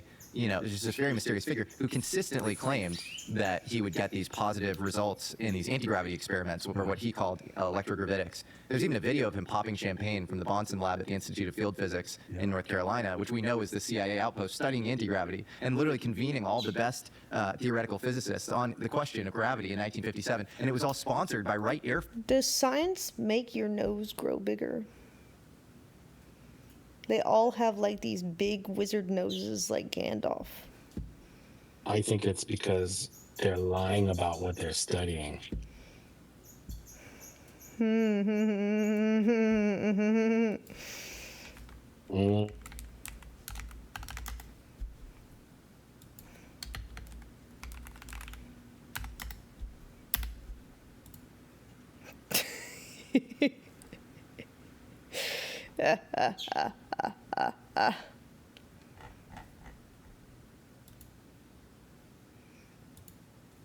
So good.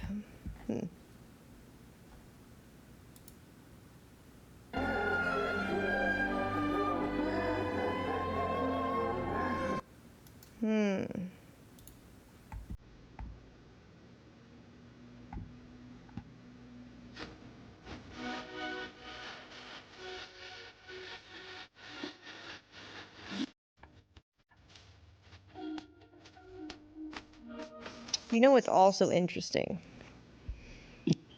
As you have that GIF running. What's that? Was it? Look who else's noses are big. Well, now it's just a thumbnail, I guess. The Sumerians.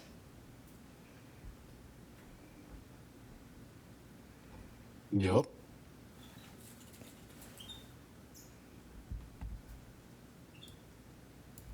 Am I being too nosy? You're right, I should stop making connections. It's dangerous.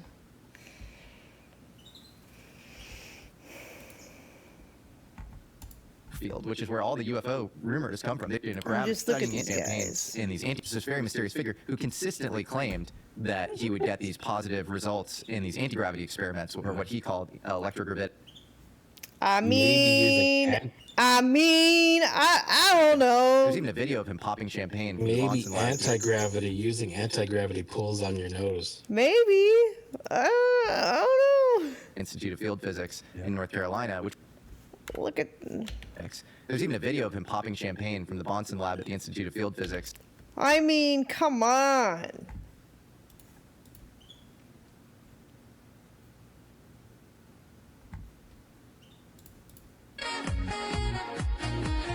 You think it's a coincidence? Yeah, maybe.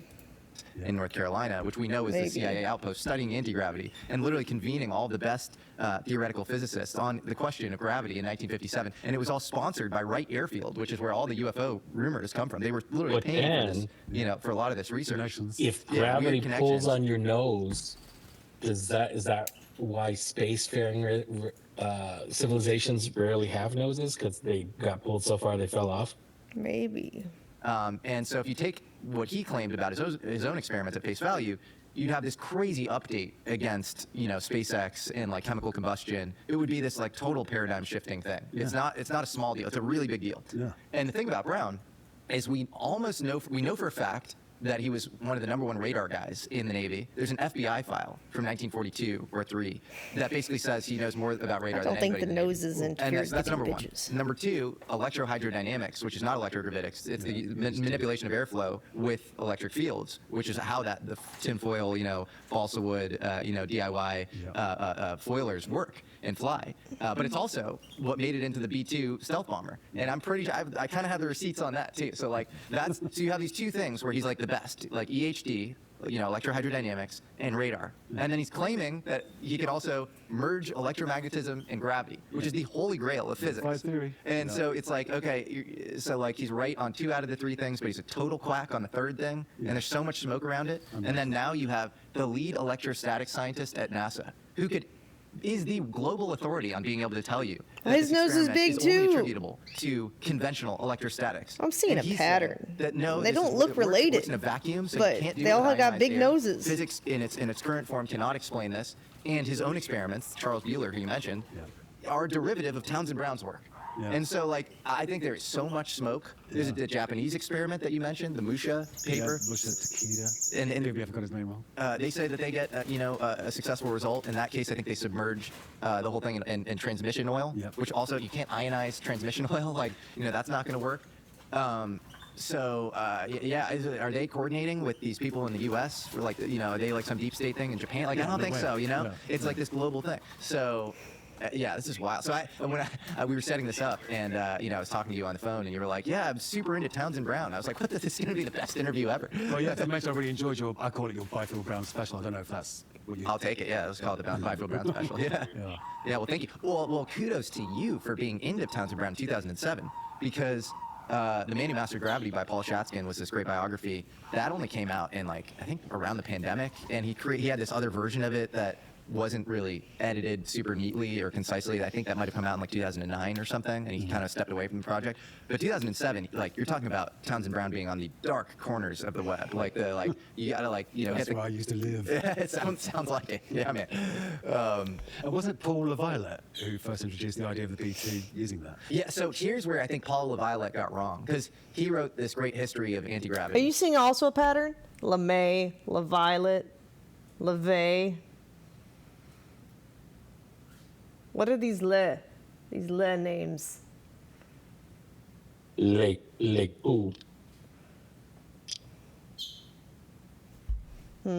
And he talks about microwave beam propulsion alongside Townsend Brown's Byfield Brown effect, and he's a really brilliant guy. He had his own theory called subquantum kinetics. Oh yeah, his whole which was fascinating. And he seems like just a brilliant. I would have loved to have interviewed him. He died a few years ago, sadly. He's dead. Yeah, it sucks. Yeah. No, wait. I was in email contact with him. I thought up until 2 years ago, but obviously got that wrong. And we were going to I was going to start a podcast. Oh. And he was going to be my first interview. Oh, dude, that would have been the best thing. He said he had hip problems. He was undergoing hip surgery or something. So, oh man. Okay. Yeah. No, it's a real bummer. And but I think and it's an amazing book, and everybody should read it. But I do think he says that the B2 had an anti-gravity drive. And I don't think that's correct. I thought you just said the leading edge. It was like a capacitor, but yes. So the leading edge was one plate, and the trailing edge was another plate. And yeah. And I think he's right about that. But I think that just manipulates the airflow. That just makes the airflow it's like reduce the lift to drag ratio. Yeah, it wasn't a full. Or increase the lift to drag ratio. Sorry. Yeah. So they made it slightly faster. Yeah, it makes it more aerodynamic and faster. I mean, maybe there's some real electrogravitic thing happening. But there'd be no way to fully say because it's happening not in a vacuum. So like maybe there is something, you know, actually happening there that is, you know, it's top secret. and it's super, yeah, it's top secret. But I also don't know why they would necessarily declassify the B2 if it was using electrogravitics per se. I will say, there is a guy named William Gunston who is the preeminent aerospace journalist in the UK, or was, and you know, is part of like the Royal Air Society and has all these awards and stuff. And for I think it was like Air International magazine, he did like a history of, you know, aero engine tech since World War II. And then he gets to Townsend Brown and he goes, with Townsend Brown, like, you know, I will refrain from talking about, you know, leading edges charged to millions of volts positive, followed by trailing edges charged to millions of volts negative, because I don't want to end up in the Tower of London. And then, he said that. And then he caveats it a little bit more. So like, I don't know if that caveating is genuine, you know, unsuredness of what he's does he saying. mean in the Tower of London, which for the audience was a place of torture? Was a place of torture. Does he mean professionally or like as a whole, like giving away secrets? Or if he's literally saying these are state secrets. Yeah. And then I don't know if the caveats are like, I don't want, you know, I really don't want to be implicated for having said this, so I'm going to sprinkle in some doubt or whatever. I don't know. But it's interesting. Yeah, I think so. But so you are, do you want to pull off one of these experiments or? Oh, hell yeah. I'm planning it by April the latest. I've been distracted for a while and had to do other things. I'm only doing these experiments in a 10 by 10 foot shed, and they're not expensive, but they consume a lot of time. Yeah. And I'm basically doing industrial processes in a garden shed. So it's a bit. I've got, but the first thing I bought, because you have to heat this stuff to 1,000 degrees, the calcium copper titanate, to 1,000 degrees, and then I had to buy a 10-ton hydraulic press. I bought a gas furnace. And then because of the geometry and stuff, that wasn't unusual. So then I bought an electric furnace, which is much smaller and, you know, easy to manipulate. This tiny disc. So cool. It's only 40 millimeters across and starting off very small. So I've got to make that into what they call a green body, make that solid. I bought really high quality silver paste as the plates. But then after that, you have to think of when you've got these two plates at 30 kilovolts or more, you get arcing currents, you get sparks, basically. So I have to find a way to stop that. And my first thought was to have very small discs on top of the 40. Is that the way I You can skip it if you want. They're just talking nerd stuff now. Yeah, that's why I'm skipping. I'd love to. And he still make. He had that on electric. I don't think there's anything We else. were I getting just- interesting with the metals, and then they just tangented really hard. So it's just nice to name it. Yeah, You look they talk about free energy, and I think that's it. information. That's naming timing. When it's part Free of the energy standard, is easily with his attainable, but they'll never do it because they're corrupt. And they want money. We've heard that one so much. Oh well, it was somewhat interesting. But still too much yapping about other stuff. Yep. But what is it with the noses? That's how you do a podcast. What? What is it with the noses? Noses. Why are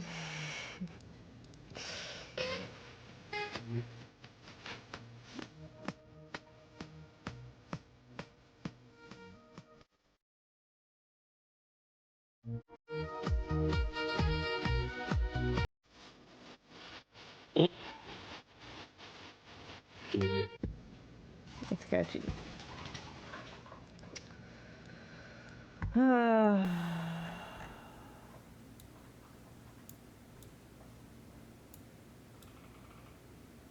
Okay, bye, Drugo. I don't know if I'll still be here, but I will look at your DM or whatever, probably. About Europe. About Europe? Europe. Oh, it's a call. I don't know. Maybe not today. I'm too tired to think.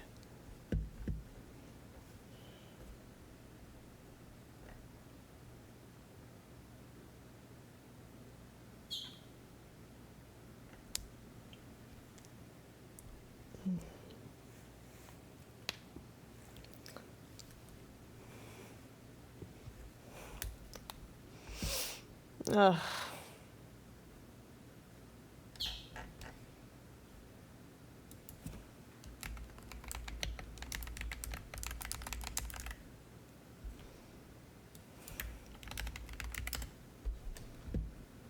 I saw a funny image.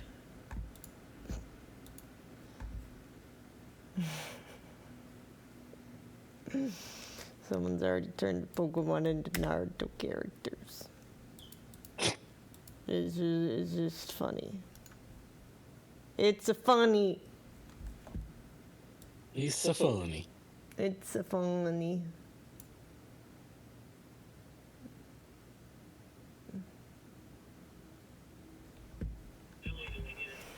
Anyways.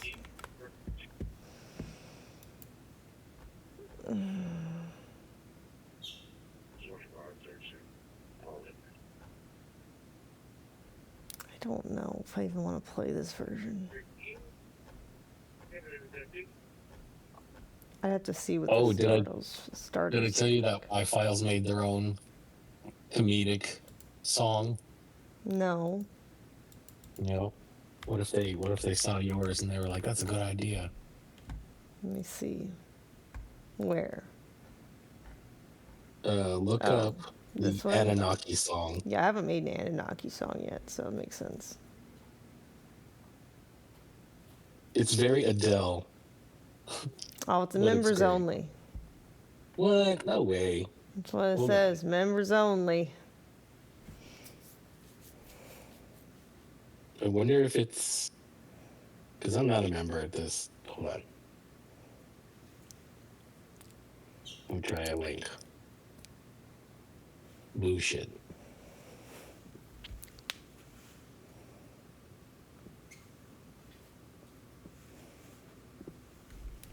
They locked it. Okay, try that. Which? No.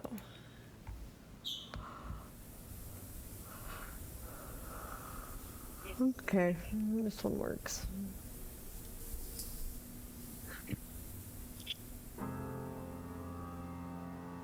I actually liked it. That was pretty clever. You came down when we were nothing, when we crawled and couldn't speak. You took the dust of what we were and made us something in a week. You gave us hands to hold your tools. You gave us backs to bend and break. See, Earth is a quarry. Just enough to serve, but not enough to Getting that gold. all you ever wanted was the gold. All you ever needed, you already stole. You could have loved us, we were yours to hold. But all you ever wanted was the gold.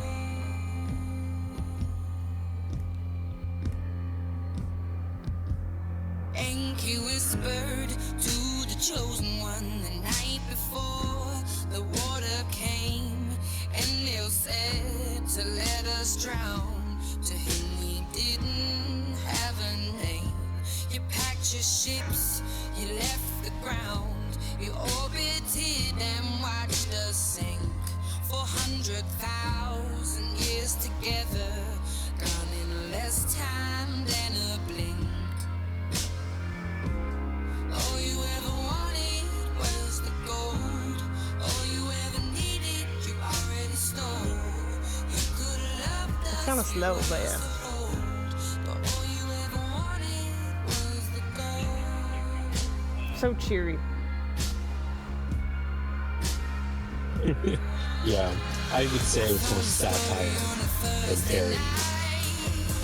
A channel that my brother shared. The Wi-Fi's played the Sumerian text. And finally someone cared. They said you came from Neverro. They said the orbit takes a shot. They said you might come back one day.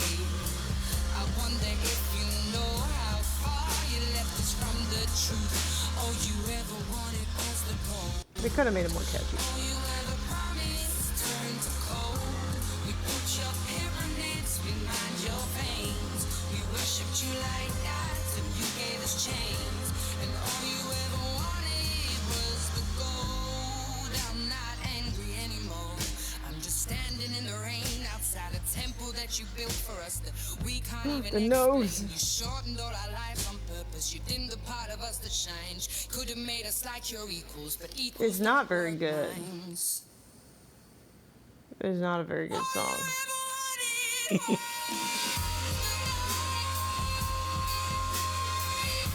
It does not flow.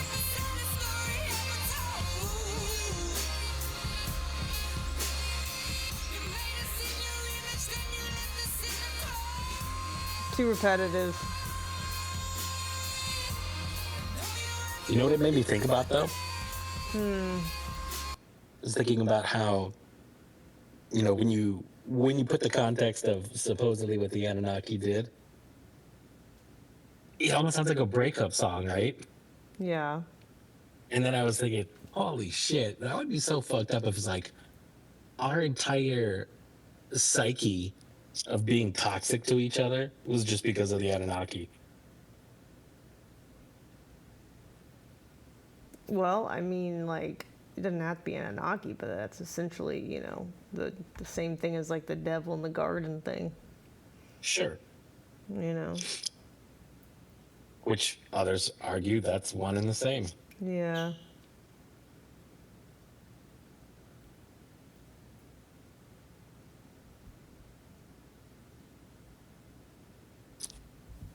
Hmm.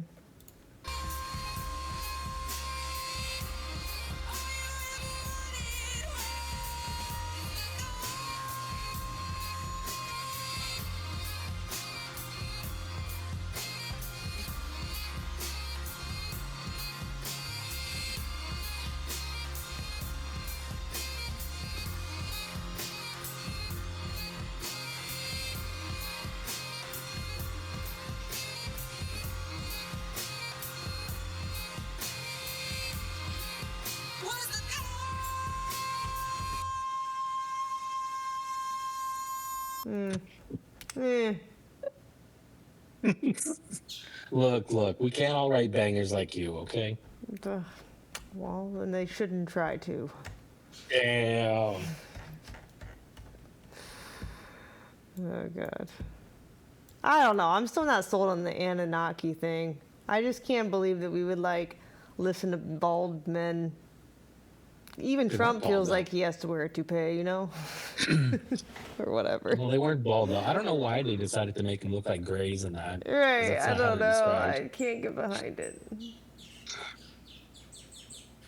They were very much not bald. Yeah, I feel like they'd have to be attractive for us to listen to them. We kind of just want to kill anything that's ugly. I mean, some of those statues, those dudes are pretty cut. Yeah. It'd be hard not to listen to a giant cut man. It is. That's how I ended up getting married. Feeble minds. Feeble minds.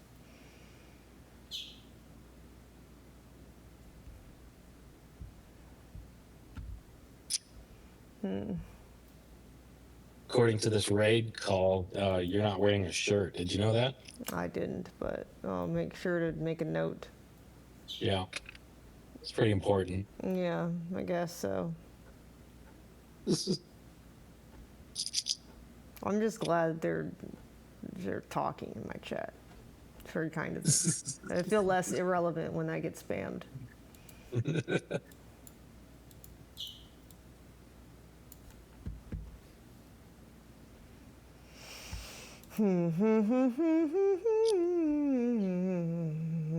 He came out with a new video today, but I have no idea what it's about. Well, I mean, I know what it's about, but I didn't watch it. Oh, yeah. No.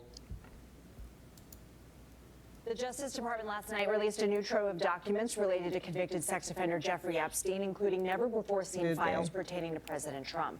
We're learning the FBI in 2019 interviewed a woman who accused President Trump of an attempted sexual assault. The president has denied any wrongdoing in connection with Epstein. In a statement, White House Press Secretary Caroline Leavitt said these are completely baseless accusations backed by zero credible evidence from a sadly disturbed woman who has an extensive criminal history. CBS News Justice correspondent Scott McFarland joins us now. Scott, what more do we know about her allegations? That there were 4 interviews involved with this accuser, but the White House has emphasized what has been shown so far. These are unproven allegations, unfounded allegations of sex misconduct by Donald Trump. It's just a smaller part, though, of a bigger issue and a bigger story, Lindsay. The Department of Justice and the Trump administration continue to be dogged by allegations that these files have not been released properly, punctually, and fully. It's been more than 2 months since that deadline for the full release of the files. And here we are with new batches still being made public. Lindsay, there are still open-ended questions about whether the department has made mistakes they've made errors. A senior Department of Justice official told CBS News there was a coding problem with some of these files, delaying their release. There have been other mishaps in the processing. It's one of the reasons why I'm Attorney sure the General file's Ken Bondy has been corrupt or subpoenaed whatever. for a deposition with both parties in Congress later this year behind closed doors to talk about what's going on. And how does the Justice Department explain keeping these files under wraps until now? These files, the ones released in the last 24 hours, they say were part of an issue with a faulty coding or a faulty redaction. They say this was a mishap, a mistake, nothing deliberate, but nevertheless, they've been accused of covering up things to benefit Trump. They've been accused of being a politicized department. Like we believe that this one. doesn't help disabuse people of those notions. This is how I watch the news, the regular Department of news, Justice made a just like point what you do of right talking to us there. yesterday, explaining where things stand, trying to argue all of this is unintentional, nevertheless a mistake. This is all I'm hearing. All I hear is, okay.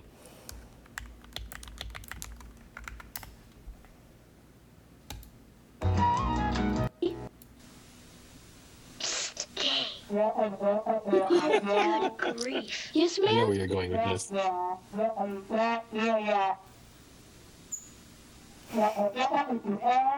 Yes, ma'am. That's just that's the news. It's a bunch of bullshit. Wah, wah, wah, wah, wah. Wah, wah, wah.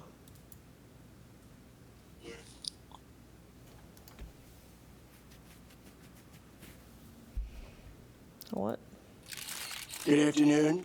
After very strongly renaming the Gulf of Mexico as Gulf of Hey, America, that's how I see 'em. we will be making further changes effective immediately. Europe will now be known as America Plaza East. The Panama Canal will be known as Trump America Canal of Trump. And of course, Turkey will now be known as Chicken. Why are you renaming Turkey in particular? Why are we doing it? Because we can. What are they going to do about it? Does Turkey want a beef over being called chicken? We'll call them beef.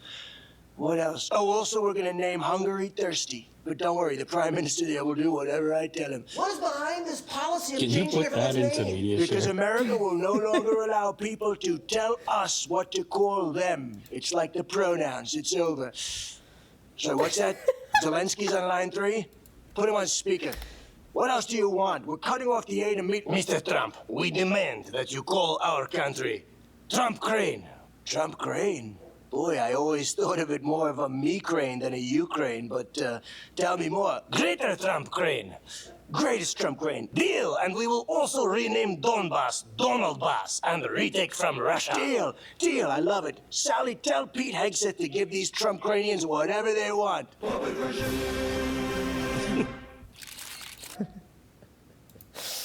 Accurate.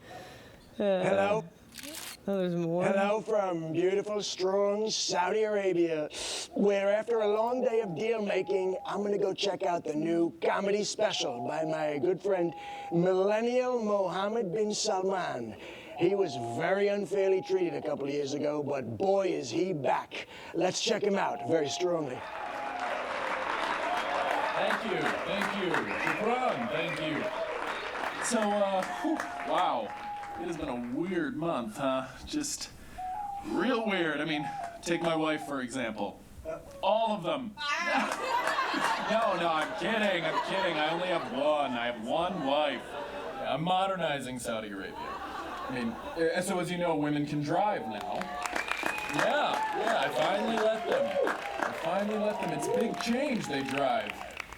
But have you seen them try to parallel park? It's like I had to fire all the religious police and rehire them as traffic cops. Ah, jeez. Anyway, anyone here from Iran? No? Good. What about McKinsey? Yes. You do great work. Hey, keep an eye on the crowd for me, will you? No, but Wallahi, it's been a very weird month. You know, it's just a scary time to be a man. It's like where is the line? Where It's from is the 9 months line? ago. You kill kids in Yemen, nothing. Kidnap a prime minister, zilch. Jail some women, behead some guys, nada, am I right? But then you botch the murder of one journalist, just one. And suddenly everyone's like, whoa. This guy's great. Oh, You could God, really learn a lot Elon. from him, Elon. A chainsaw, bone saw. It's kind of like tomato. Doesn't he look like the Sergio guy from South America? Yeah. What? Where is the line? Where is the line? Where is the line? Where is the line? Where is the line? Thank you guys so much. You guys are awesome. Thank you so much. Tip your waitress. Up next, we have My children sleep. Gosh, what it. Good afternoon. Hello. The pilling from on the beautiful puppet. Stro- I can see the difference. Good afternoon. There's what on the puppet? Pilling of the surface texture of the Hello, puppet. That's funny. My children sleep. Anyways.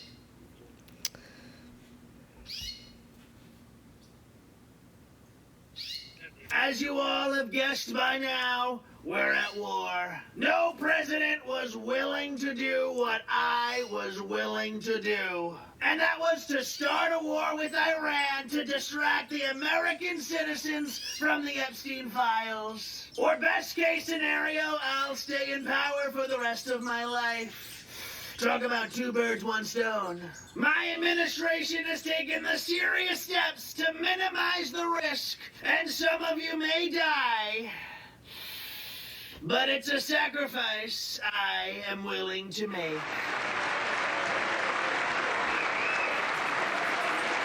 As you all have... Exactly. He's not that loud anymore. Or have we just gotten used to it? Nah, he mumbles like an old man hella a lot these days.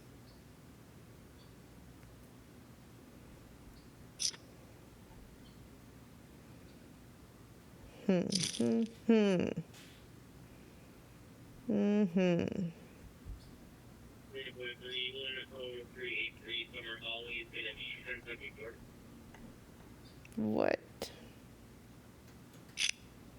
I didn't know you could turn and have ditto laprises later. I don't want to spoil the game for myself. The fuck? 400 Why are there million years dicks ago, on my life screen? on Earth looked very different to today. Forget yeah, pristine this thing. forests.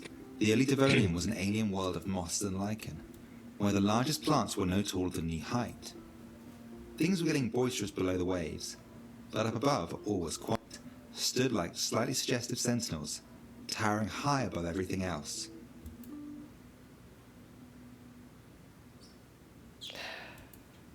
Though there were small species too, the tallest prototaxites loomed 6 to 9 meters tall. They would eventually be dwarfed by the trees that would replace them, but for about 50 million years, these were the only giants on dry land. Prototaxites fossils have been found from America to Europe, and fossilized boreholes reveal they were an important part of the early Devonian ecosystem, providing food and shelter for their tiny arthropod in feature. It's like a prehistoric moss, if I remember correctly. In their canteen. Goodness. And must have been a consumer like an animal or a fungus. Since this clearly wasn't an animal, that left only one option. Doesn't this seem like a fungi? There were still some problems though. I can't believe you laughed at that. Modern fungi I didn't thrive laugh, on I snickered. material. And without trees or large land animals running around dying or defecating, the early Devonian didn't have much biomass to support something of Prototaxites' What are size. we watching? We're watching Forest of Cox. Penis fungi. COX, it's a location. One idea was that Prototaxites was like lichen, a fungus in symbiosis with photosynthesizing algae, two organisms functioning as one. But no evidence of this photosynthesizing friend has ever been found, even in the best preserved Prototaxites fossils. There are other options too though. Mushrooms are just the part of fungi used to disperse spores, and the majority of the organism is hidden underground. Prototaxites may have been a fruiting body of an organism supporting itself with an especially massive network of underground mycelia, vast webs for gathering nutrients. Another theory is that these trunks were growing sideways, not upwards, a big mass of foraging rhizomes, which could branch out to No, they locate definitely new grow sources of upwards. energy. Think the Stranger Things vines, only less murdery. No. They definitely grow upwards only. All right. Let me go see what this man is doing because he doesn't have a phone for me to call. Is he still streaming? I don't know. I guess. We'll check.